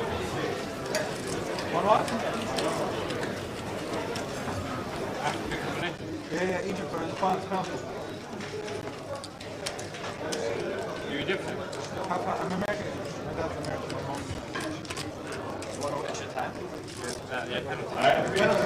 Come on, Sal. Come on, Sal.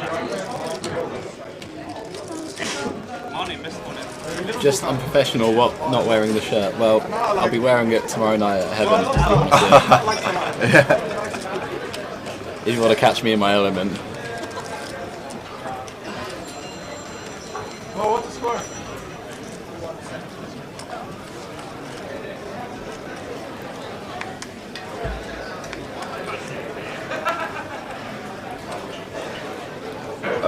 Ludo didn't lead their DMUK betting position.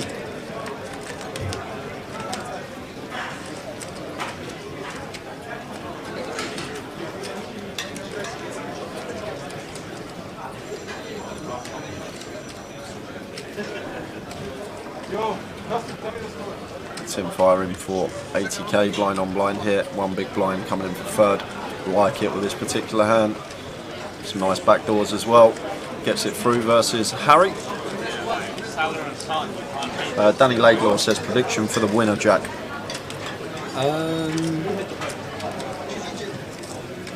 God, I mean, I guess it'd just be David Attenborough at this point. Yeah, that's just such a cop-out answer.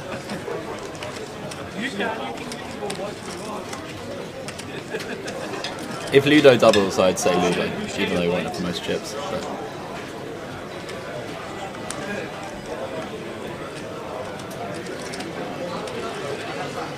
David Attenborough 10, 8 of hearts under the gun.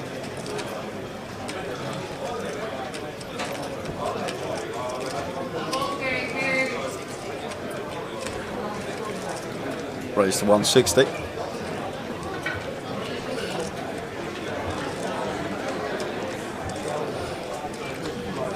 And Ludo with the old whip in the big blind, one that we can't defend.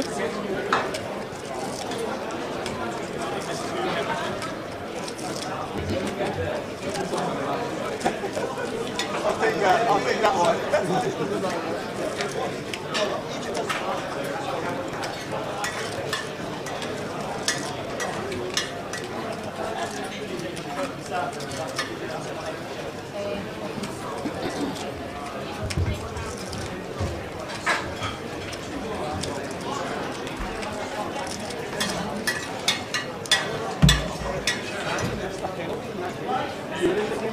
First 5 minutes.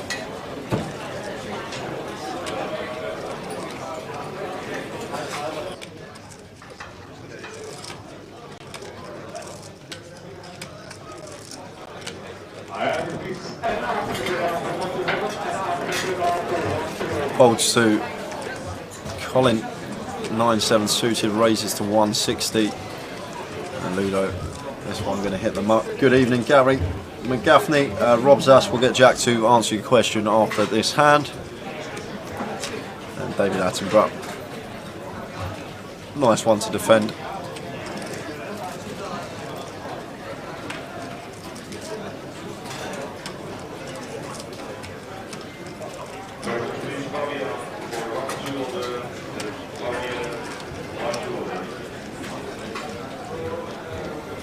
Oh, we've got 2 questions for you, Jack.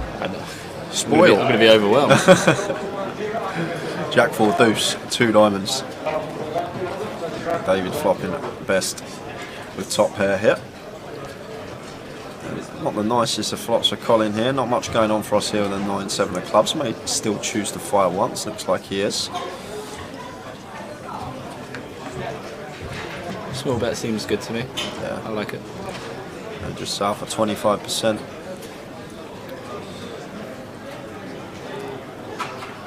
David Attenborough just happy to call. Yeah, I think this one also is like a pretty heavy check raise too. No diamonds, you've got a hand that's pretty good versus a C-bet quarter pot with range, so.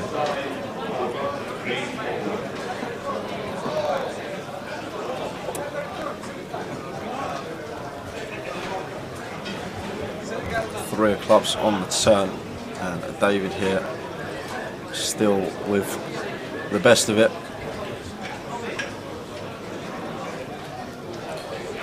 Colin not insta-checking here, Jack, so he might be thinking about double barreling this spot, and it's not going to work. We can see David Attenborough with the Queen Jack here, 450 into 650, 2/3, and David going to have to call again here with top pair. We choose better hands to double barrel this spot, Jack? Yeah, I mean just anything with equity. Yeah. I couldn't think of a worse hand to barrel here really. Like we need some, like at least an overcard or a gutter or something along those lines. Especially into the chip leader as well. We need to be selective of our bets.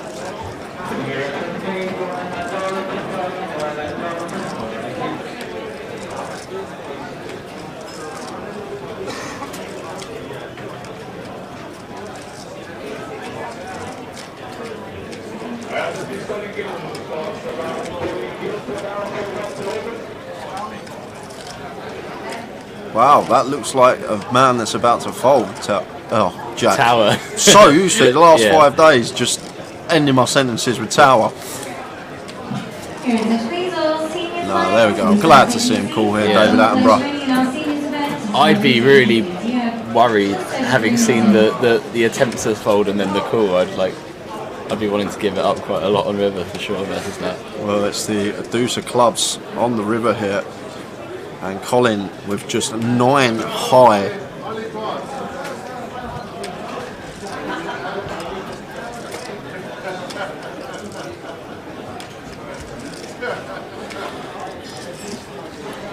Is the clip going to be unloaded first time on this final table?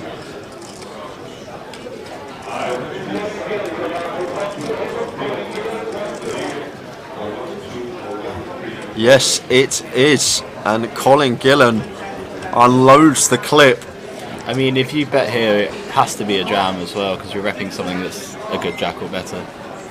I don't really see merit to this. And now David Attenborough with top pair. Everything's bricked out pretty much. Diamonds have missed. But Colin as the opener still going to have some stronger jack X in his range as well as the over pairs. I guess set of fours and quad deuces going to be in there as well. Ace 5 suited, another hand we can have here as Colin for value. And this is just always going to be a call. When we check raise ace jack on the flop, we check raise most of our king jack, most of our queen jack. We could just never even consider folding queen jack getting 3-1 hit.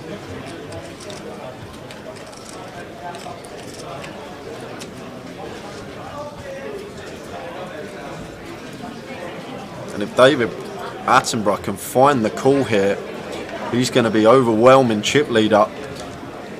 It's a situation where we only beat a bluff, but as Jack said, this is probably one of the best hands we're going to get to the river as played with.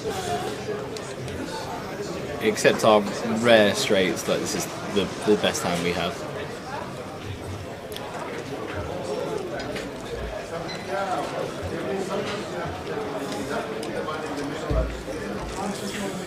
I would also say, and this could be wrong, but I think that his queens, kings, and aces are just all in. So I'd be like suspicious of the 725 really. I don't think this reps anywhere near as much as the jam. And there's the call, and Colin Gillen giving David Attenborough 1.5 million chips up to nearly 6 million, and Colin down to 525, and that is 6 big blinds left for Colin. That was a monster pot. David Attenborough finds the call.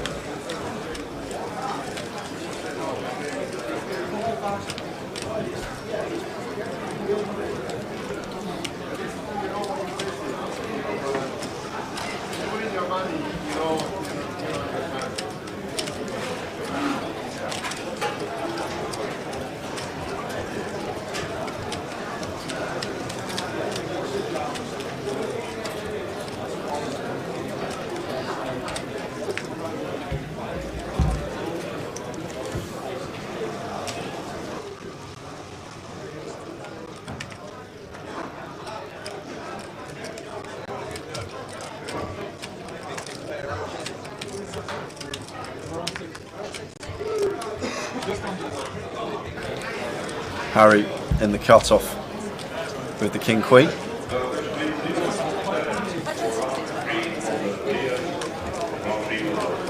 Raises to 160. Blue goes out of the way, and David Attenborough. Seeing how difficult it looked for David to call turn and river bets, you think a river shove gets through. But it's not even that so much. First of all, I think the only size is going to be a shove on river, or like a shove leaving a big blind back, or you know. I wouldn't mind a free bet here, Jack, with the ace-3, because of the stack size of Colin now, with 6 big blinds with the ace-3 pressuring Harry, but David Attenborough just lets it go, wants to have a chat with his rail. Yeah, he seems pretty happy, I think. He's off. Yeah, so first of all, I don't think the river size really accomplishes much. Secondly, we just have any better hand to run it with than 9-7. We just have 0 equity on turn, we block 0 good hands on river. Like it's just not the hand we'd be using. Moral of the story, never bluff, nobody ever folds, but he shouldn't fold that, so if he called bottom pair, then sure we could have that debate, but he had queen jack. Ferraldo says turn is fine with the 9-7 clubs. He's also given a winky face, so I'm not very sure what this is about.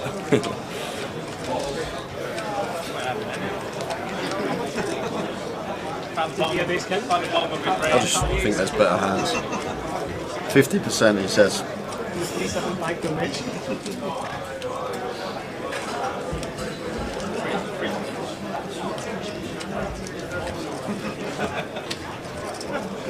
And then he says shove river further 50. Shove river further 50. So we're rolling everything. In computer land, fair enough.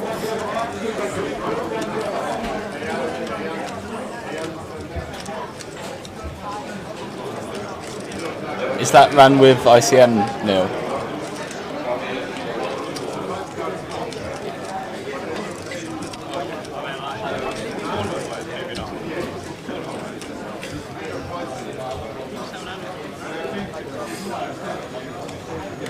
Is it fuck? Yeah, that would be my concern.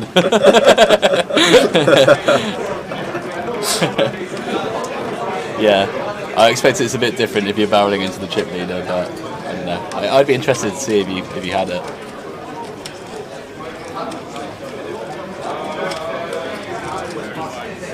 Yeah, sorry for the language there, guys. Sorry, I was merely quoting. Yeah. Both as bad as each other, Ferraldo and Jack. Yeah.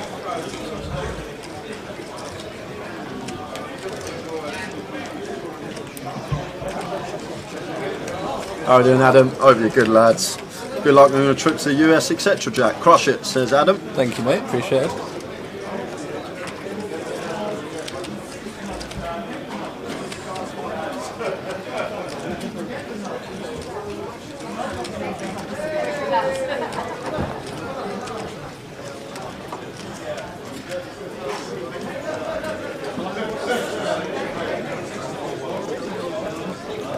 Is that why you haven't won one, Neil? I remember actually my first year commentating. Neil, actually, I'm sure he'll remember this, and I can't remember when the GUKPT was at, but it was like 4th level of the day or something. He just 5-bet ripped ace-5 off into ace-king and was out the door. He'd had a few beers, I think, but I just remember that hand. It sticks in my head. Just remembering 5-bet ripping the ace-5 off into someone's ace-king. Can't become a current GUKPT title holder following concepts like ICM.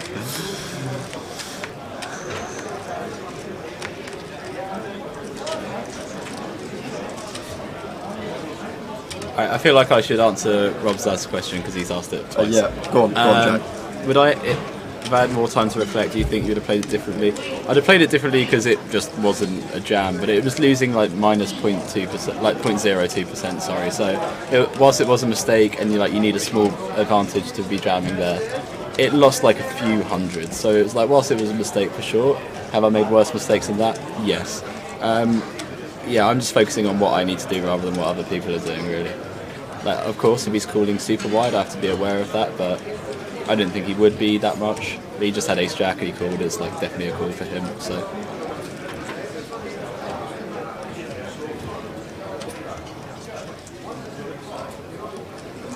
Luke, talking about the Queen Jack hand, says, can you ever find a fold if it's against a super tight opponent there?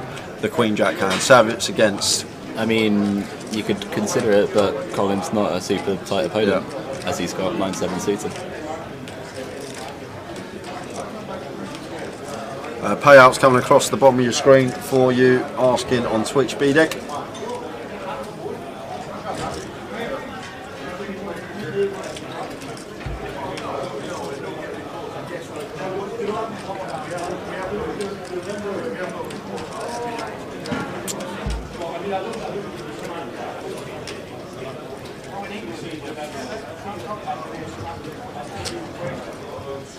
So Colin, A7, shoving over the under the gun open from David Attenborough, and that Ludo with 8s here. Intriguing spot for him with David behind. Yeah, I guess he's going with it. Yeah, David's never folding for this much more. Ludo will know that as well, knows he gets a ladder. If David does bust Colin, David can't fold. Colin in a world of pain here, needing to find a 7. Yeah, I'm surprised that Ludo folded 8s there. I think 8s would be a get-in.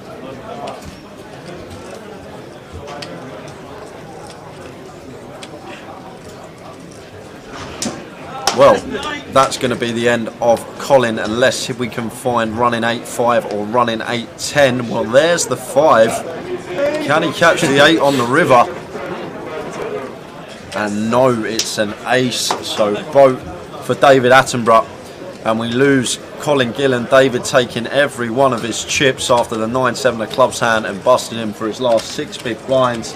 And Colin, great effort from him, taking home £21,550 and an hour and a half before our last bust out.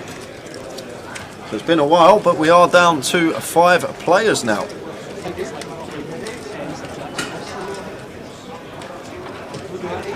Yeah, it is, yeah. Colin's in. You've got to remember Colin's in the King Jack kind of been there. Does the 725k make the bet on the river more suspicious? It's just all of your. So what was it? Jack 5. 3. No, Jack 4. Jack 4 deuce 2 diamonds, 3 turn, 3 river. Yeah, so it's just all of our good hands are just definitely jamming there with less than pot. Or if you really wanted to leave a big blind behind, sure. But there's no hands in our range that would want to go that side. We're all in or we're checking. So it is a bit odd to leave that amount behind. Because if you make it 725 with queens, you're leaving just tons of value on the table.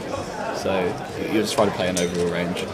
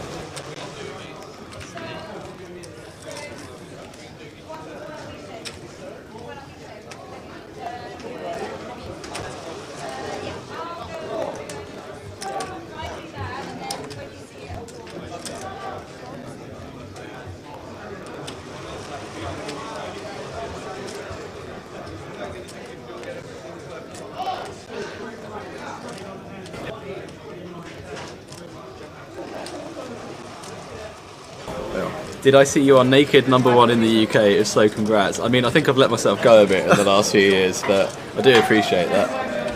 I don't even know what that is.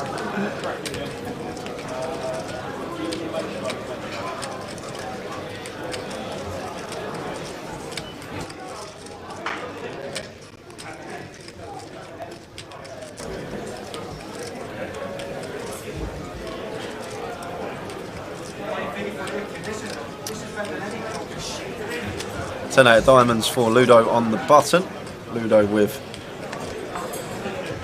12 bigs, and he effectively moves all in.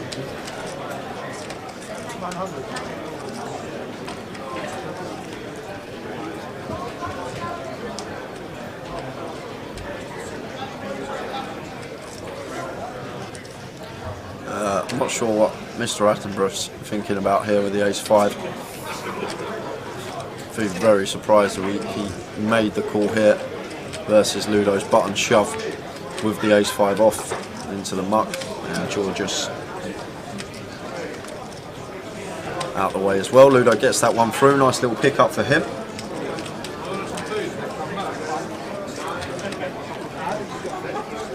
You don't know, Stripesy? Asking if majority of players in this comp have bought in themselves or sold some action. It's probably a mixture. Nowadays, people do end up selling a lot of action so they can play within their bankroll. So they do get a shot at playing some bigger comps, but we don't know. It's probably a mixture of both. There'll be some players that have 100% of themselves, there'll be some players that don't.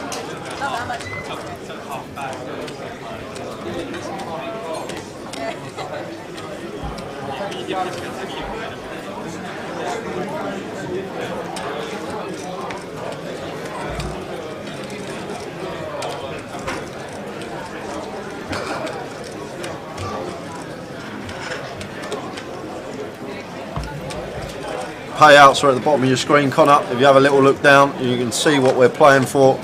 We've just lost Colin Gillen, so we are 5-handed now. Everyone's locked up just shy of 30k. Ludo A7 making it 160. Raise and take for him. Back-to-back pickups puts him back above the 15 big blind remit.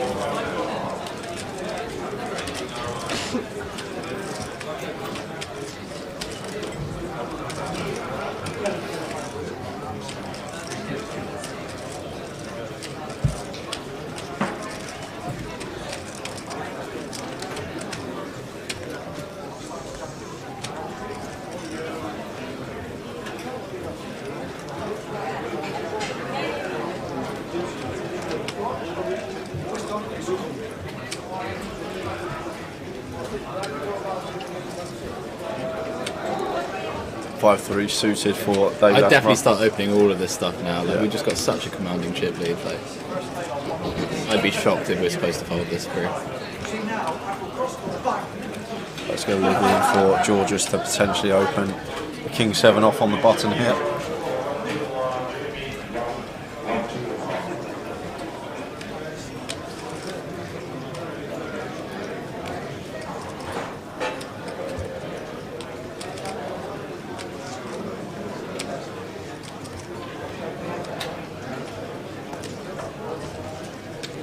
Just chooses to shove King-7 here for 20 big blinds on the button.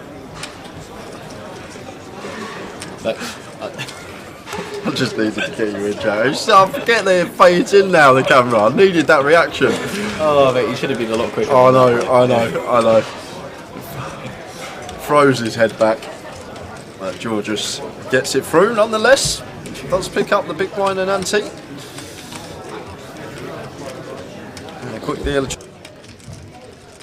was quite crazy. Because once you call it 10, are very strong. That's the difference.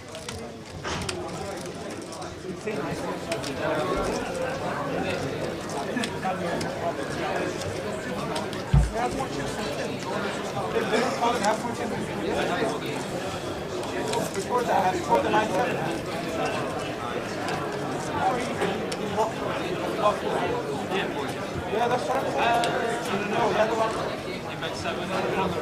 So I think we're going to say bye to Jack. Jack's been joining us for the last couple of hours or so, joined myself and might as well cover this last hand as yeah, sure. David Attenborough's got kings. Seems like a good one to cover. Yeah. And we will bring the tower back in. Tim here, ace 10 on the button, facing the raise. Do you know what? David Attenborough must have had kings at least 7 times today. Yeah, it's how you win the tournament, too. He's had kings a fair amount. Get good hand strategy is pretty overpowered. And Tim choosing to 3-bet the ace 10, makes it 3-7-5 versus the chip leader. And Ludo's got 10s. God, what a spot. What a one to leave on, Jack. Yeah. God, that's fairly brutal. What's the play? Because it's horrible. Man. I'm going to put you under the cosh here because I have no idea. Okay, so like, at least usually you want to have blockers in the top hands, which, whilst 10s is a strong hand, it has none of those blockers. So, it's really quite grim. Because the thing is, right, it's like Tim actually is bluffing, but then he's still like playing versus 2 different ranges.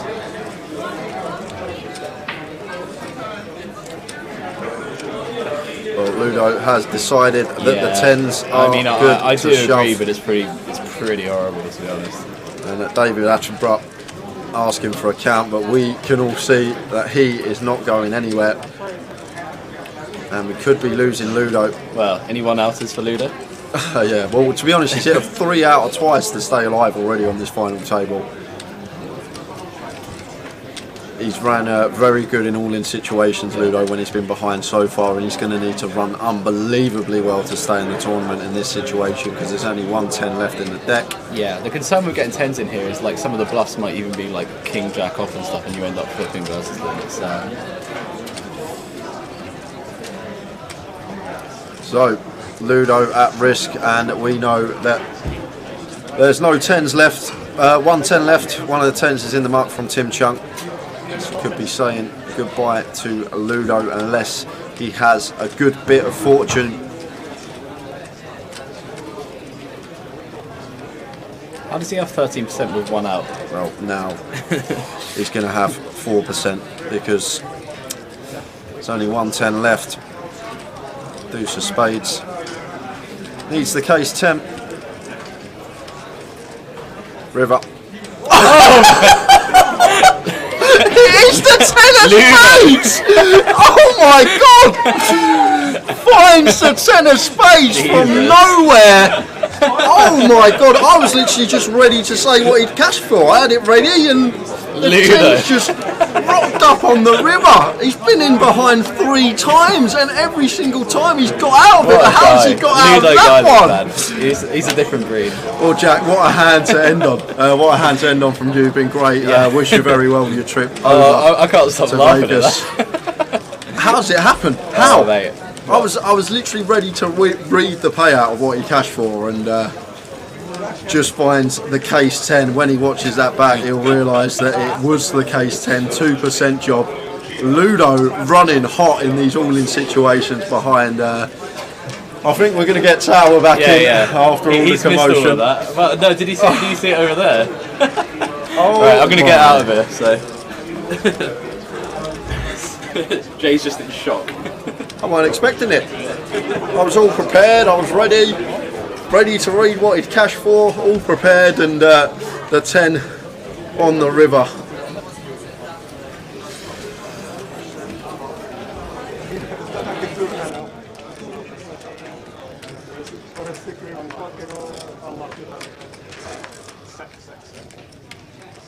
What did I miss? You missed it, Tower. What did I miss? You missed I it. heard shouting and screaming. Absolute carnage. I thought you were having love bites and all sorts in this chat box. Oh my days!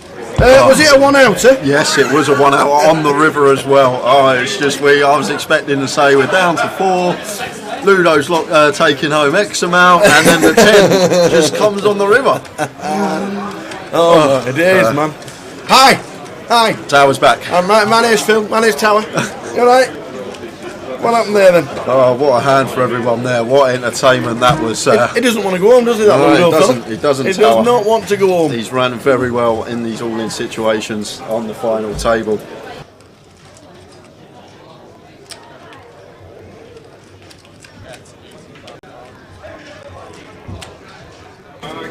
So anyway, let's have a catch up, shall we? Good to hear Jack. Good to hear Jay.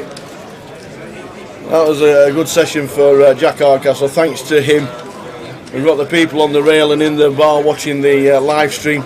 So many people have come up and said they're loving the. So many people in the bar area have come up and said they're loving the graphics, loving the comms. The stream's great, and we're like, okay, thank you very much. It was honestly absolutely brilliant. It was great as well because Jack, we had the comms cam on because it was Jack's last hand as well, so we got live reaction as well. It was all worked perfectly, to be honest with you. Complete 1-outer. We'll run the payouts across the screen for you. Those that are asking in the chat, I'm just catching my breath after that absolute sicko for David Attenborough. He would have been well favourite to win the comp. I have my drink in my hand, latte, extra shot of sugar. That's me. Let's go. Oh, that was class. Thanks to Jack for the last couple of hours. Jay had a break. Jay come in. Jack did a bit longer because every now and again he kept saying, "I've got another hand coming out." Oh my days! Oh, brilliant. Good afternoon in the chat. How's the chat been? I hope you're enjoying the live stream. There's plenty watching from wherever you are in the world.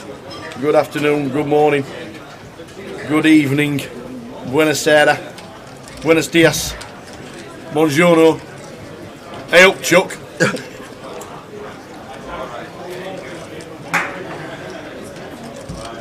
David Attenborough here, firing after river and trip 8, and Ludo with top pair. To be fair, he's run very well when the cards have been on their backs, but when we've got to this situation, his river decision making's been spot on, and once again Tower folding the worst hand and letting the top pair go there. Fair play, Ludo. How's Ludo done well to come back from his short stack, nursing it for quite a while as well, wasn't he? Yep. And yet he chopped one as well with a Jack 9, which I saw.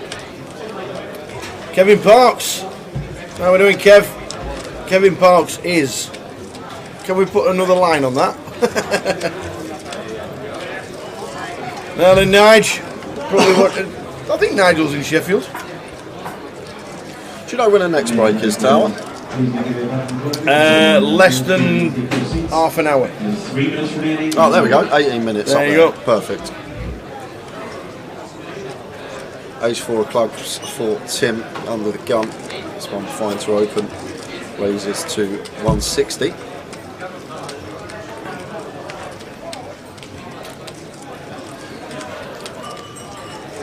Imagine all the people watching the stream with money on Ludo there, and that 10 comes, they're all giving it the fist pump at home.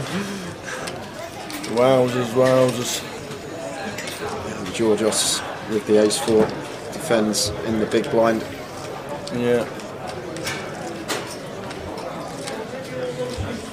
I estimated finish time around 2:45. That was my guess, Lowbrow. That's just an estimate on chips in play and structure. So that's what I predicted, but we will find out. We are here till finish. We are. We tossed a coin. Yeah, we did. You got that one from Only Fools and Horses. It's double-sided. I'll tell you what, I'll let Rodney call for me this time. Any bounty updates? I can tell you, not the bounty, but I can tell you the seniors has hit the final table, and they are down to 8. The bounty is on 14 from 126.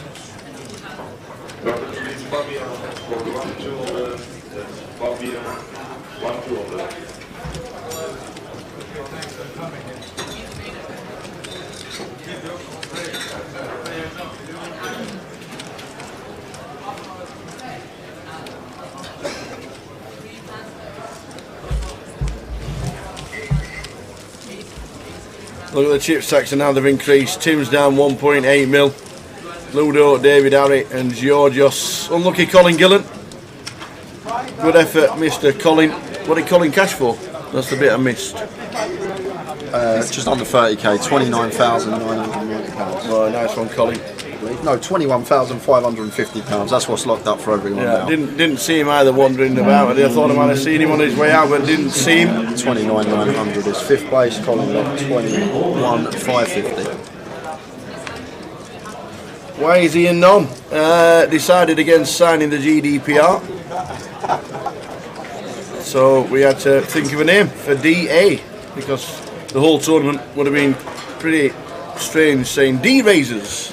Defaults. Span, Bousey, Swifty and Riggy still all in the bounty. As of 20 minutes ago. Wowzers. Well, Bousey is having another weekend. Another weekend. Bousey already cashed twice. Queen Jack of clubs for Georgios in the small blind, facing this button open from David Attenborough. He'll be continuing, probably just going to choose the flat tower, but he's actually going to shove here. Don't mind this at all, but Ludo's not short anymore, of course. Ludo's just double chips. Tim's now the short stack, so I don't actually mind the shove there from Georgios. I totally forgot about the most mental hand we probably all had had all weekend, that 10 on the river. But George has taken a nice shove spot there off of just over 20 bigs, facing the button open from the chip leader, knowing he's just going to get it through so often, and then the times we are called the Queen Jack. Not the worst of spots to be in. Yeah, Spander's still in the building. What a spot for Ludo. You missed the 10-9 beat 10-8 as well for Ludo. Got it in 10-9 beat 10-8 beat 10-9. Come 8 on the flop, 8 on the river. Got it in Jack 9 versus 8 Ace Jack. And then he split the pot, didn't he? I think it's the weird one about that is, I don't know whether you missed it or you saw it, is that because he only raised to 920, it left Ludo 70, but the graphics hadn't caught up, so the board was out. And Ludo said I'm all in when he hit the jack, and then David called because he had ace jack, so the cards were on the backs, but it was he left himself 70,000. The raise from David didn't mean that Ludo was all in. Oh, okay. He was still 70k short, which I think was the weird spot. Is if he's going to jam, why don't you put Ludo all in? Wow, we've got some action here, Tower. Ludo opening 10-7, the hearts under the gun. Haven't seen this for him so far on the final table because he has been short stacked, but now he can start opening up with the stack size he's got, and he's got a lovely flop for his hand here, flopping up and down, and a flush draw, and Harry with top pair and a gut shot himself here, so going to see some chips put in the middle. Ludo choosing continue small here from the looks of things, 80 into 400, works with the 20%.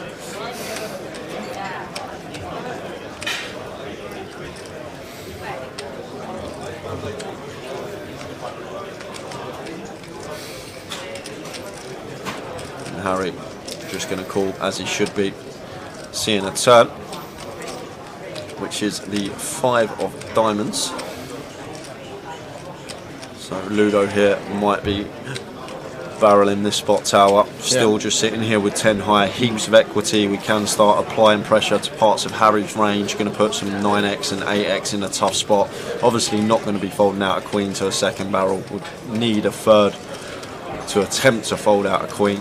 But double barrel here versus big blind calling range, like it. Fold out large proportion of Harry's range. Goes fairly small, 185. 185 into 560. So opting for third now, sizing up a little.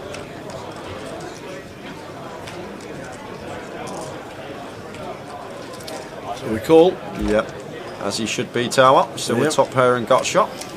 So all the hearts, sixes and jacks for Ludo. Obviously.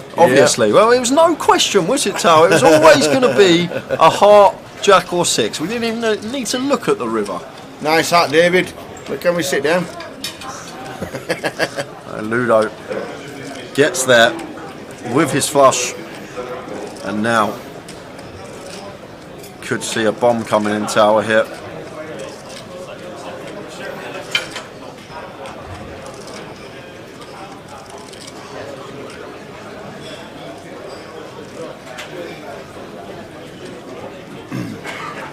Make it just over half pot. I think he's going to go big, Tower. Oh, there you go. Looks like 680, 2/3. 685. 685, 2/3. And now Harry, a real tough spot here with his Queen Jack. He's got a really nice one to call with, Tower. Really nice hand to bluff catch with. Removal to the Jack 10, removal to the flush, and he's made the call. Calls fairly quickly. That puts Ludo up to 4 million. Oh wow! Up to 4 million in chips. Ludo Gaelic. It's Ludo's world, and we're just living in it, says Gully. Absolutely. Wow.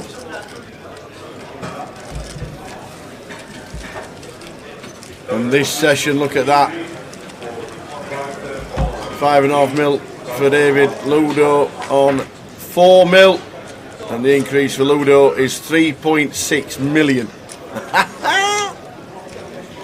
Oh my days. Yeah, Ludo had 6 bigs 20 minutes ago, says Sabria Bass. Yep.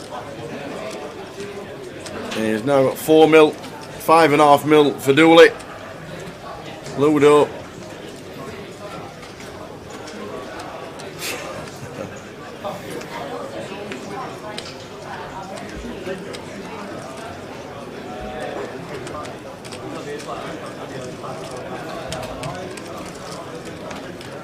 Did we give Ludo his shoes back? Or give them back with his trophy? Yeah, he got them. He's wearing them. He got them, and he's wearing them in London. We're not taking them back off him. He's not giving him as any kind of off out to downtown. I need my shoe swapping again. None of that malarkey, and he's got them on. Ha ha! Are you back 10:55?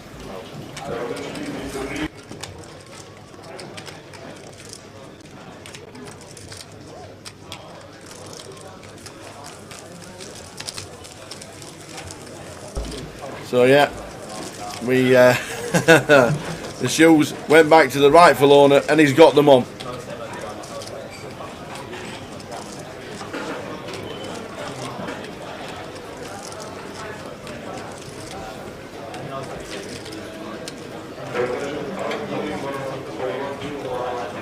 Scrolling across the bottom, 185,560. Somebody said earlier on, he said that's 6 months' rent for me.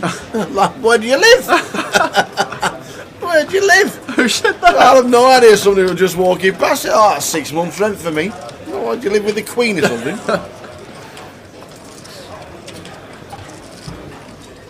Have you ever done that? Just gone on Rightmove and hit like Kensington or something No, like that? Have you ever no, done really? it like some of the gaffs tower? Honestly, Really? Yeah. Like, especially if like to rent and it's like £100 a month or something like that, like 25k a week. Talking of Kensington, we've not seen Victor this week. No, we haven't. We haven't seen Mr. Alukin. Senior or junior? He could be away. He could be, yeah, could be back home. Seen all the family.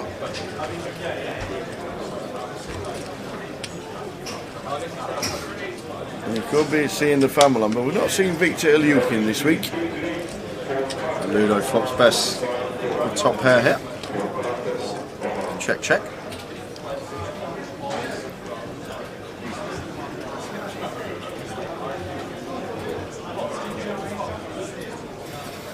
Pairs the board on the turn.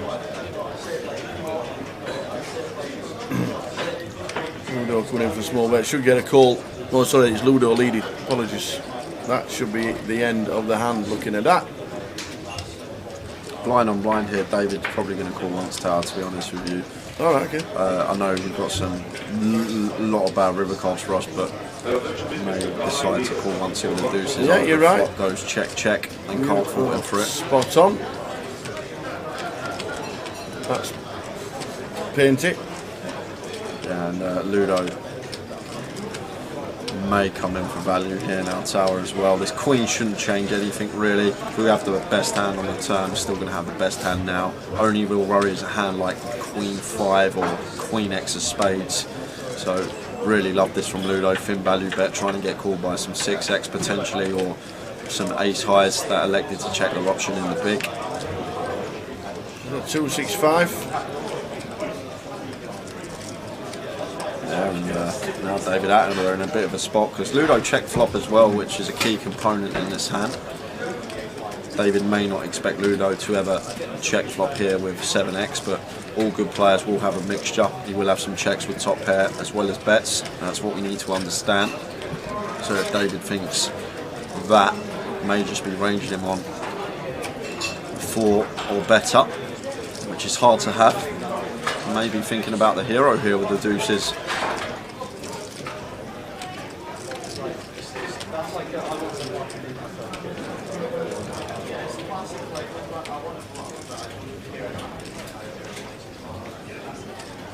No worries, Mozza. Says thanks for the free roll. Hope you enjoyed it.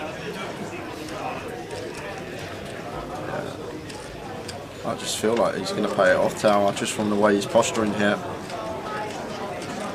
Especially Ludo. I think Ludo gets paid off in more spots than most. But to be honest, he's played the hand perfectly. This is the way that he's going to get the maximum, and looks like David Attenborough here with the ducks.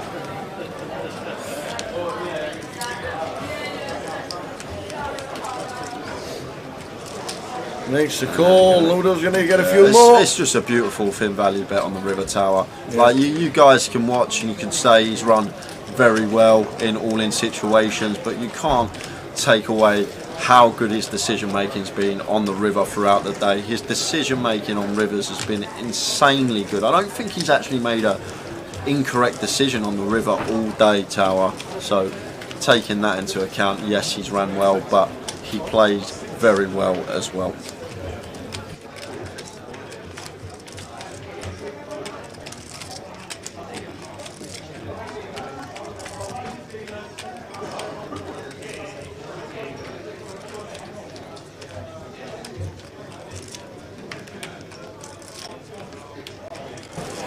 Good evening, Jason. Jason Shellham, hope you're well, young man. I'm sure we'll see you in Coventry for leg number 2.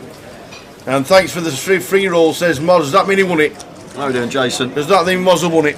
Maybe. Thanks for the free roll. He won't be saying thanks for the free roll if he come last, would he? If he had a bad beat on the bubble.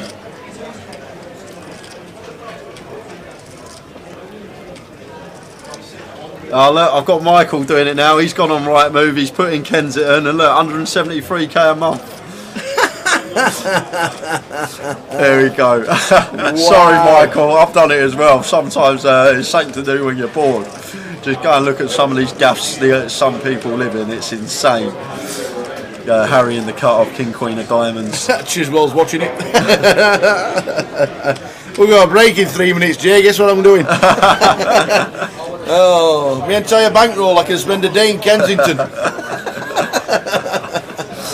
I can rent a gaff for a day in Kensington, that's my entire bankroll. So Harry just thinking whether he can shove this, and he puts in half his stack, so effectively shoving if he is met with some resistance. And he's going to be met with some resistance because Ludo's got the ace-king here. Oh my days. Oh my tower. Oh my days. How are we doing, Jakey? Just gets it in behind all day. I think this is a jam, isn't it? He's ran pretty well, he has. He's not going to jam tail. This is what he's going to do. He's going to make it so he's got Harry covered. So 1.355 minimum will be the raise size here from Ludo. So we can just get it in against Harry.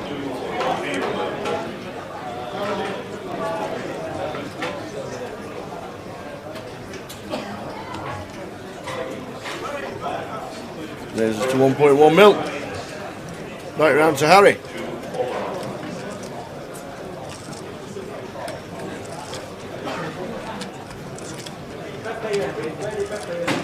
And is Harry putting in 40% of his stack to fold? I don't think so. Wow. There we go. Well, this could be it. This, yeah, well, not it, but Not it. Down to 4 players. I'll come to your question King, in a minute. Queen looks lovely as well. I will come to your question in a moment. King, Queen looks lovely. King, Queen, You know and what? diamonds. I'm going to chuck the comms cam on for the audience and the calls from now on. You what then? Faded us in. Does Harry get there and get himself a double up to 2.5 mil? Just because of what happened in the Jack hand. Yeah. Yeah. Do the diamonds get there? Yes. Oh! I thought he was straight on the flop, but it's not yet. Lots of outs now. Not yet. Queen or diamond is the requisite. So, straight in. By the looks of that, with Ludo's face. Raise the eyebrows from Ludo. I think. Why has Harry got an option?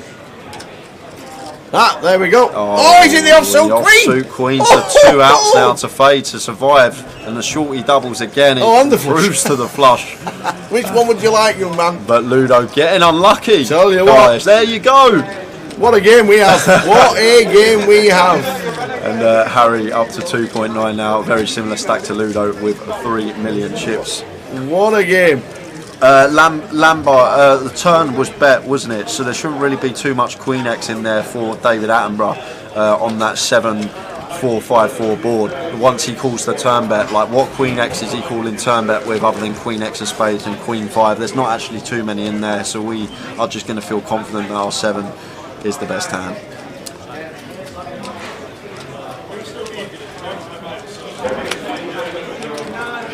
So dealer change for the last hand. KT's back.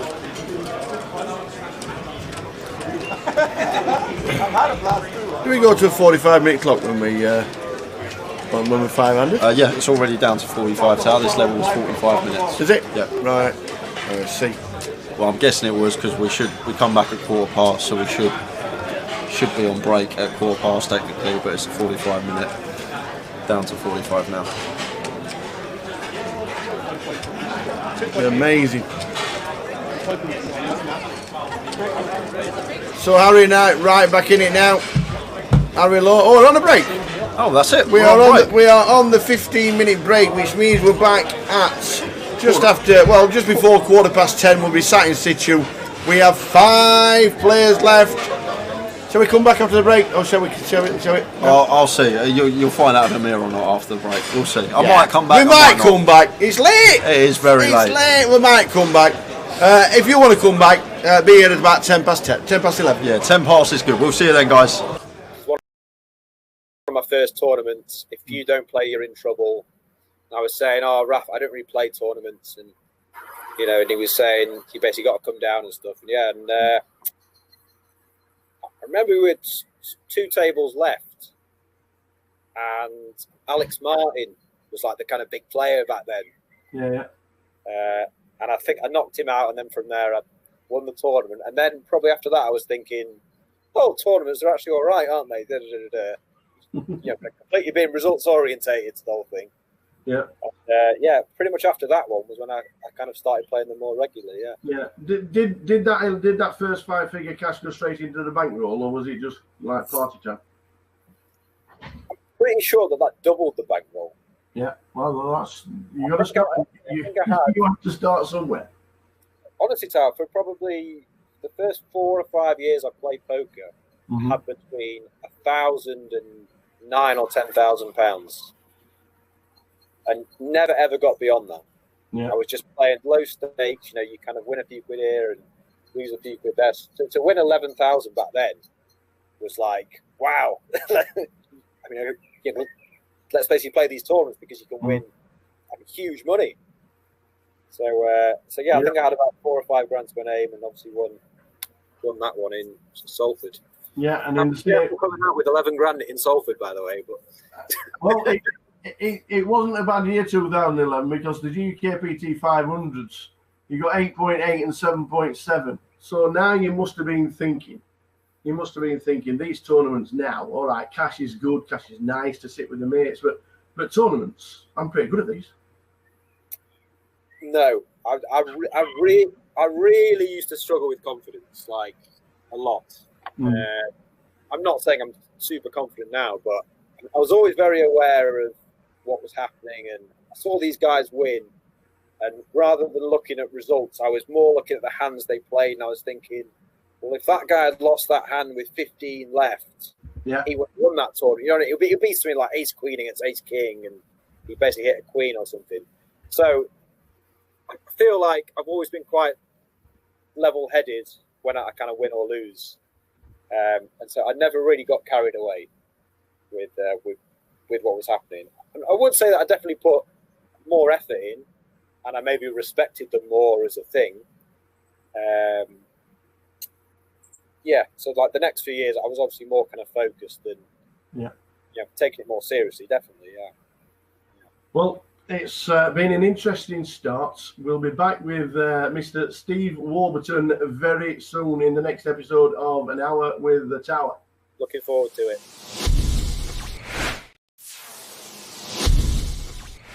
So back with An Hour with the Tower with the fabulous. Can I just lean forward and show everybody that lockdown's not been favourable for most? Mate, this is 4 months. 4 months of no haircut.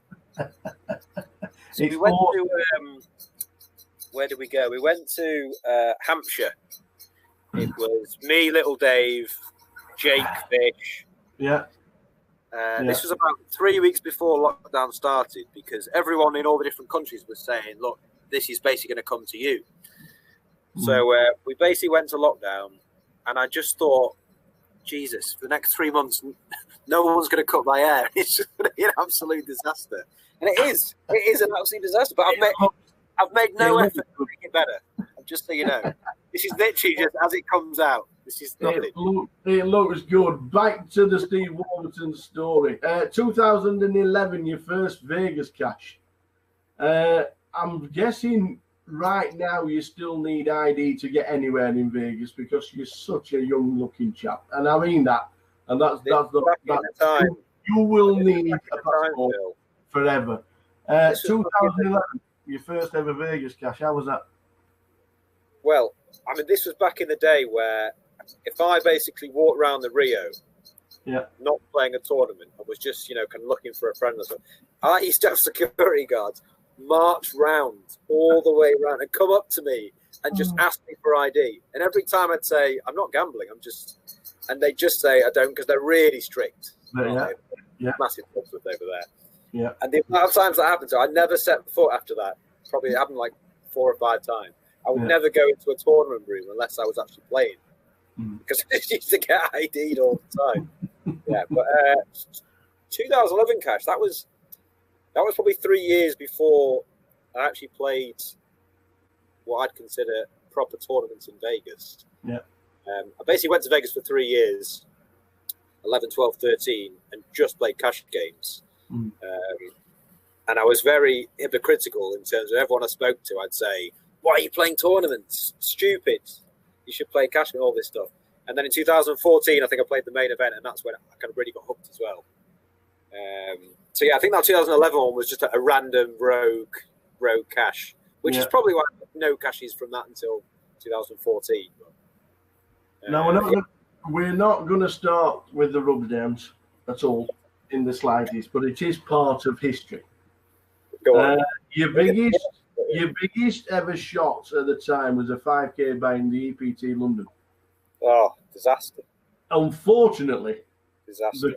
The crowd would have been cheering, roaring, and shouting and whooping because everybody's made the money. Because Steve Warburton became that unfortunate bubble boy. I've never ever been backed. I'm really proud that I've never kind of borrowed money. I've never been backed. But that was the first tournament that I sold action. I sold 50%, and it was I think it was my first 5K. And so, I mean, I'm really competitive anyway. But to let someone else down, that's just, I hate that. And so, I think when we were about 15 off the money, I basically made the mistake of messaging everyone that had backed me and said, I'm 15 off the money, I'm all right in chips. And then I kind of dwindled down, and on the bubble I had, you always remember the hands you lose, don't you? Of course, yeah. Ace King of Diamonds all in against aces on the bubble. Mm. And we basically got all in. I'm thinking, oh my God, how's he got aces? Yeah. And like the first 2 cards were diamonds as well. So I was like, well, I've basically got 4 cards. Because also this was back in the day when it was like 1 card, not just 3 cards straight out. Yeah, yeah. So I basically bubbled, and I was in the very far end table of the room. Oh, marvellous. This is a huge, huge room. And the second the river card comes down, this guy's on the mic saying, congratulations, you're all in the money. And people used to get a lot more excited back then as well. Yeah. I'm not joking, Tower. That was the longest walk of my life. Everyone was high-fiving. Congratulations, you've made the money. I had to shake 3 people's hands on the way out because they thought I'd made the money. So I was just going with it. I got all the way to the end of the room, and one of my pals, he told me that if you finish on the bubble, you get a free for next year. So I'm thinking, oh, great. Well, I marched all the way back, found the TD, and he said, oh, no, we stopped doing that last year.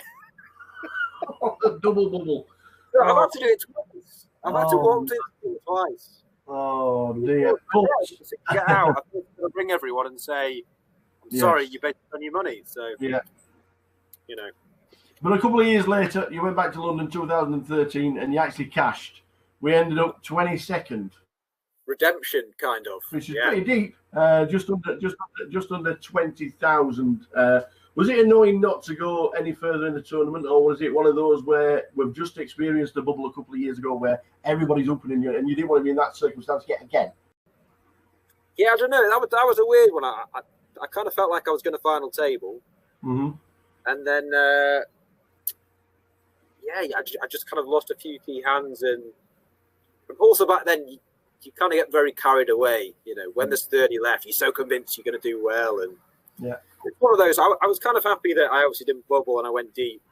But I was kind of disappointed to not final table. Well, you started travelling about a little bit, and then obviously the year after GUKPT Manchester, you ended up chopping it with Rhys Jones and Simon Dedman. That was a good one. That was a good one. 39,000 for finishing third. And I actually remember. So do I. You actually remember you said that you'd cry if you won it. Yeah. I remember I think you would have. I think you would have.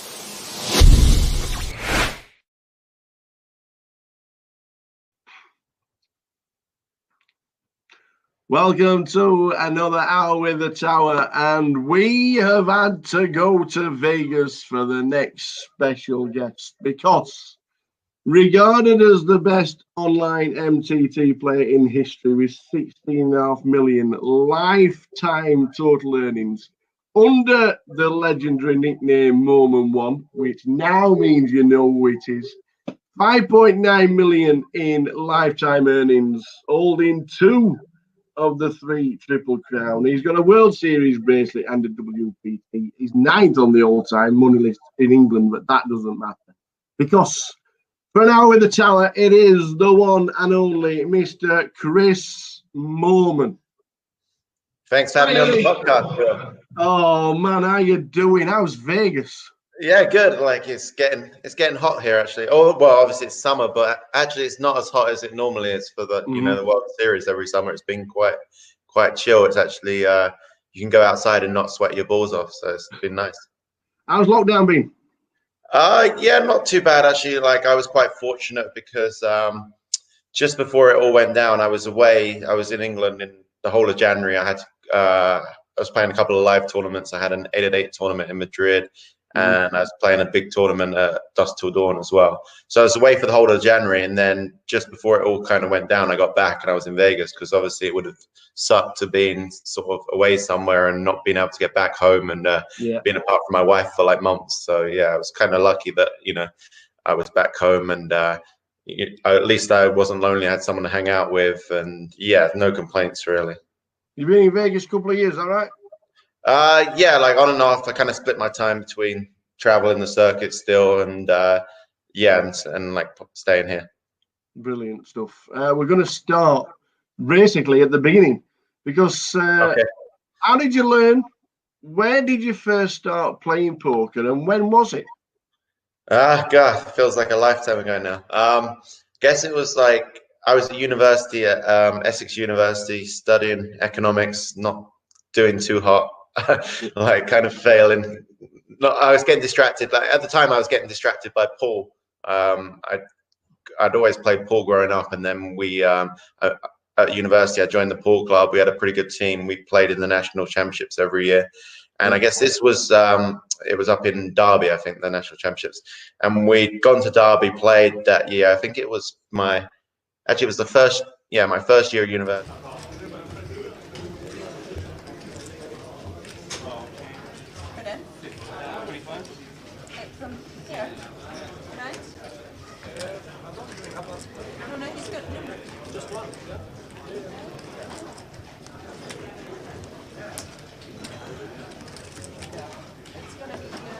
The draw main event players, please retake your seats. You have 1 minute remaining on your break.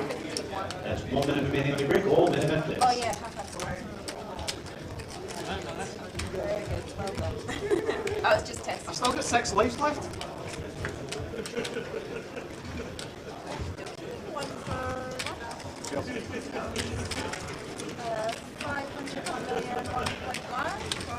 How many lives has everybody else got?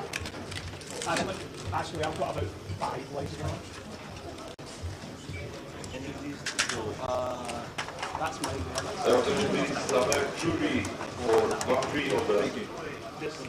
Yes, the previous one. Yeah. Average is 2.8. I'll come back.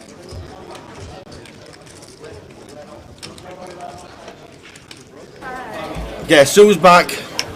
Back in town. We are back. Back in town. Yes, we are. I don't know the words. It's a 40-minute clock. Yep. And when it gets heads up, it's 30 minutes. Oh, nice. So there we go. Chip counts exactly underneath the players when they come around at the end. So this is the 50k, 100k level. Then it's 61.20, 81.60. So in 2 hours 40-minute time, there's going to be 70 big blinds in play. Love you all. Which means, Tower, thanks for sticking with us. We're going to be finishing around 2:30. Okay. In 2 hours 40 minutes time, there's going to be 70 bigs in play. That will bring us up to 2 in the morning. Yeah.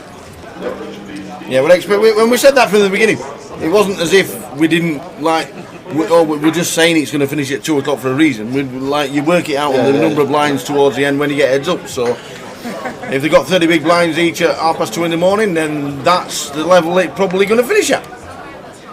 Let's do it. Blinds are 40-80, half an ante.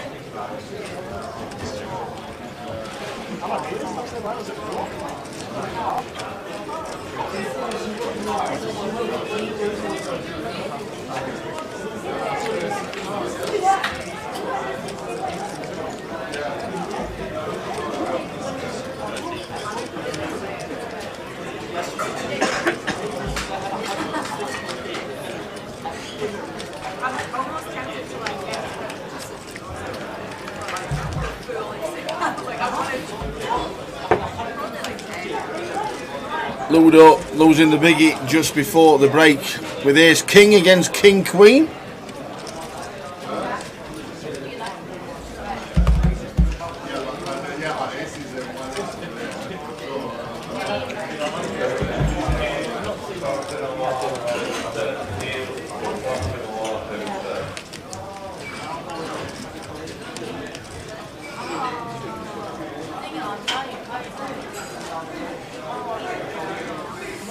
Pete Robbo, how are we doing? Evening, the boys. Hope things are well. Hope to see you at some live events moving forward. Think I'm moving back to Liverpool from the Isle of Man.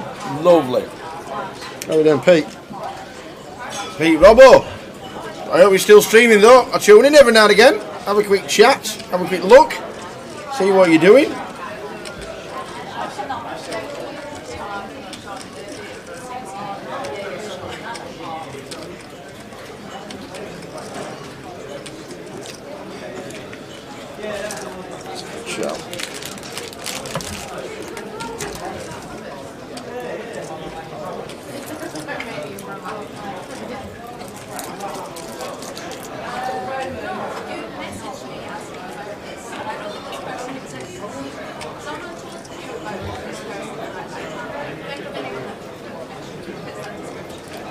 David Attenborough. 8-7 suited. Really nice one to open. Blinds haven't been changed, but this is the 50k, 100k level. So George is here shoving for 20 bigs over the open.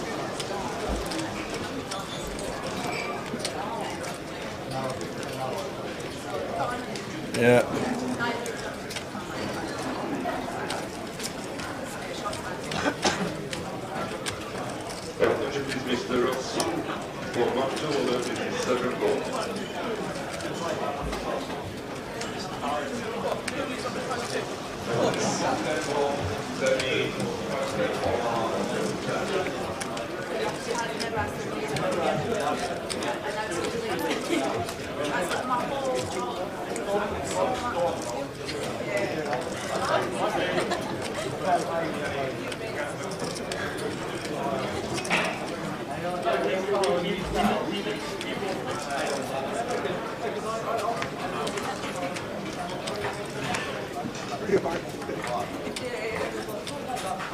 There they are, right on cue.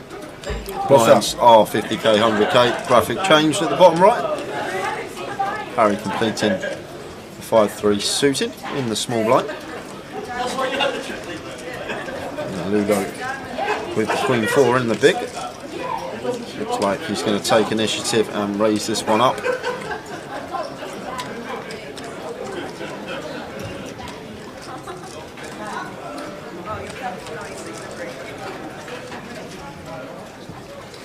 And Harry here now out of position, just under 3x raise from Ludo. Suited one gap up, but it is on the lower side. He thinks better of it, hits the muck. Ludo takes it with the Queen 4.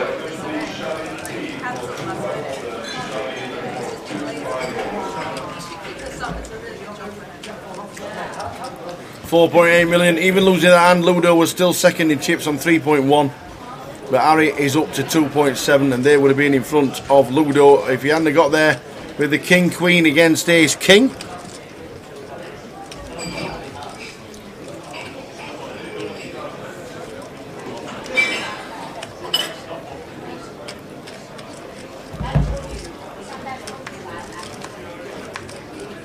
Ricky gonna have to open a third bottle of red to finish watching this. Hangover tomorrow.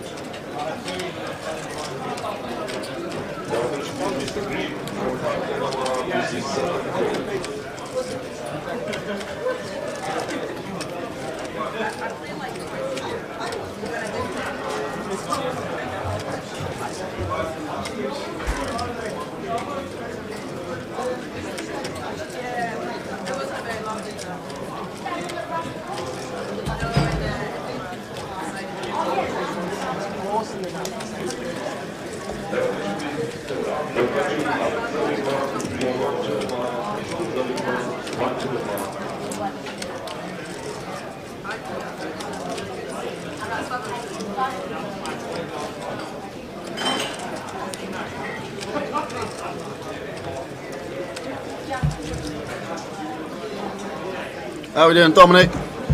Evening, Dom. Oh.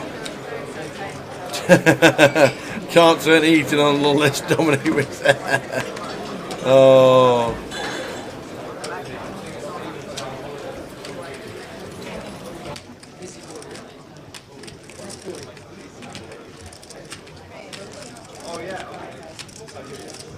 Ludo ace-5 suited on the button.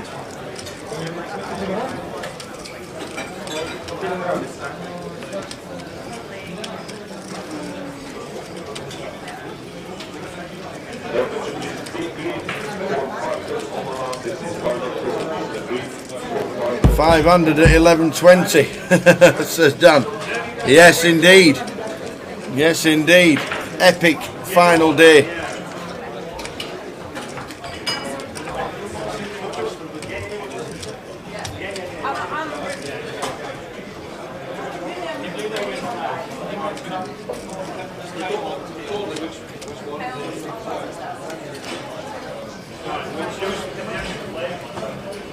Queen 10 6.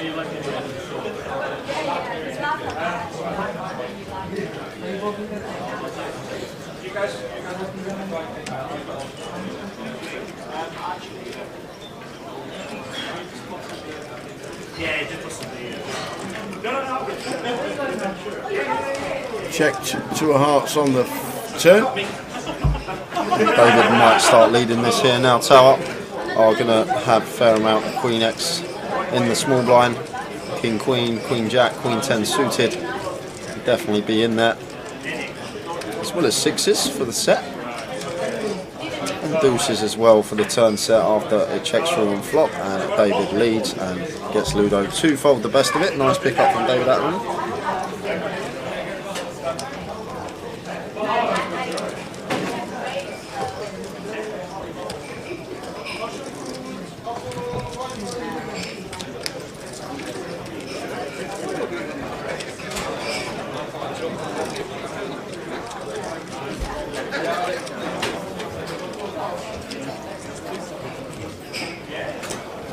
Next event for us, we are heading to Coventry. We'll show you the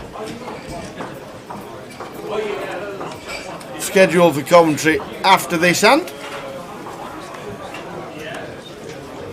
Another gun. This is hitting the muck for Harry.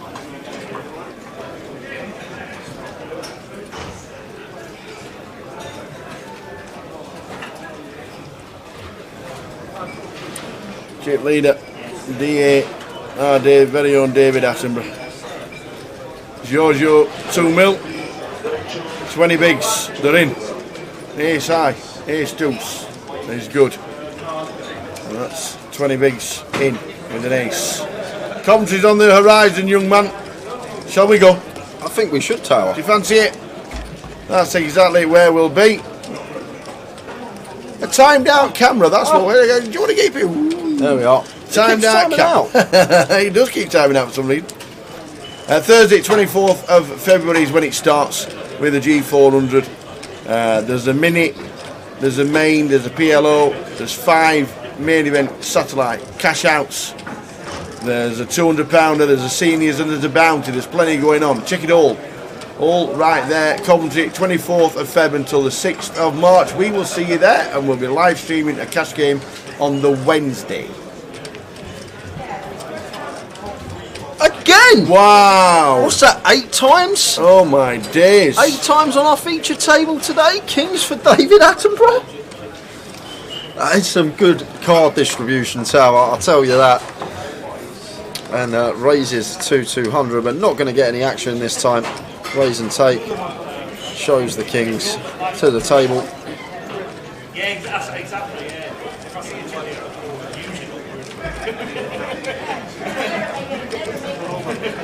Just for this exception.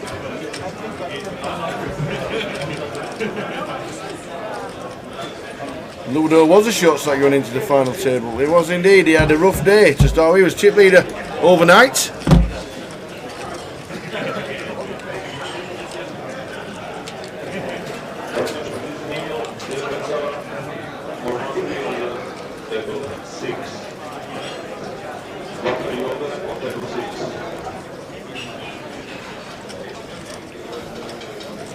King 10 this time. Under the gun.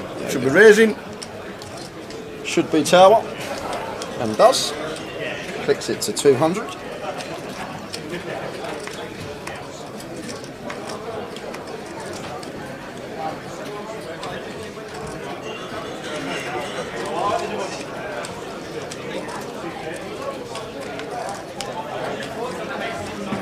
See a flop. What a flop for David. Queen 2-9. I guess he's still behind, but got more equity. Betting this one almost always, Tower, after getting this flop. Yeah. Flopping at gut shot and flush draw.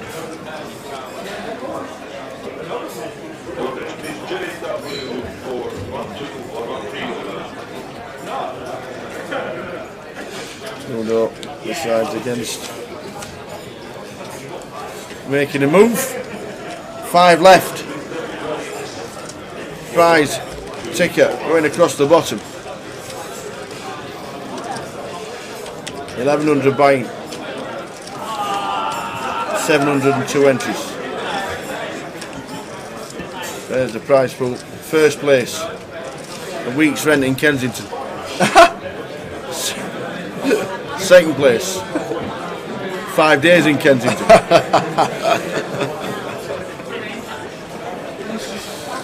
Fifth, we're locked up 29,900. Colin Gillen was 6th for 21.5. And 7th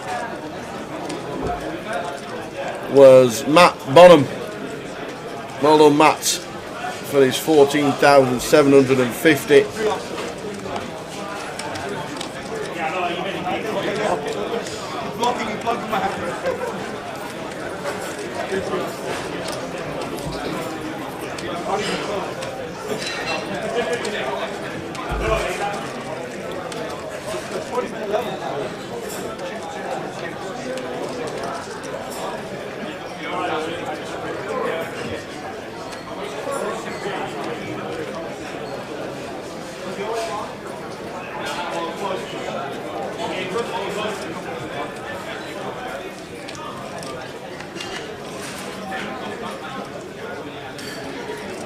Ludo ace-9 suited on the button, raises,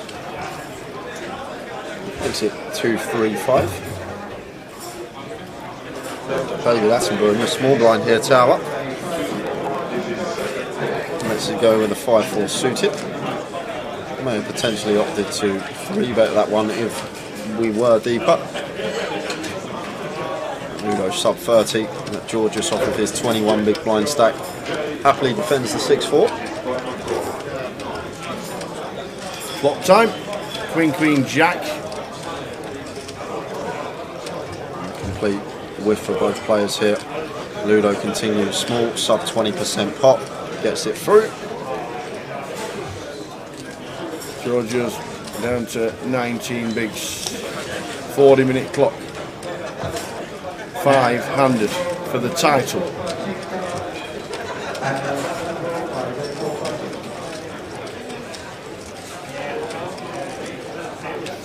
Harry Law trying to win another GUKPT.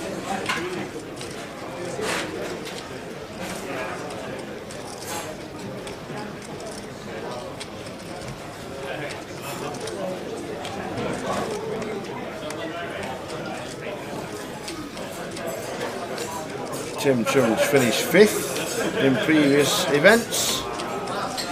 Ludo happy to open the A6 suited in the cut-off.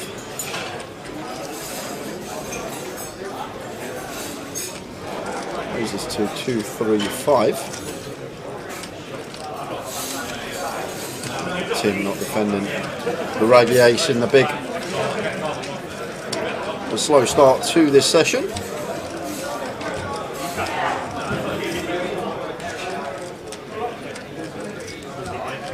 Three cashes for Ludo last year on the GUKPT circuit when we returned.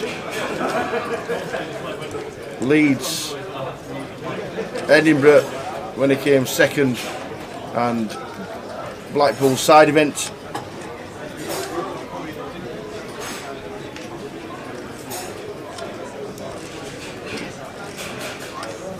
And David Attenborough should be opening this one in the cut-off.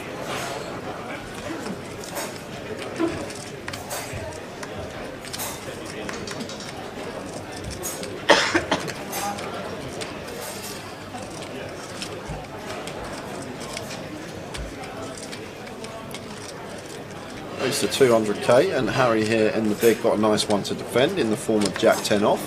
Flicks in the 100k more. Heads up to the flop.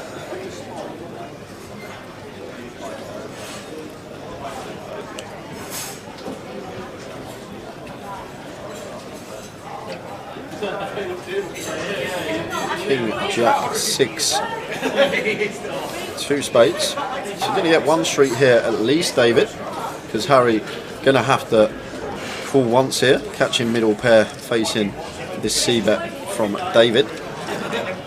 David going to be opening a hell of a lot of hands as the chip leader in the cut-off, and this is a board which he's just going to have higher frequency continues on, so have to call here as Harry and take some turns. 2 of clubs rolling off here.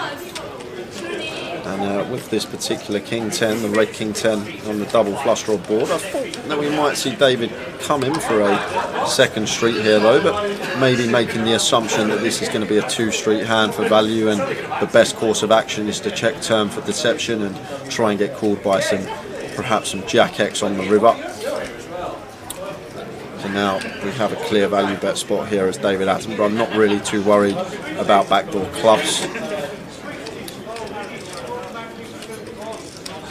I don't want to go too big here, Tower. I want to target that Jack X specifically, maybe some 6X in there, thinking that we can just have some air ball here, some random ace highs, Queen 10, these type of holdings.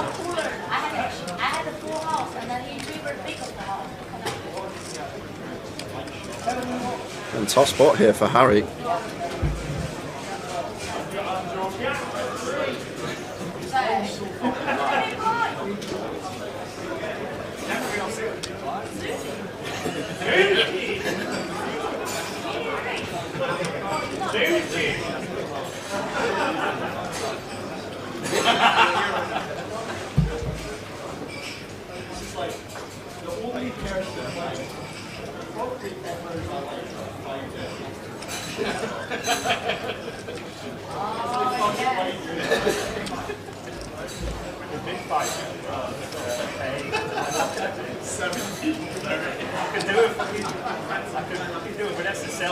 A really tough river spot here for Harry. Yeah, I just got the Jack. Yeah, he will understand that good players will have some check back in their range with a king here and can comfortably go for value on the river. And does get out of the way. Yeah, Gunnar Ash has just joined us. All right, Ash. David Attenborough. DA is GDPR from the end of last year, actually. He came to one of our feature tables during the 1K last year. DA is pretty hard to commentate on just D raises and D calls and D does this, so we opened it up to the chat box. And we came up, we wanted a name to put into the comms for the commentary lads. And DA with the initials, and David Attenborough was born. He went home and watched it. He came back and went, I can't believe you called me David Attenborough, but I love it. And now people actually see him coming into the club and call him David. So there's not a lot we can do when GDPR is not signed. So we just want to be able to do a bit of commentary, and we embraced it. And now we've got the new software where you're allowed a picture. PK decided, yeah, that'll do.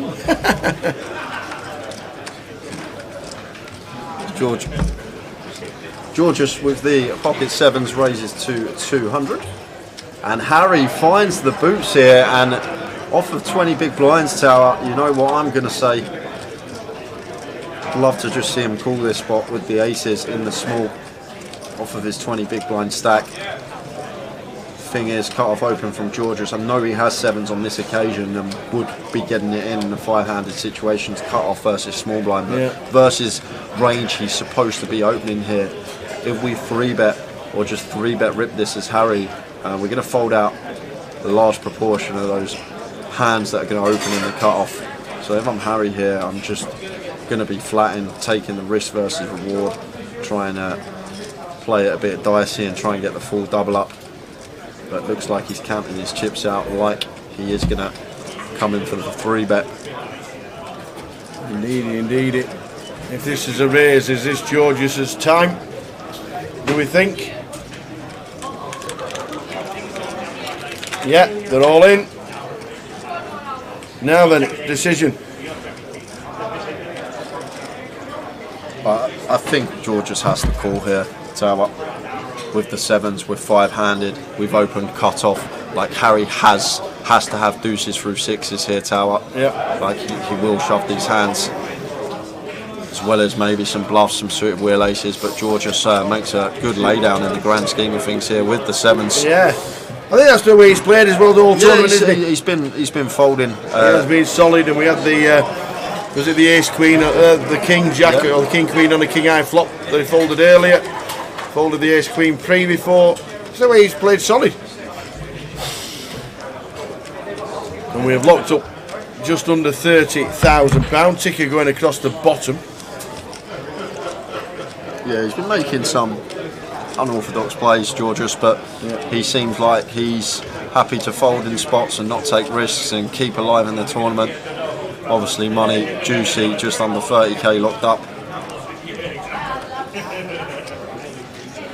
But 16 bigs, 5-handed, cut off versus small blind, 16 bigs effective, folding the 7s. Surprised to see, but was correct on that occasion because was up against the aces. What's that, Ludo's picture? Jack commented on that as well. Oh, I'm not having it. I'm not having it. David Attenborough. They're coming from his sleeves. Where's he getting these kings from, Tower? I'm not having it. They're coming from his sleeves, man. You can't man. get dealt kings 9 times on the featured table on a day 3. It's not allowed. I'm not having it. The person stood there looks like Ludo. It's like Ludo stood on the rail. Big 4XO here from David Attenborough. Surprised to see this Tower. Yeah, that's big. Bit on the large size here, blind on blind with position. Yeah. I'm not getting any action with that out of the way.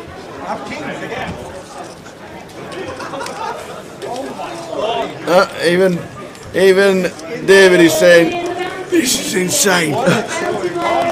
The lesser spotted. David. The lesser spotted David. He's got the kings again. I've had kings like 13 times. Every time I do a king, I'm like, alright, it's probably a king. Dude, that's what I was saying. You're the king, that's what I was saying. When he folded the jack, the king. Dude, I can't believe it.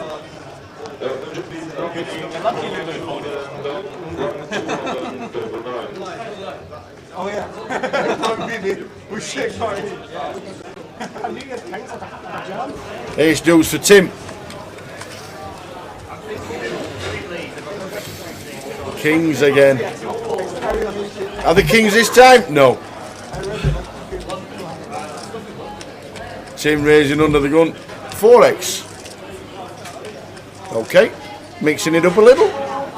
Well, no, he's not. He's effective shoving Tower. He's got 11 big blinds, so he's putting in 40% of his stack. That's all that is there from Tim. Just an effective shove. Up to 13 bigs. How are we doing, Semtex? Great work as always on the comms, guys. Thank you very much. Hey, Squidra. The DA is a GDPR that we can't use his real name, and we can't use D or an A to say he's raising, calling, playing a hand. So we made up a name to the chat box, and David Attenborough was formed. We can't really do a comms. He loves it as well. He does. He comes to us. He's embraced it. He comes to us. He has a laugh and joke about it. We see him after the games on a nightly basis. So yeah, he loves it. Who else did we get? Rankin Roger or whatever it was. Grizzly Adams. Yeah, we've had all sorts. Roy Cropper. Roy Cropper. That was a good one, wasn't it? Sooty. Yeah. We had Sooty in the changed his name instantly. Yeah.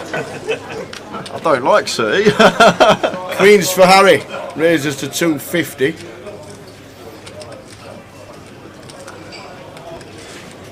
Who's the one that was going to get the t-shirts made with the name we made up of him? Wreck-It Ralph. Oh yeah, Wreck-It Ralph. Yeah, Wreck-It Ralph. Where is Wreck-It Ralph? We haven't seen him this event. He's usually always at the Vic. Yeah. GDPR is a form that you sign at the beginning of the tournament so we can just use your name on the live stream. I still don't personally think, because the live stream is an integral part of the poker, that we can't use his name, but it's just one of those rules.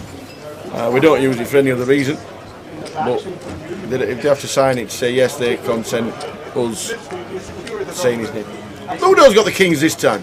They're moving around the table.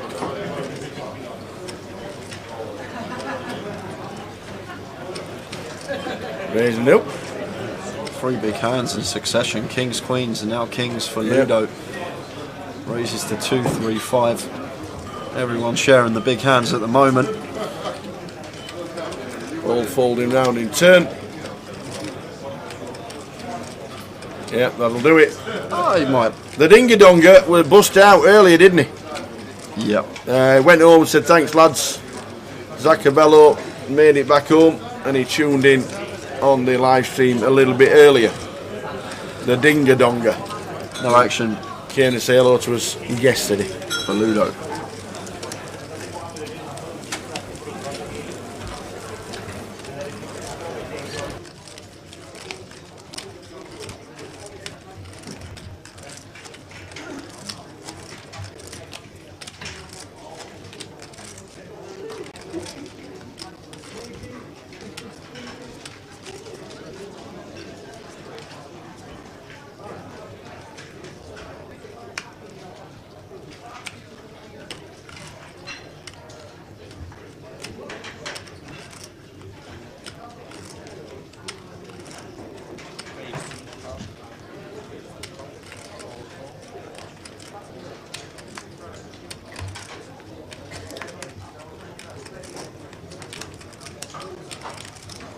There's 200 with a Jack 10 with 5.6 mil. Ludo happy to flick in a big blind more with the 6-5 off and take a flop. And flops best on the Queen 5 deuce 2 spade board.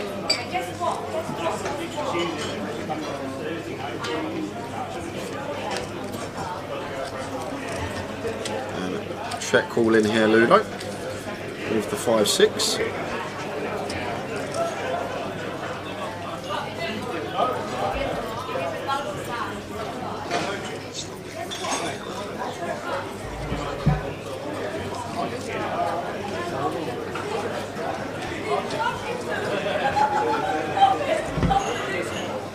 Looks like Ludo going to take the aggressive route here. We've got some plausible backdoors with our middle pair, so opt into check raise here on the Queen 5 deuce. And back over to David Attenborough, who's got no option but to let this one go.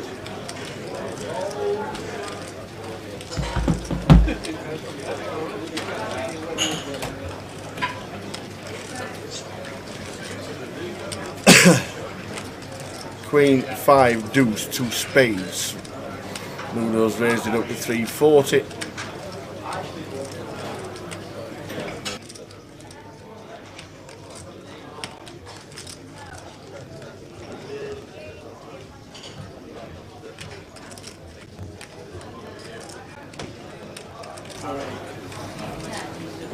Yeah, there's quite a few people stayed to play the bounty and the seniors. I think they're both on the final table now, aren't they?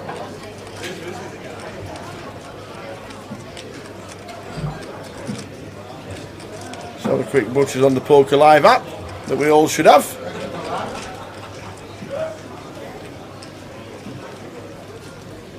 Beverages? Yeah, do you know what?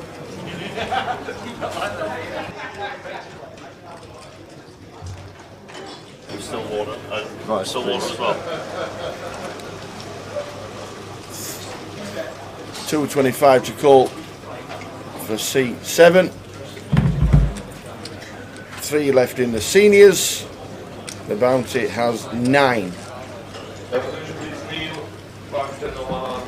Wow, and Dave Attenborough 3-betting the Jack 10. Just finds it, Tower. Haven't seen much of that from him, but timed that one to perfection because got Ludo off of the middle pair. And David with a nice little play there. Up to 6.4 million. Increases his chip lead.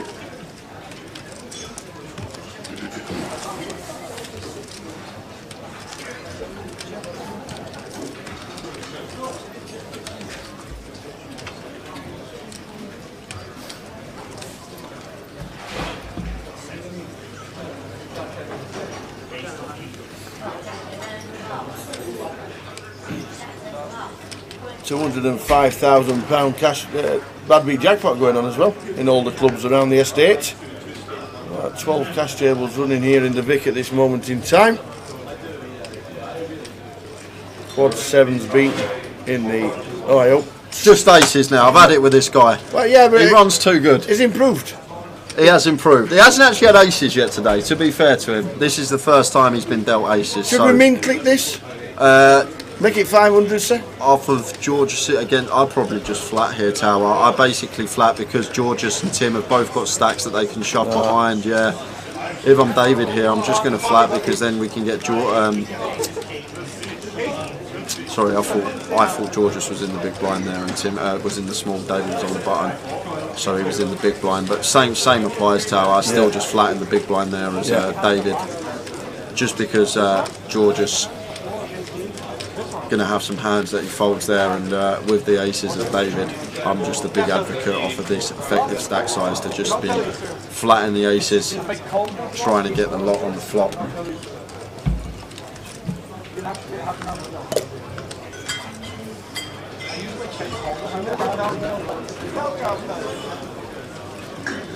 So kings 9 times, aces once. But then he does 3-bet the jack high against Ludo and get it to work as well. So got the moves as well. Had some very nice distribution of cards today, but has made some decent plays as well. So credit where it's due to David. That's Harry in the cutoff with the ace jack here. 24 bigs. Should just be ripping this one here, Tower, I think, because Tim's effectively all in here for his 11 bigs. Our hand just crushes that range of Tim.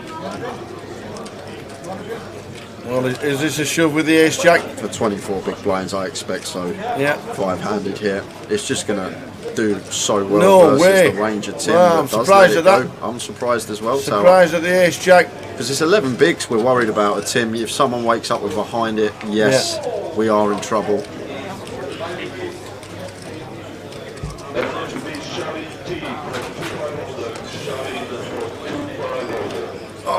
It's a strange one. I literally have no comment. I just think we've got to get it in there as Harry.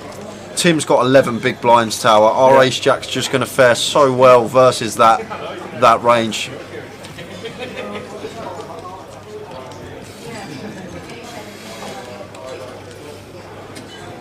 And the Queen 10 of David Attenborough gets out of the way because it's effective all in from Tim, putting in 40% of his stack. But the Georgius here. Yeah, he's not calling. Not ever. Not ever calling with ace. Right, ace 10, ace jack. Maybe thinking about it a little bit more, but folds the ace 4. I'm not sure about that one, Tower. No. I think we should.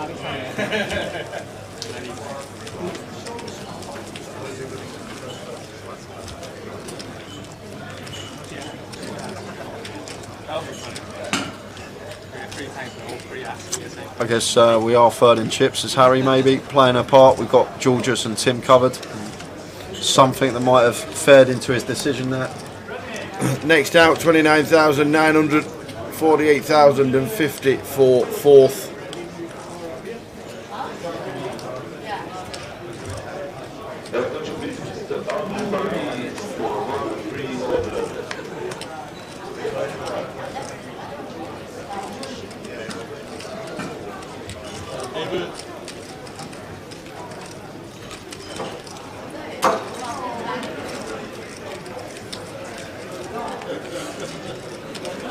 David now with 10s, getting all the big pairs. Yeah.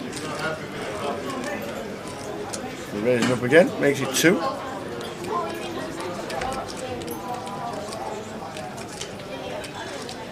And Tim here, 4-3 of clubs, suited connector in the big blind, getting 4-1 on a call, chooses not to.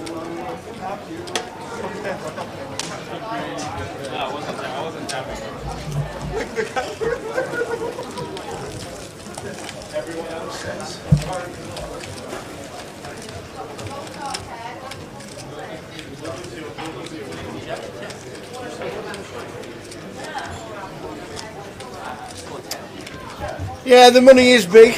Absolutely, it's certainly in the minds of players, that is for sure. We all know that. We are the biggest GUKPT number runner-wise ever. 702. 702, the number of runners. So yes, when you look at the prize pool and what's next and what's out for fourth, It will play on your mind. So Georgia's 11 bigs, A6 on the button, in they go. Going to get this one through. Yes, indeed. No deals, Ash. No deals at all.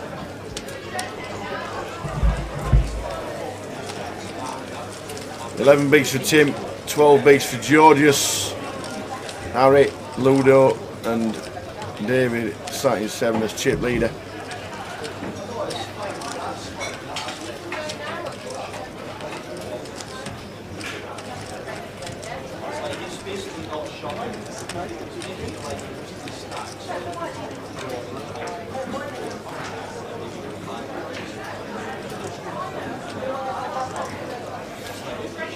Jack 10 of diamonds under the gun. Raising it up to 2. Getting some really nice hands, David here, 5-handed.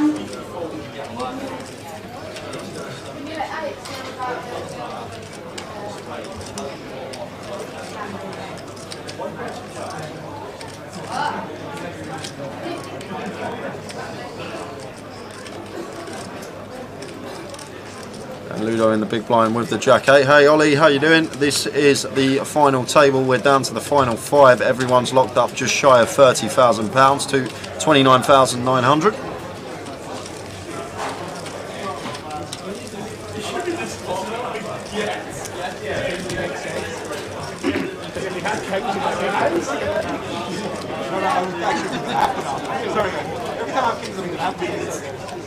Get the hand.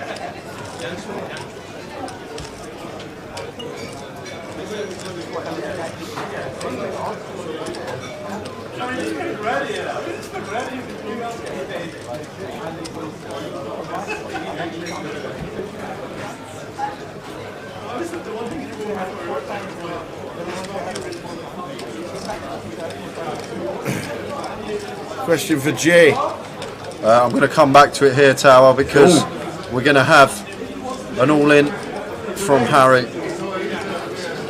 We are indeed. He has to take this one. I know he folded the ace. He might not even move all in, Tower. He might make it 1.1, like to cover Tim here. But he has to continue here, Harry.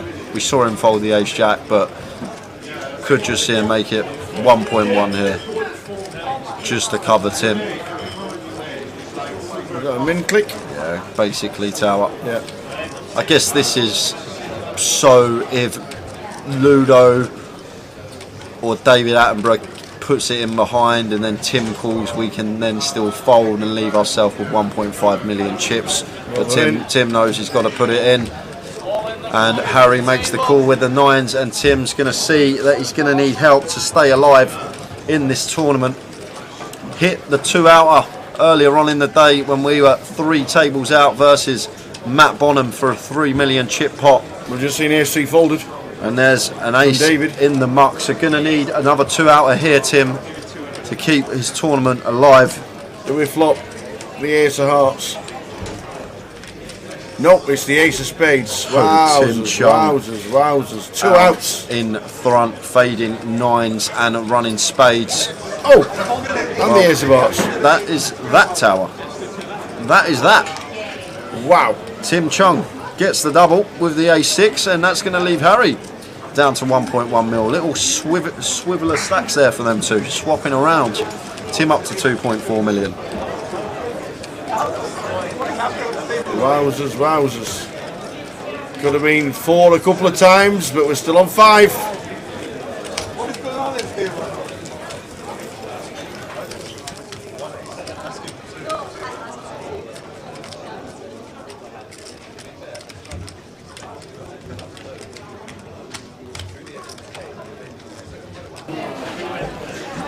It shows, doesn't it? Yeah. Ace 6 against the 9s, ace folded. You've only got 2 outs to it. Yeah, Ludo won't do no deal. Tim Chung won't do no deal, I don't think. And apparently Harry's a high stakes reg in Macau. So is he? That's what someone said in the chat, apparently. So I'm going to take their word for it. Apparently he plays over, or did play over in Macau. Might be back in London now. But champion in Leeds 8 years ago. Harry. Can't believe it's 8 years since he won GUKPT Leeds. Feels like a couple of years ago.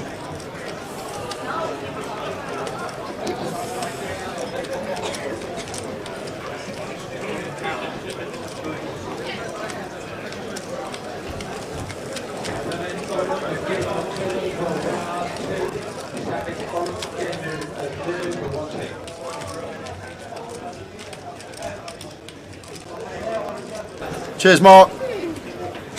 Hey, Goffy88 watching on Twitch.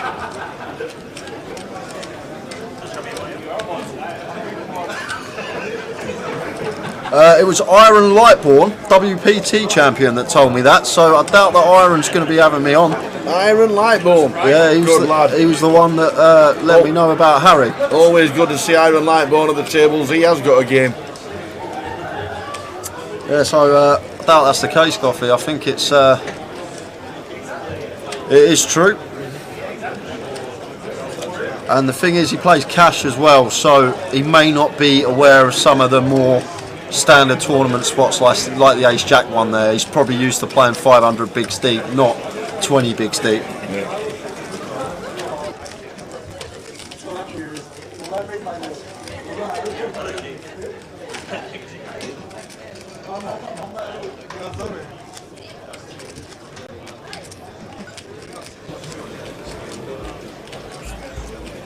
So when we started the final table of 9 at 6:45, the first player was eliminated, Laurent Bocci. Al Farouk Obi was next out for 12,500. Matt Bonham then in 7th for 14,750. And Colin Gillen in 6th for 21,550. There are the eliminations, which means we're still on 5. Blinds are up 60-120.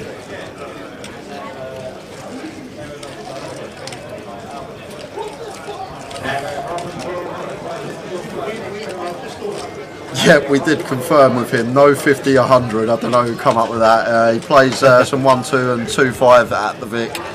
Georgia's played some cash at the Hippodrome as well. I think 2-5 is his usual game.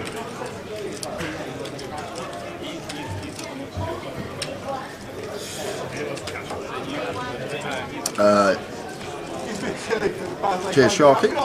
Answering Goffy's question in the chat. Been a weird period. We talked about comparative era.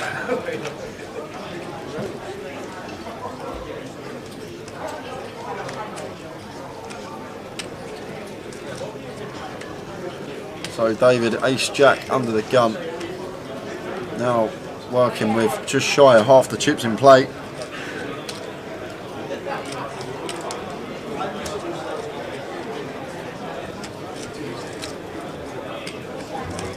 Cheers, Tony. I know it's getting late. A few of you off to bed. You got work tomorrow. Thanks for staying tuned for this long. Thank you very much. If you wake up in the middle of the night, flick us on. We'd probably still be here.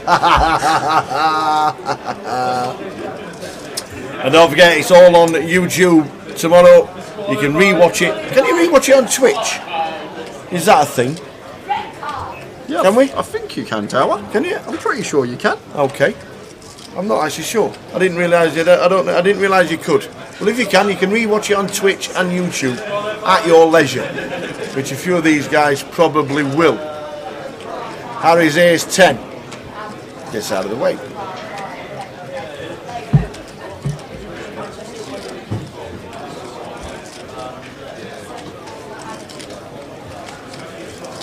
$50 pawn move. How often do you have to? How old do you be to play the seniors? Can't even get my words out. It's been so long. How old do you have to be to play in the seniors? 50 plus. And Char, yes, we will be playing this down to a conclusion. It would be great if you can stay with us throughout, but we do understand that people are going to have work tomorrow as it is a Monday.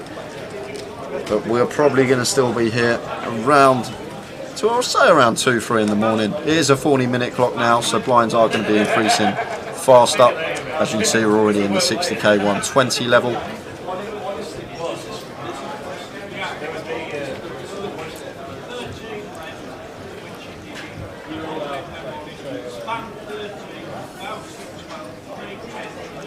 King Jack for Ludo in the small blind, happy to complete for 60k more. And Mr. Attenborough should just shove this one here, Tower, because Ludo has to call off pretty tight with the two short stacks of, well, Tim doubled up with the short stack of Harry there. Wow, how's David not shoved this, Tower? Ludo just folds so many hands in this particular spot, and we've got great removal with our blockers with the King-Queen, as David chose to just check his option in the big blind. And then the 3 of clubs on the turn.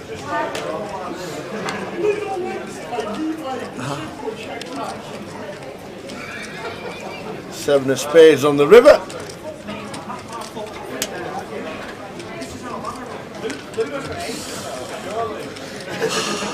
Hi Carl, good evening.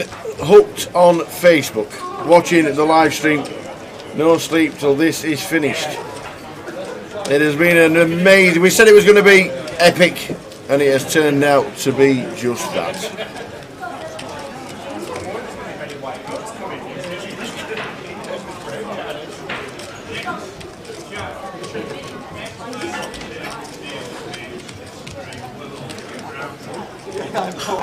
Has to jam that spot, Tower. Yeah. Has to, literally has to. We've got King-Queen, Ludo's limped in the small blind, someone's sitting with 9 big blinds, we've got great removal, Ludo has to call off so tight, we're just going to print money, shoving the King-Queen there.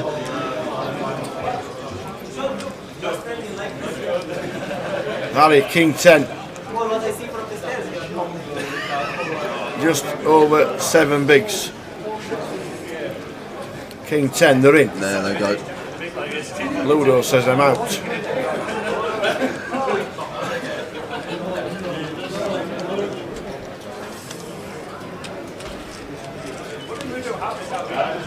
Georgius cannot do anything with the old 5-3. Man, why would he jam? What if he has aces? Well, he's a 1 in 220 to 1 shot to have aces there, so I like my chances that he hasn't got them. And then Ludo has to call off tighter than usual because of the stacks of Harry and Georgius. You've got 2 sub-big blind stacks sitting there, and Ludo should know that he has to call off a really tight range there because of that. And then the third reason, we have King-Queen, which is great removal to the hands that Ludo can call off with, the kings, the queens, the ace-king, these type of holdings. We've reduced the combinations of those holding the King-Queen in our hand. All those reasons means that we want to be shoving that hand. It's going to be a print shove for us. We're going to make money moving in with the King-Queen over the long run, but David Attenborough just didn't take it, which was surprising. Watching Rhapsody Fishing, watching in the United States of America as Harry moves. Oh, it's not, it's Georgius. Whew. Georgius moves only.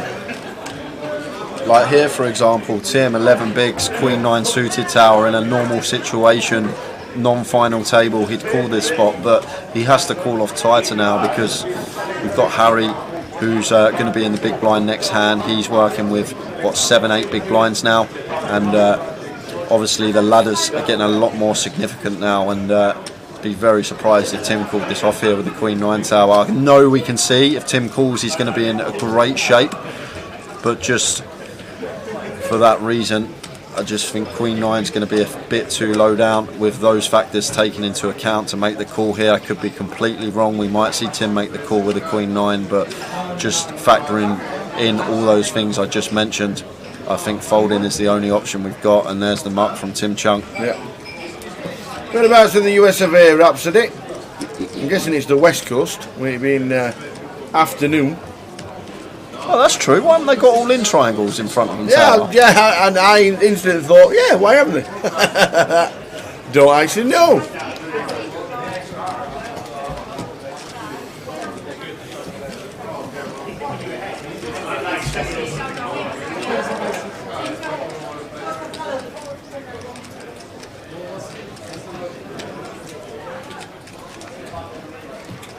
Oh, just north of Seattle, the cold and wet bit.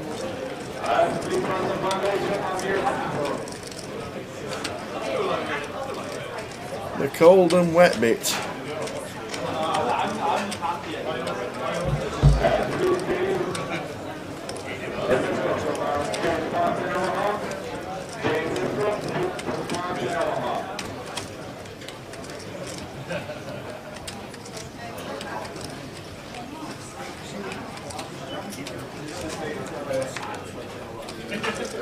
Say what? What? That can't be right. Oh, thank God for that. I thought Georgius had just stuck it in with the Montana banana. I honestly thought he'd just stuck it in with a 9 deuce. Why not? But it's a graphic error. Woo!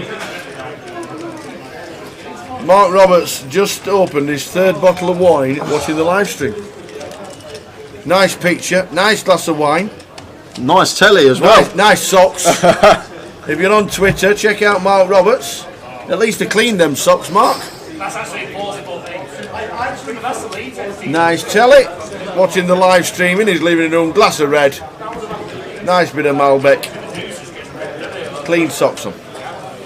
And if you zoom in, you can see he's playing on the Grosvenor client as well. Good luck. Good lad. I'm guessing the free roll's finished.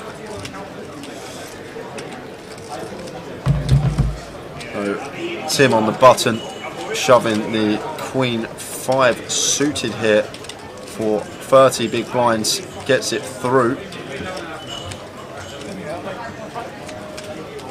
Cheers, Ricky. Thanks for tuning in. Get some good night's sleep, mate. Like I say, if you wake up in the night, we might still be on. Flickers on, you never know. Absolutely.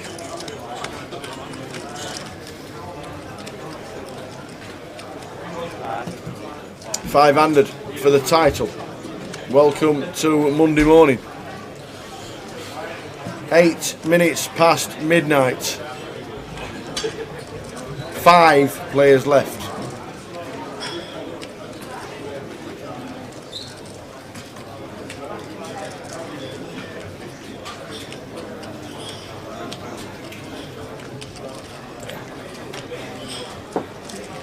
Blind on blind, Ludo with the Queen 9 in the small. Completes.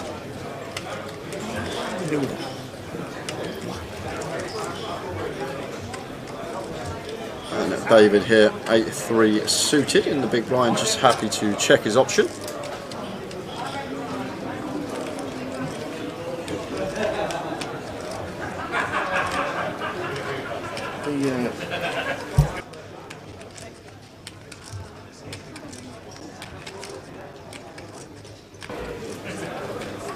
King 8-5, flop is checked through, 9 of clubs on the turn. Puts Ludo out in front here. Going to feel fairly confident he has the best hand once flop goes check, check.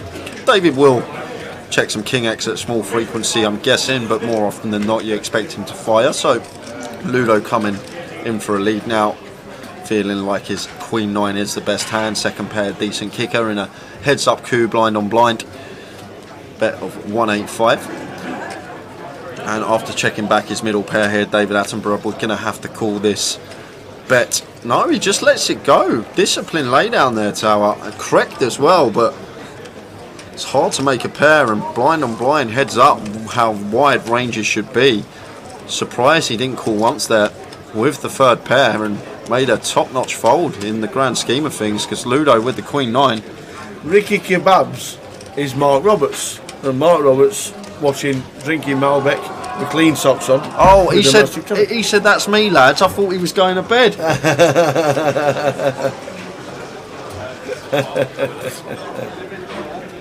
Oh. Cheers, Kyle. Nice one, Kyle. Throwing in the towel, lads. Hopefully it doesn't keep you up much longer. 2 more hours, we reckon. Yeah, and the rest.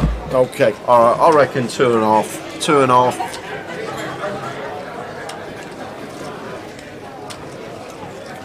Tim raises to 240 with the King 3 suited under the gun.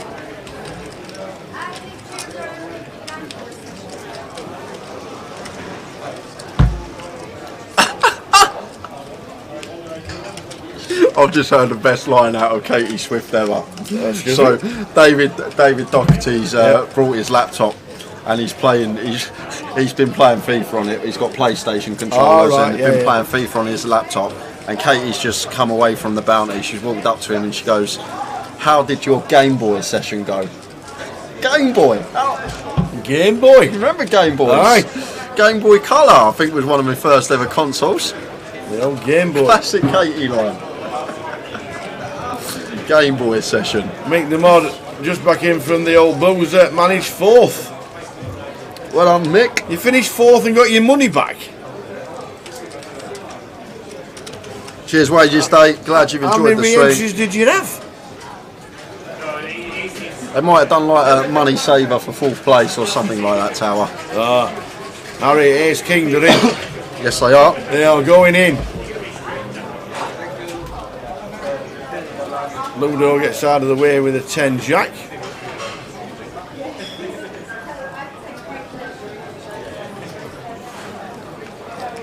And Tim Snap Tim calls. snaps. Is that 9s, 10s, Kings. Wow. Oh, this is a setup. Set up. Wow, 5-handed. Set up. 5-handed. You've got 7 big blinds. You find Ace King. You're doing cartwheels. You're doing handstands in your head, and somehow you're drawing to 3 outs. Yeah. And this is huge for Tim because this will put him with Ludo and David with chunks. So just an ace to fade for Tim Chung, and we're going to lose one.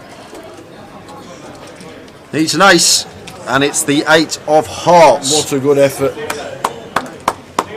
What a good effort from Harry. Ace King pumps everybody. And Tim, just like that, second in chips. Yeah, lose Harry Law in 5th place, £29,900. And that leaves us with the final 4. Everyone's now locked up £48,050. Next ladder is 28k, Tower. Wow. Huge. And now 48,000 used to be a winning check. Yeah, and now a lot of the play should revolve around Georgius busting, because Georgius is 10 big blinds, sub 10 bigs. Yeah. And it's as I said, it's just a humongous pay jump, Tower. And now with him so short, a lot of the play should revolve around him getting his chips in and seeing whether he doubles or busts.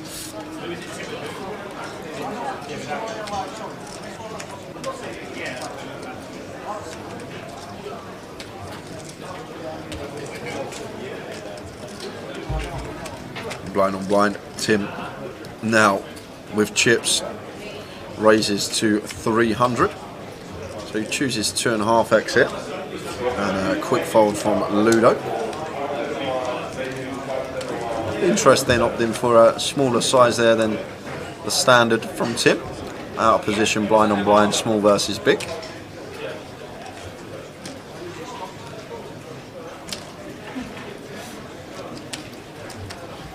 Four left. 4 left.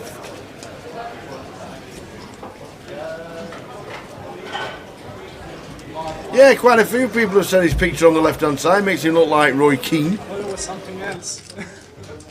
I thought it was something else. Queen 6, definitely Queen 6. I thought it was 9s, but it was 9 and 0. Nothing, I was just saying it. I didn't know if it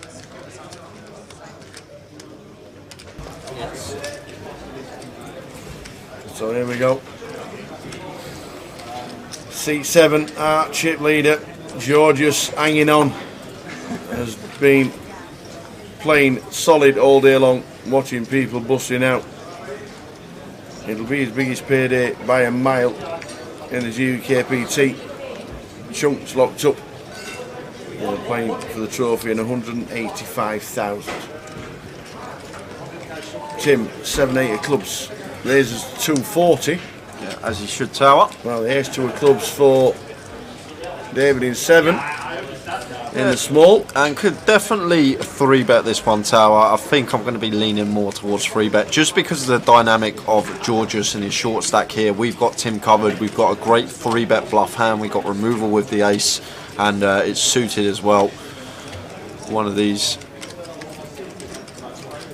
And it's like he's heard me, because here comes the 3-bet and chips. Love this from David.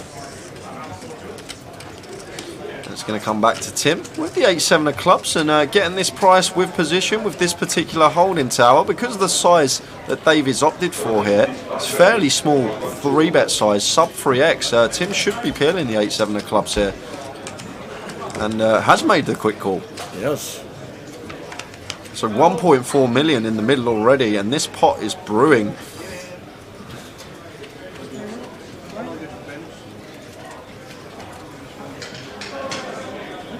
We have a flop.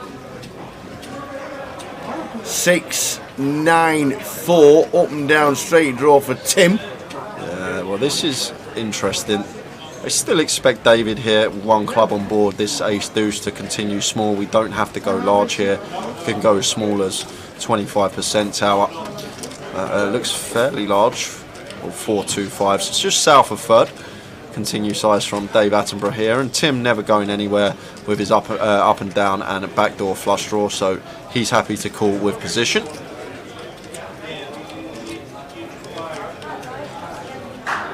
Queen of diamonds on the turn. So now this is where the decision's going to occur for us as David, whether to double barrel this spot or check. And with this particular hole in tower, I might just be waving the white flag. Yes, we can apply maximum pressure to Tim, but it's a spot where it's going to get dicey if Tim calls again with us, because what's our play on the river? Like, I love how he's played it pre, I love the free bet, I love the continue size on the flop, and now checks it over to Tim, who looks like he is going to fire here with the 7-8 of clubs, and now should just be getting out of the way here, David, after a bit of heat from Tim, although Tim has sized fairly small here, just smaller than quarter pot. And David's not insta-folded. Has he got other ideas, Tower? What's David up to here? He's been acting fairly promptly with his decisions, so I'm guessing he's continuing in this hand, and he's asked Tim what he's got back. Obviously he can apply the pressure because of the 7 big blind stack, 6 big blind stack of Georgius, and we're on a ladder of nearly 30k. Is that what he's thinking? Maybe so. Oh, if he rips this tower, it is insane, but it's going to work. Oh, I thought it was coming in. Oh, he's counting the chips. He's counting the 100k chips, don't forget. Oh, if he finds this tower, this is insane. The double. Oh, I don't know. Maybe he's had second thoughts, he grabbed the chips, but he's been acting fairly promptly, David, so the fact that he's taken this long, I've got a feeling he's going to be continuing this hand, and we can't continue with a call out of position. If we want to continue, the only way is going to be a raise. It's crazy, Tower, but it will work on this occasion. He'd be a madman to raise this spot, but maybe he's just got some sort of feel on Tim Chung and thinks that Tim's weak in this particular scenario. But Tim's not one to give much off, and he goes back to the blue chips. They're 100k a piece. No.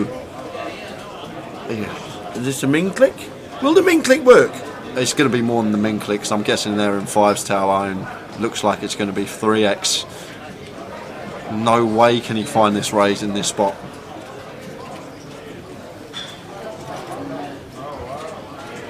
He hasn't insta-folded. That's the thing.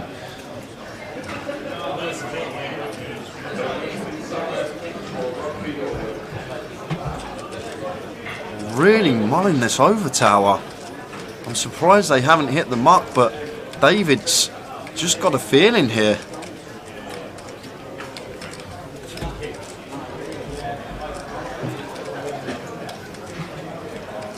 Wow, he finds it! He finds the check raise on the turn with the ace deuce of clubs for 1.4 million. That is crazy, Tower. But what timing, because Tim, with just 8 high, is up and down, but David Attenborough.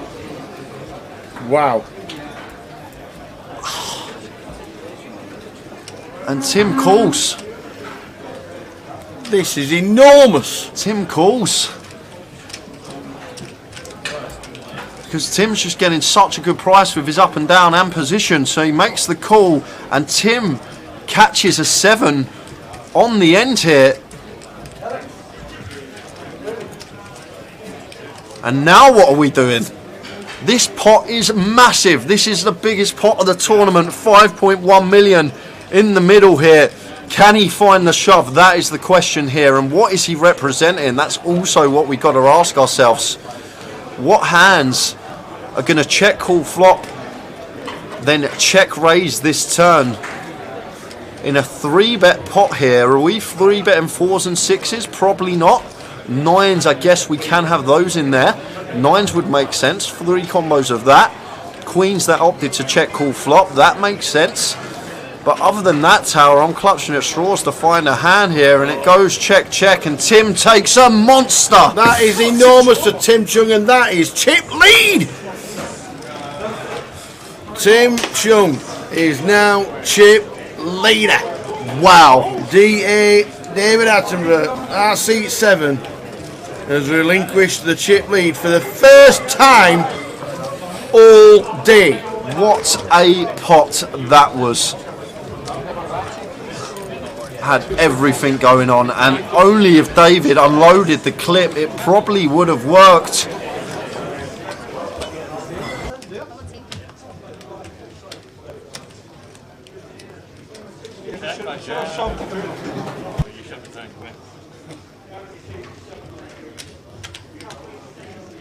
Wowsy, wowsy, wowsy. Get your breath round that one.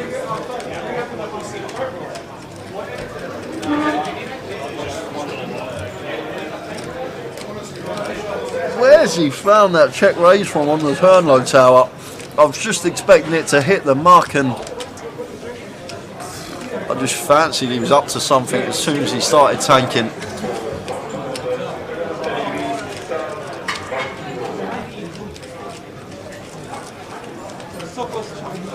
Well, if you are still here on this late hour on Sunday night, it's been worth the wait, because that's probably part of the tournament.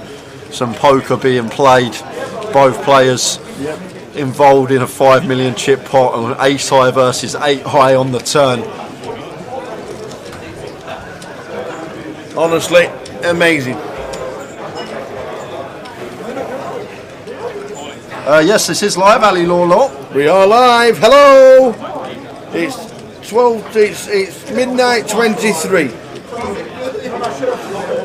The thing is, Tim can't fold versus that size, because assuming that David, like even if David has a set there, we still can't fold because we've got 8 clean outs, and the times that we hit our straight, we're going to get the lot. We're going to get the extra 2.2 million as well. So once we are faced with that check raise, getting that price, Tim just has to call with position, simply because he's going to get the rest against like sets that Dave's repping for value on the river anyway. The times that he makes his straight, the extra 2.2, and he gets to dictate the action because he has the position as well.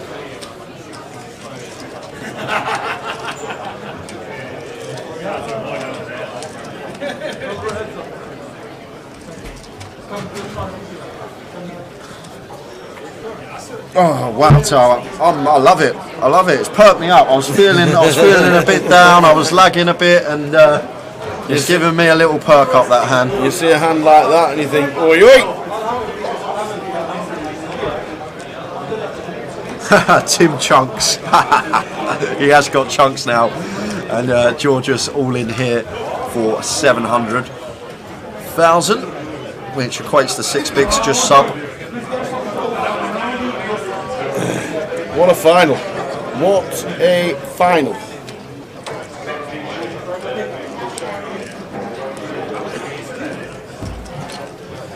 Glad you're all enjoying the coverage, everyone. Tim, chip leader, was down and out a couple of hours ago, turned it around.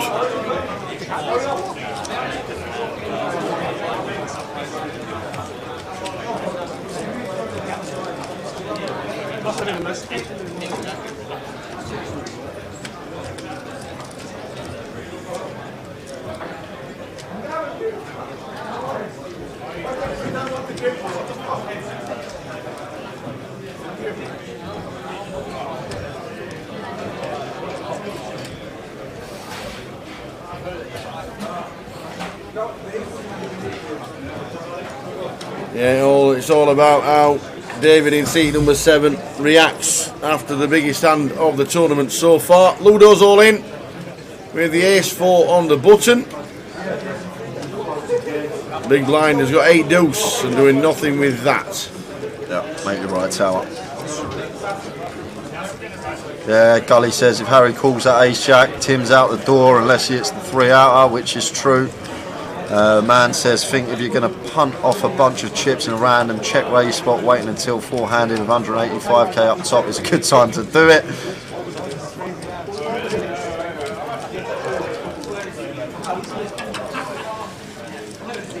Yeah, Tim could definitely shove as wide as that Lambeth if it's folded round to him in the small blind when Ludo is in the big with Georges' stack because of the ladder.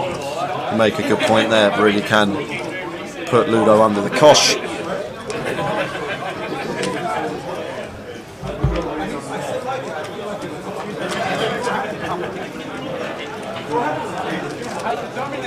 So Georges with the king in the small, slides his chip over the line. 4 million swing for Tim this session.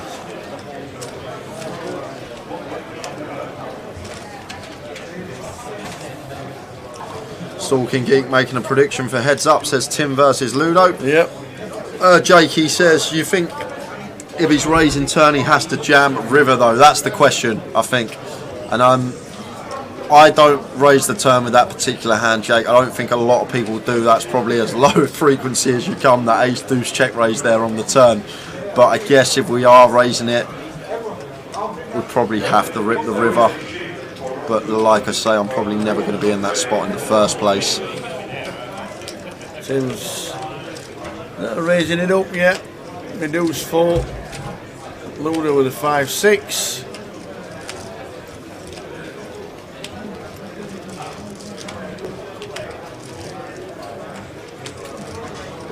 And slides them into the muck on the big Ludo. Payouts look like that. The last 4, 48,050, 76,850, 128,650 pounds, and 185,560, and the trophy. The final 4 have locked up chunks.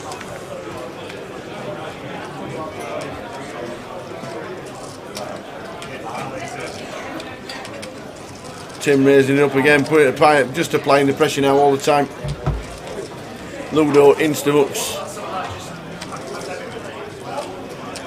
Yeah, that's what I said. By the effect, just go for it. If we're raising the turn, Nice just go flop. for it. Or potentially, like you said, shove pre.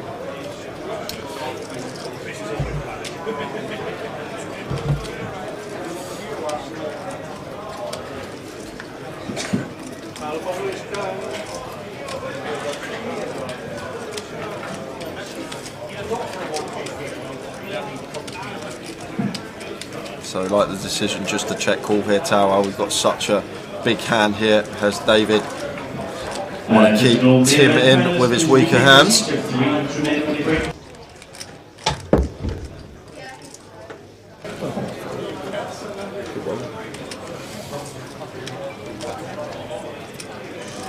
So the 4th club on the turn. Tim bets 475. Yeah, don't mind this at all from Tim. I know we can see it's not going to work versus this particular holding. David's got a pure call here with a Jack-8 of clubs, can't do anything else. But Tim here basically going to fold out all the King X, all the 10X, all the 5X without a club in them. So targeting that part of the range of David on the turn. Now river. And what's Tim's play now after he's been called? Because he should be fairly wary that at worst here David's going to have 2 pair, and more often than not it is going to be a club. Tim shows the 8-7 off, gives up. Indeed it. 6.6 to 4.9. Ludo. And then Georges.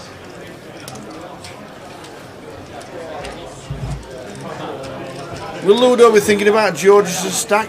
Yeah, he will be. Well, he's probably, like, we know Ludo, he plays big buy-ins, 25Ks, 50Ks tower, so, like, from a poker standpoint, obviously winning money, like, in the long run, like basing it around George just busting because of the 30k ladder, but I think if Ludo gets a spot, he'll still happily go with it. I'm not sure if he'll be too worried about ICM. He'll just happily go with it and play for the win. I think that's the kind of player Ludo is.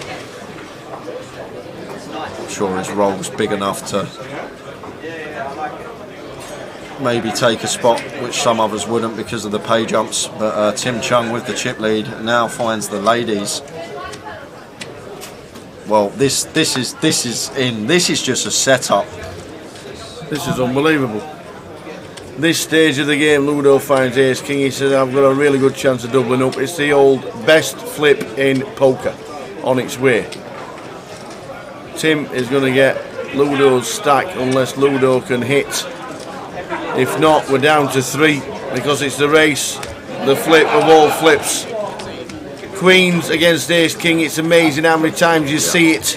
Ludo has ran unbelievably well in these all-in situations today, and this is the best shape he's been in. Tower all-in pre 40%. So this should be a breeze for him, right? Should be a breeze. Ludo's all-in ace king. He is behind against Tim's queens. 8, 5, 6. As clean as you like for the queens. No runners to scoop, only runners to chop. Ace or king needed outright. Well, there's one of the runners to chop. 4 and 9 to chop. An ace, a king to win. Oh, we're down to 3. It's a 3 of clubs. Ludo finishing in 4th place. Great run from him. Fisty pump, everybody around the room, absolutely amazing. Well done, Ludo. Love watching you play, man. That's just a setup again to our 4-handed ace king versus queens. It's just a cold deck, nothing we can do. We didn't win the flip. He's fortunate to be there.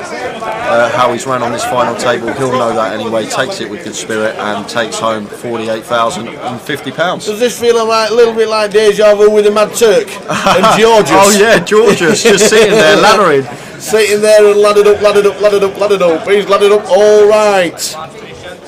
And now locked up as we've just seen there. Oh man.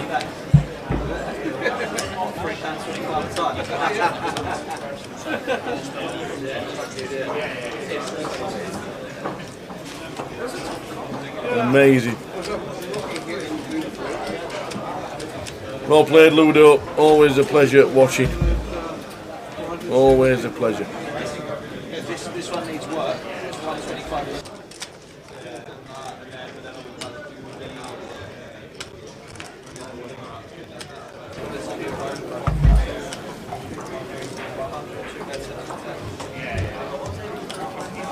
Ace deuce on the button for David, raises it up.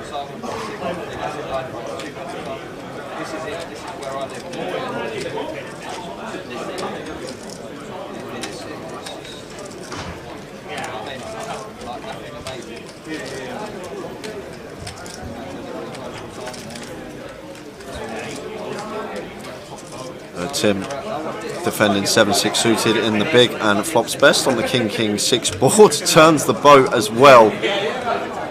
And if I'm Tim now, instead of trapping, I'm going to happily start leading my 6x here, simply because like David's going to have a lot of ace highs that check back this flop. If David's opened a hand like 10-9 suited, 7-8 suited, he's probably just going to continue this board small, whereas once he checks back, you think he's going to have something with showdown like ace high. So love this lead from Tim, just trying to get the 2 streets from ace high in this particular spot.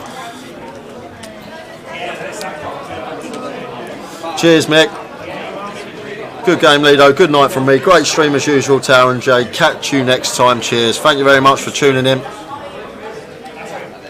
And Sam Akapong says his 145 prediction is looking good. It is indeed. Sam, I'd take that now, 145, to be honest with you. There's still plenty of chips in play.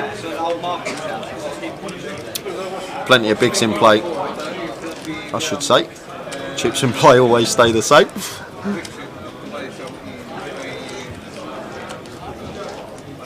Tim fires for 750.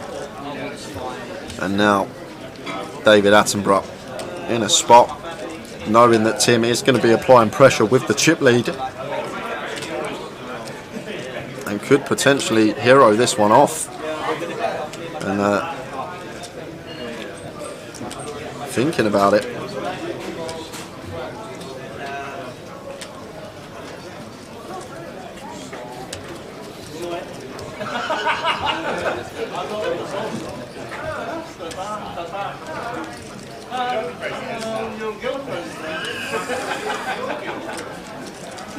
And what I've noticed from David, once he usually takes some time, the chips usually go in the middle one way or another, whether it's a core or a raise, but usually if he's folded, he makes his decision pretty quickly. What I've seen from him today, I think once he thinks for a while, the chips usually end up in the middle, and thinking he's going to pay this one off with ace high, and there, oh no, thought they were going in then, he's just picked them up.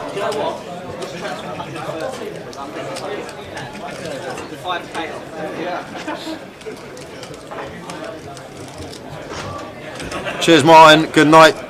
And there's the call from David, and Tim played that hand very nicely. Loved the lead on the turn there, where I think some players would have checked, just understanding that going to be very ace high heavy, David.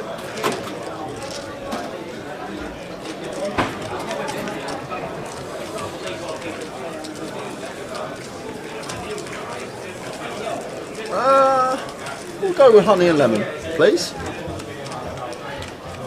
Thank you. So three-handed.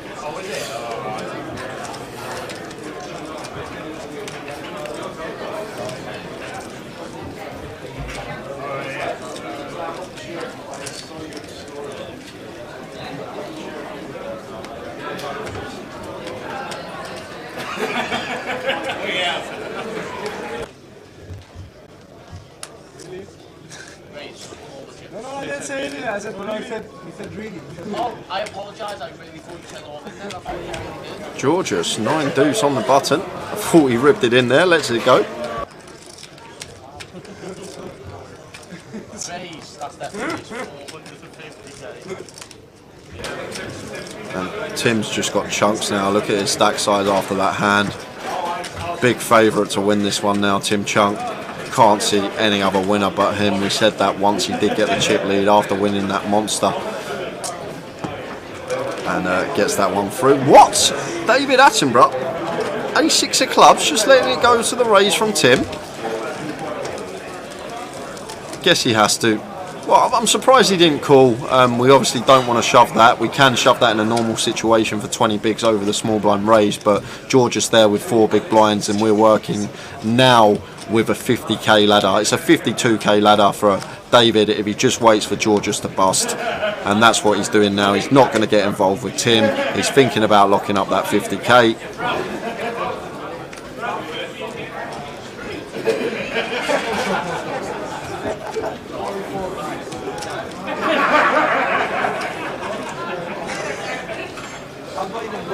Cheers Sid Stoke, need to hit the sack guys. Cheers Tara and Jay for a great 5 days, top class as usual. So David Attenborough's all in with the ace queen of clubs, blind on blind, and Georgius with the ladies in the big blind, and this is another cold deck, short-handed. What is going on? And I'll come back to your question very shortly, Scott. I'm just going to cover this all in.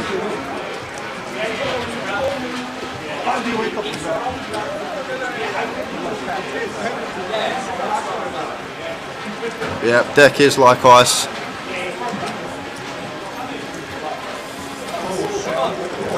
Wow, this is a sweaty flop now, fading jacks and clubs as well as aces. 8 of spades on the turn. Jack, club, ace to fade.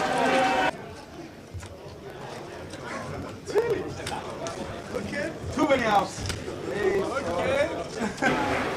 And Georgius doubles up. Deuce of hearts on the end. And David Attenborough now down to 2.6 million. He was cruising. But Georgius back in it. He's been patient, to be fair to him. He's been really, really patient. He's waited for the queens.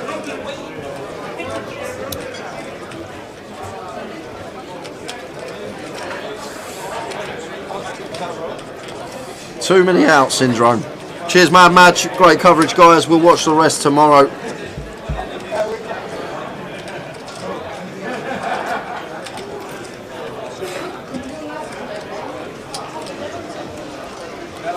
Yeah, basically, we know that's not the real Attenborough, but it's GDPR, so we just use a name for the initials. He's fine with it. We don't want to be calling him DA all tournament, so we chuck another name in there. We put a picture by him, and it's all in good spirit. And he's going to be getting involved here because now blinds are 80k 160, working with 16 big blinds. Yes, 16 big blinds for David.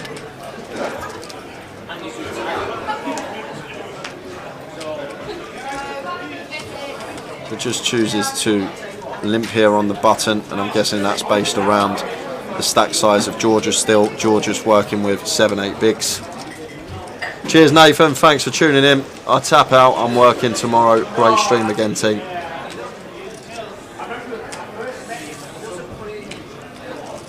And Tim, this is what we expect to see.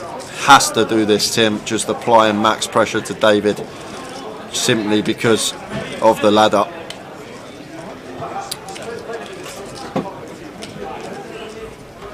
Thank you.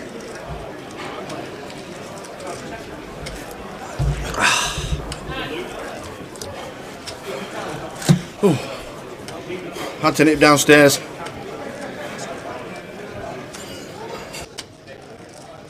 Yeah, had to nip downstairs, got the tea run, flipping it, could be for a...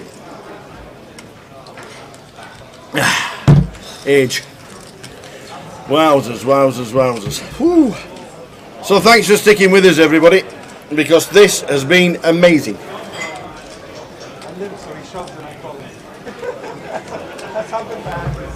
Cheers, Martin. Few of you tuning out of this late hour, understandable. You can rewatch it on YouTube and Twitch tomorrow. Yep.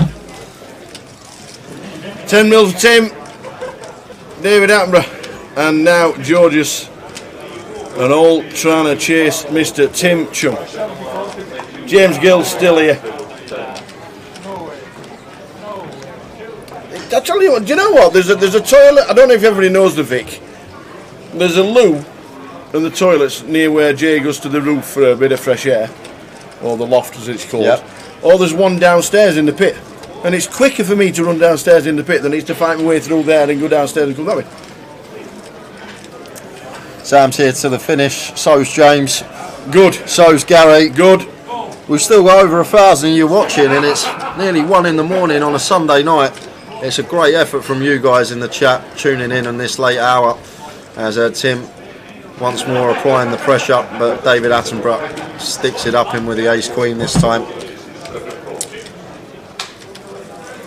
But definitely Tim's to lose now, Tower, from here. 10 million chips, just shy off. Yeah. It is indeed. And to be honest with you, I've spoke to Tim, and he, like over the last year or so, and he's said to me how bad he's been running in the GUKPTs, and it's been true. Times I've seen him on stream, he's had some run bad, hasn't been running too well in these tournaments, and finally he's had a decent deep run, and it's well deserved as well. And that's what I always say: if you keep doing the right things, you keep working hard on your game, and you keep going at it, eventually it will come. It has to come.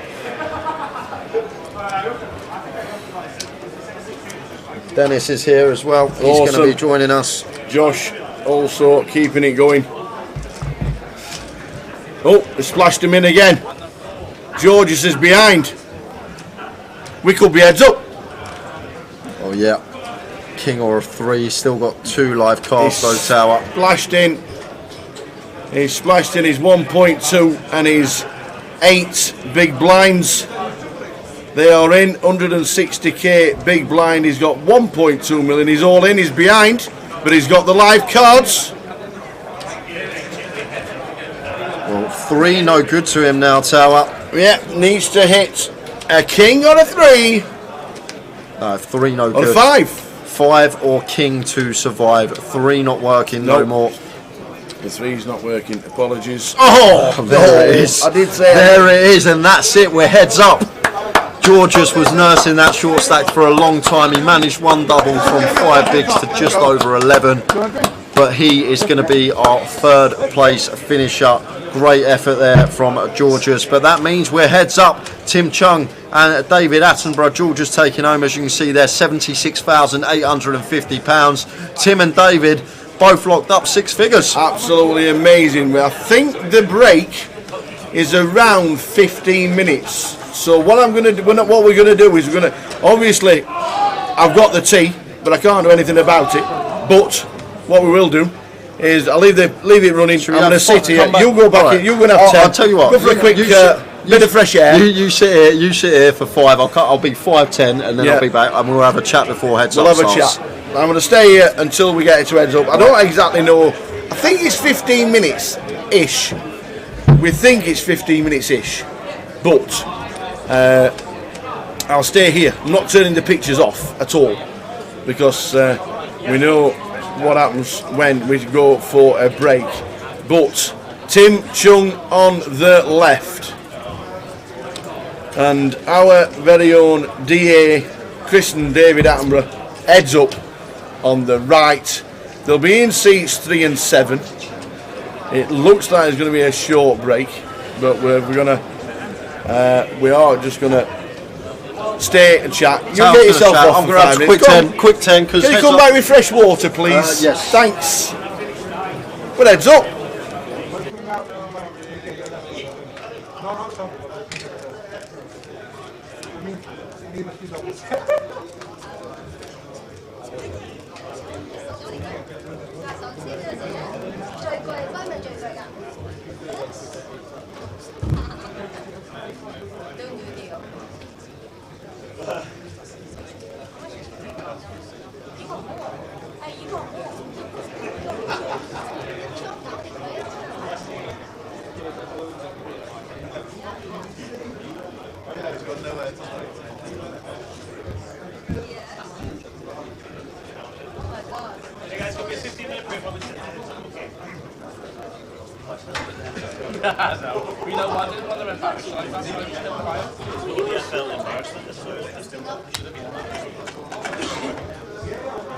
Phil Pratt's just in from work. You're just in from work in time to catch heads up.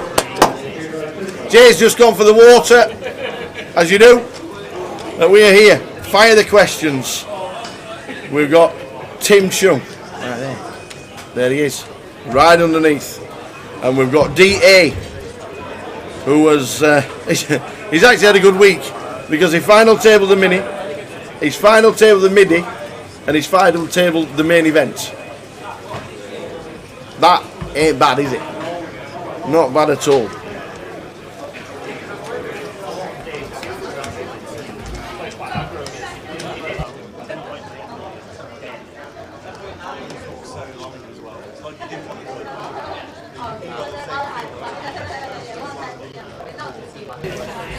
So, just in from work, what do you do, Phil?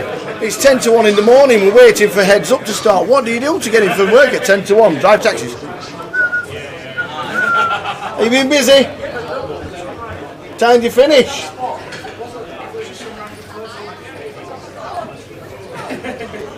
You alright? Would you... a train driver? Like it? Would you want to go and see Evil Blizzard this weekend in Manchester? Unless you've been. The only Evil Blizzard I want to see is Jay in the snow when he goes to Poland for a couple of weeks. That's all I want to see. I don't want to see any of that myself. Hey dear. Yes, it has been absolutely awesome. This event, I'm not being funny, we started today with 33. We started the day with 33, and one by one we got eliminated. One by one they went out. First person eliminated today, if we can have a quick gander on the old mic, all the way down, was Eli Dibb. Remember that? All them hours ago. Eli Dibb, the first person eliminated out of the 33. Remember that? Oh, that time. And now one by one they went down. We didn't get to see Ali in the chat box, Ali Marchington, because Nick was eliminated, and it's her birthday, so she'll be on the rosy.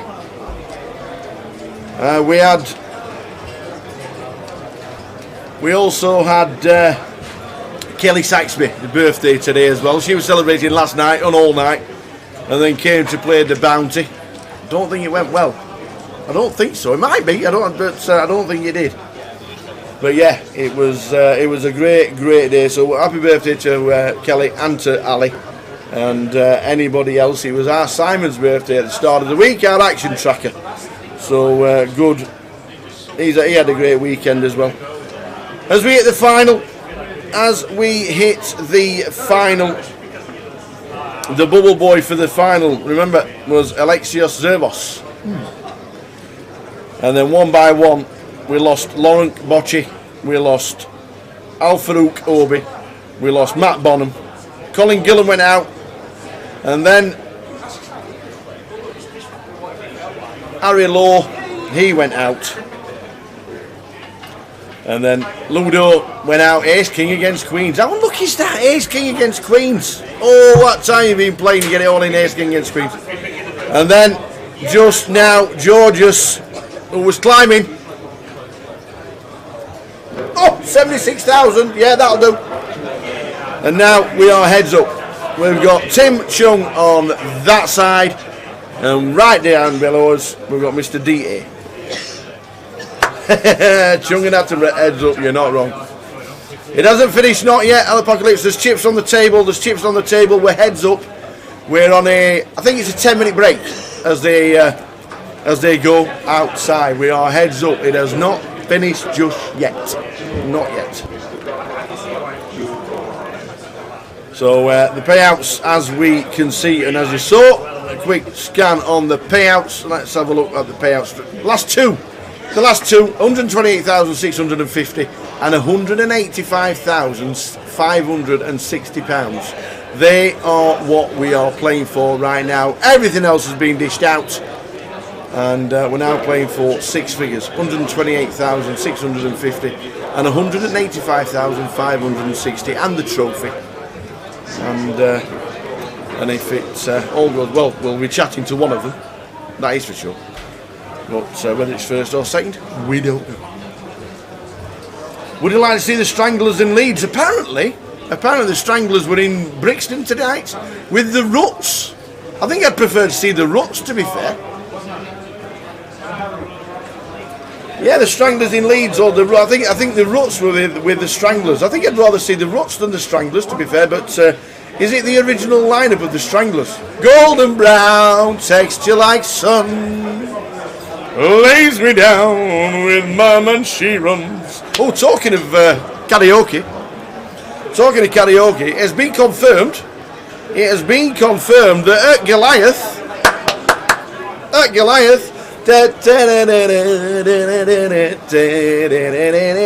Joker's Wild. Hello, let's get ready to party. Joker's Wild's on the Wednesday. The Wednesday night, Joker's Wild. As you can see there, all the flights for Goliath's main event. That is all that's scheduled at this moment in time. What I'm thinking is by the time we get to Coventry's GUKPT in about 4 weeks' time, what I'm thinking is we might have more schedule news, because we're in Coventry and we're in Coventry for Goliath. So what I'm thinking is by the time we come to Coventry GUKPT leg 2, we will have more schedule news. But it's get ready to party. Joker's Wild's on the Wednesday. Bring your dancing shoes. We cannot wait. Cannot wait, let me tell you, for that. But the big news, as you can see, that's right there. As you can see right there. Friday, it is two turbos on the Friday. Expecting over 2,000 runners on the Friday. Start at 12. We start at 12 and it finishes at 6, and then 7 till 1 on the turbo. So that's that, but we're there for that. Is there a closer online tomorrow? Yesterday's 25,000 guarantee. That's on at 7. We are just about set for the heads up battle. We are waiting for the players to come back. But as we've just said, Coventry, GUKPT, there it is. Wednesday 24th till the 6th of March. We're going to be streaming the Wednesday, Thursday, Friday, Saturday, Sunday. Cash game on the Wednesday. Main event on the Thursday, Friday, Saturday, Sunday. He'll have come back from Poland. He's going to tell us a load of stories on how it was lovely and warm and there were no snow and he got a suntan. Forecast to be minus 20 this week. Minus 20. Yeah. It's forecast to be minus 20 this week in Poland. So yes. Apocalypse, how do we have so much energy after? Do you never give thanks to waters? Not 4 days, give us some credit. This is day number 5. We did cash. We done cash on Wednesday. One thing I should say, one thing I would say, is that if we're doing the cash game and it's no limit in Coventry, make it a bit bigger.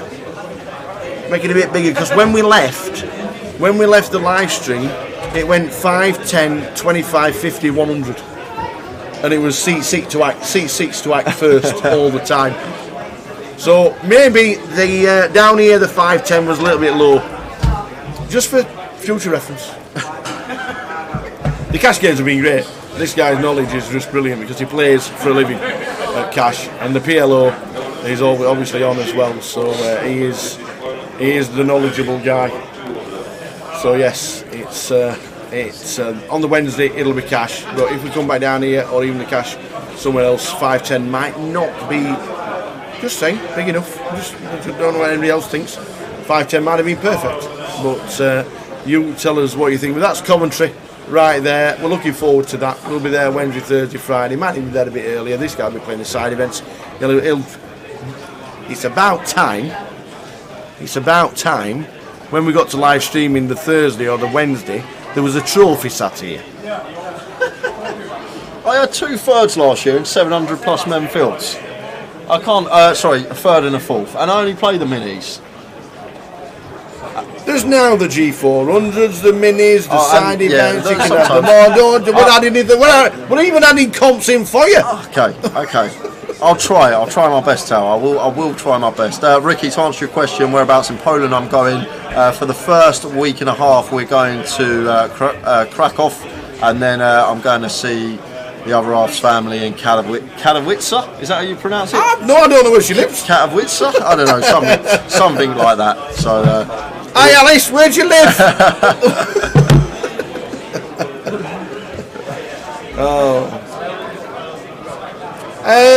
Why the page jumps quickly run back to the page jumps? Why the page jumps not? I think that's perfect. Is that worked out around about 25%? Yeah. Is that 25% around that? I think so. There you go. Katowice, says Simbot. Cheers, mate. I hope she's asleep and not watching. Otherwise, I might get it when I get back. Has your phone not gone mad yet? Katowice. There we are. Has your phone not gone mad yet? Oh, breaking news! Breaking news: the Miami Dolphins have got a new head coach. Which one? Mike. Which one? The Miami Dolphins. Oh my God. Yes, Mike McDaniel, the offensive coach from the San Francisco 49ers, is now the head coach of the Miami Dolphins. Next week, Super Bowl. I'm going to crack off. I don't know. I'm not from there. We know. It can only just say Broxbourne.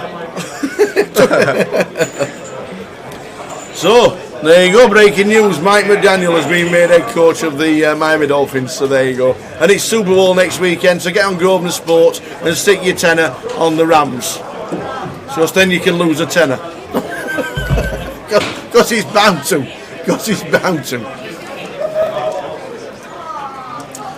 So Asifo says it's Katowice. Well, there you go. Thank you very much, Asifo. Asifo, who has been watching all day in Croatia. Grinding online, watching the live stream. He has been the man watching. The thing is, Tara, it's going to actually be the longest stretch, I think, ever for me since I turned 18 without playing poker as well. 2.5 weeks. No way. Yeah, I think it's going to be the longest stretch for me ever not playing poker. I can't remember playing for, So I don't know what I'm going to do. I'm going to be like, You'll find an online Yeah, online now. You can't play online, can't play online over there. Poker's banned in the casino. So what am I going to do? I have to play heads up versus her. Or the family, get them involved. Get a little sit and go going. Unbelievable. You'll be on Zynga. You'll find a way. Here we go, ladies and gentlemen. Here we go, ladies and gentlemen. It looks like Tim is sat there. He is ready. He's waiting. Here comes Mr. DA. Yep, DA and Tim Chunk. This could be epic, but as we can see, Tim has all the chips, but one double up, and the game's on. Let's go. Hang on a minute. What is that above Katie's head on the table? Ah, that's a dozen tequilas. A dozen? Yeah. What, are they taking one for each pot? I don't actually know how it works. I don't actually know how it works, but a dozen tequilas were ordered. I bet what they're going to do, whoever wins the pot, the other person has to take a shot. If they do that, that's going to be great. This could be the quickest heads up ever. They're only playing for 60 bag tower, technically. Only playing for the 60k.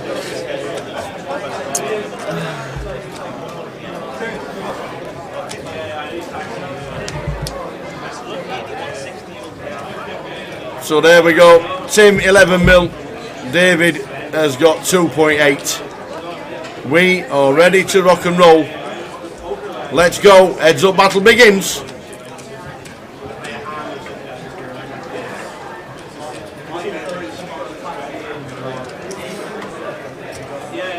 First hand of heads up, and Tim with the king 8. For those that are watching and are new to poker, heads up the button is also the small blind. And Tim raises to 320. David with the 4-5 here, and sub 20 bigs. Defend. I've got top two better. Alright.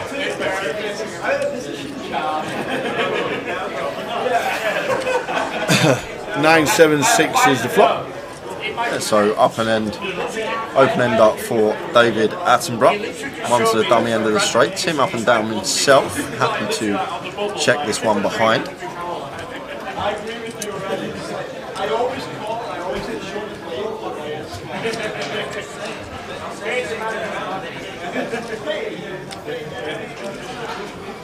Now David leading here with his 5 high, straight flush draw, still up and down. Picked up a bit more equity on the turn with this 9 of diamonds rolling off. Yeah, exactly. Yeah, if you check something, show me.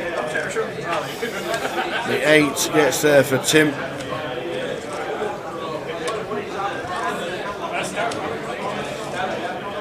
Always in front, stayed in front, and cemented it on the river. And now Tim thinking what size to opt for here for value. Thinking about hands that David will play in this manner. Checking on the flop almost always, just playing in float, but then leading this turn.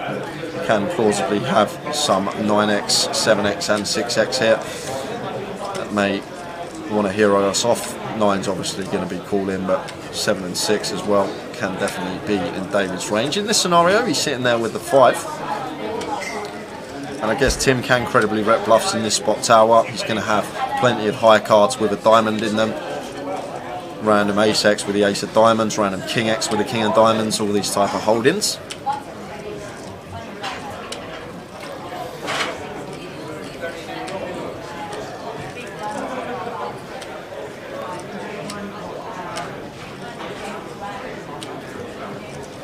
And that's what David's thinking here. Tim having one of those hands like a random ace-x or king-x with diamond, or maybe some 10x as well. Some 10x going to be in there. Perhaps like 10x with a diamond as well. Can actually have a few bluffs here, Tim. Value range is going to be as thin as 9x. I think Tim can go here. We'll check some 9x on the flop, but David's happy to pay it off, and Tim shows him the king 8, and that means David's going to be down to 13 big blinds. Just like that.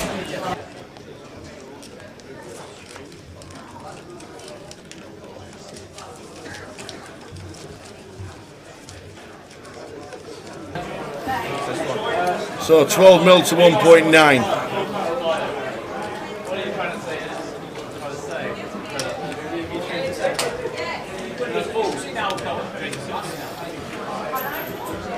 Cards are out.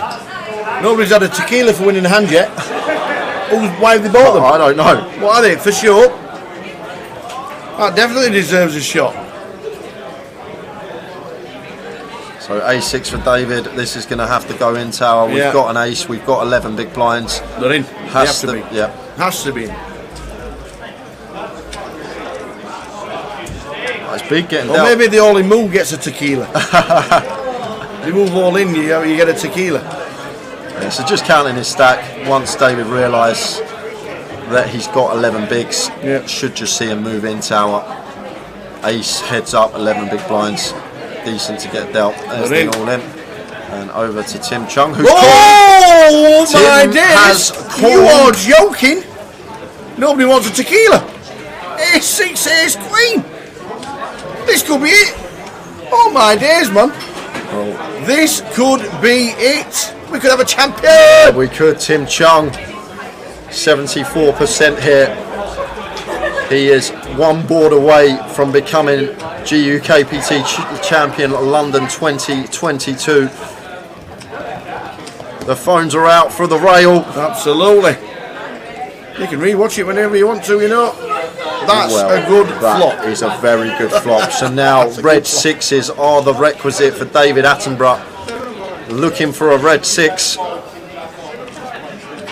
Well, whoa! An offsuit 10, offsuit 5, or a red 6 to double up. Oh, we have a champion! And it's the deuce of spades. So we have a winner. Get off you. Tim Chung is the champion of GUKPT London Leg 1 2022, 185k and change, 702 entries, creating the biggest ever GUKPT field. 230 coming back for day 2, another record. We had 43 day 2 buy-ins, 33 coming back today. It was a great final table, some huge names involved. We've loved it. We hope that you guys have loved it. It's been a great watch, and Tao was just heading out to the field to have a word with Tim. I'm not sure if he's going to speak with David because of the GDPR, but Tao was going to call Tim over, and we are going to go to the interview. Oh no.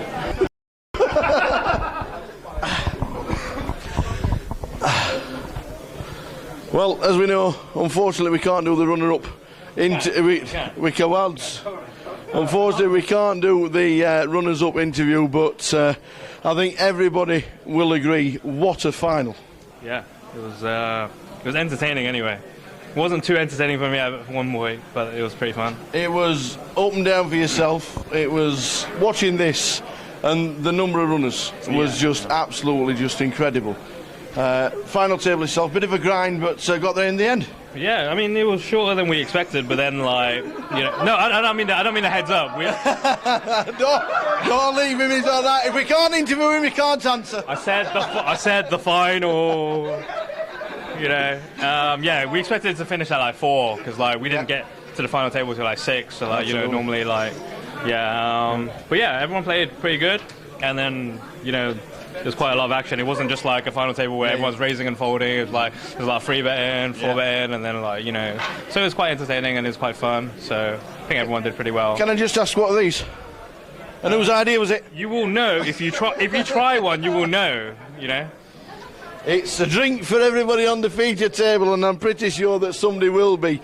But what we are going to do is, because unfortunately we can't get the runner-up interview, what we're going to do is get Mike to get you involved. I'm just going to step over there, getting myself out of the way, because, ladies and gentlemen, the champion in London is Mr. Tim Chung. Let me tell you, that was amazing. I just want to bring Mike in just for 30 seconds. You stay there. This guy was 6'3" last week.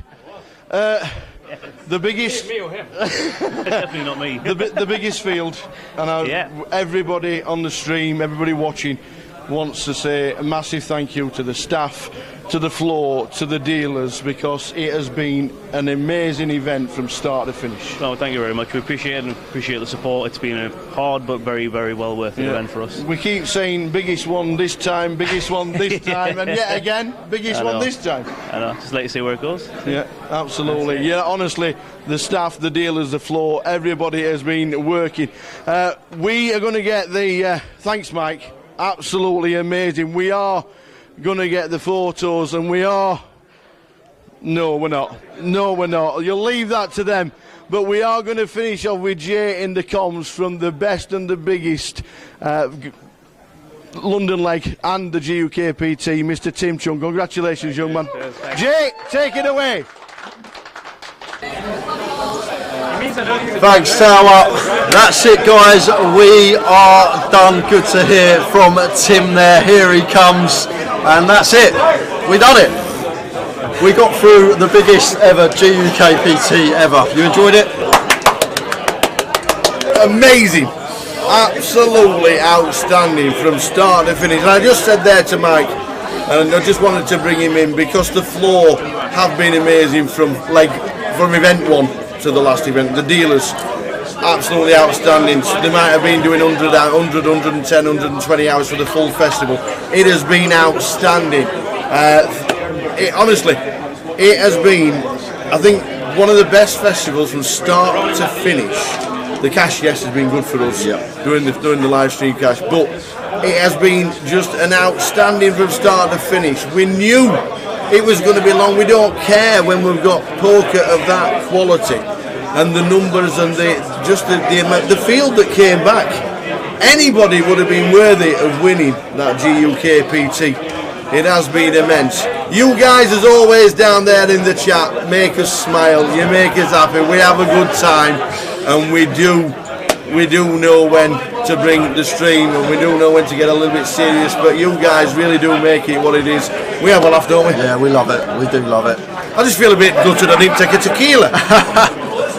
I don't think I can handle a tequila right now, Tower. Not for me. Not for me either. Not for me. Not for me. Thanks ever so much to everybody who's watched it. You can watch it back at your leisure.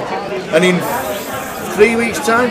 Yeah, about 3 weeks. 3 weeks' time, we'll be off to Coventry on the 24th of February for the start of the next leg. This guy will be back from his holidays. I'll be back in Coventry for the cash on the Wednesday. Shall we nip off for a tequila? Yeah, I think we need to go to the bar, Tower. I think we deserve it. From PK, from Simon, from myself and this fella here. Top man, good job. We will see you in 3 weeks in Coventry. See you then, guys. Ciao, guys.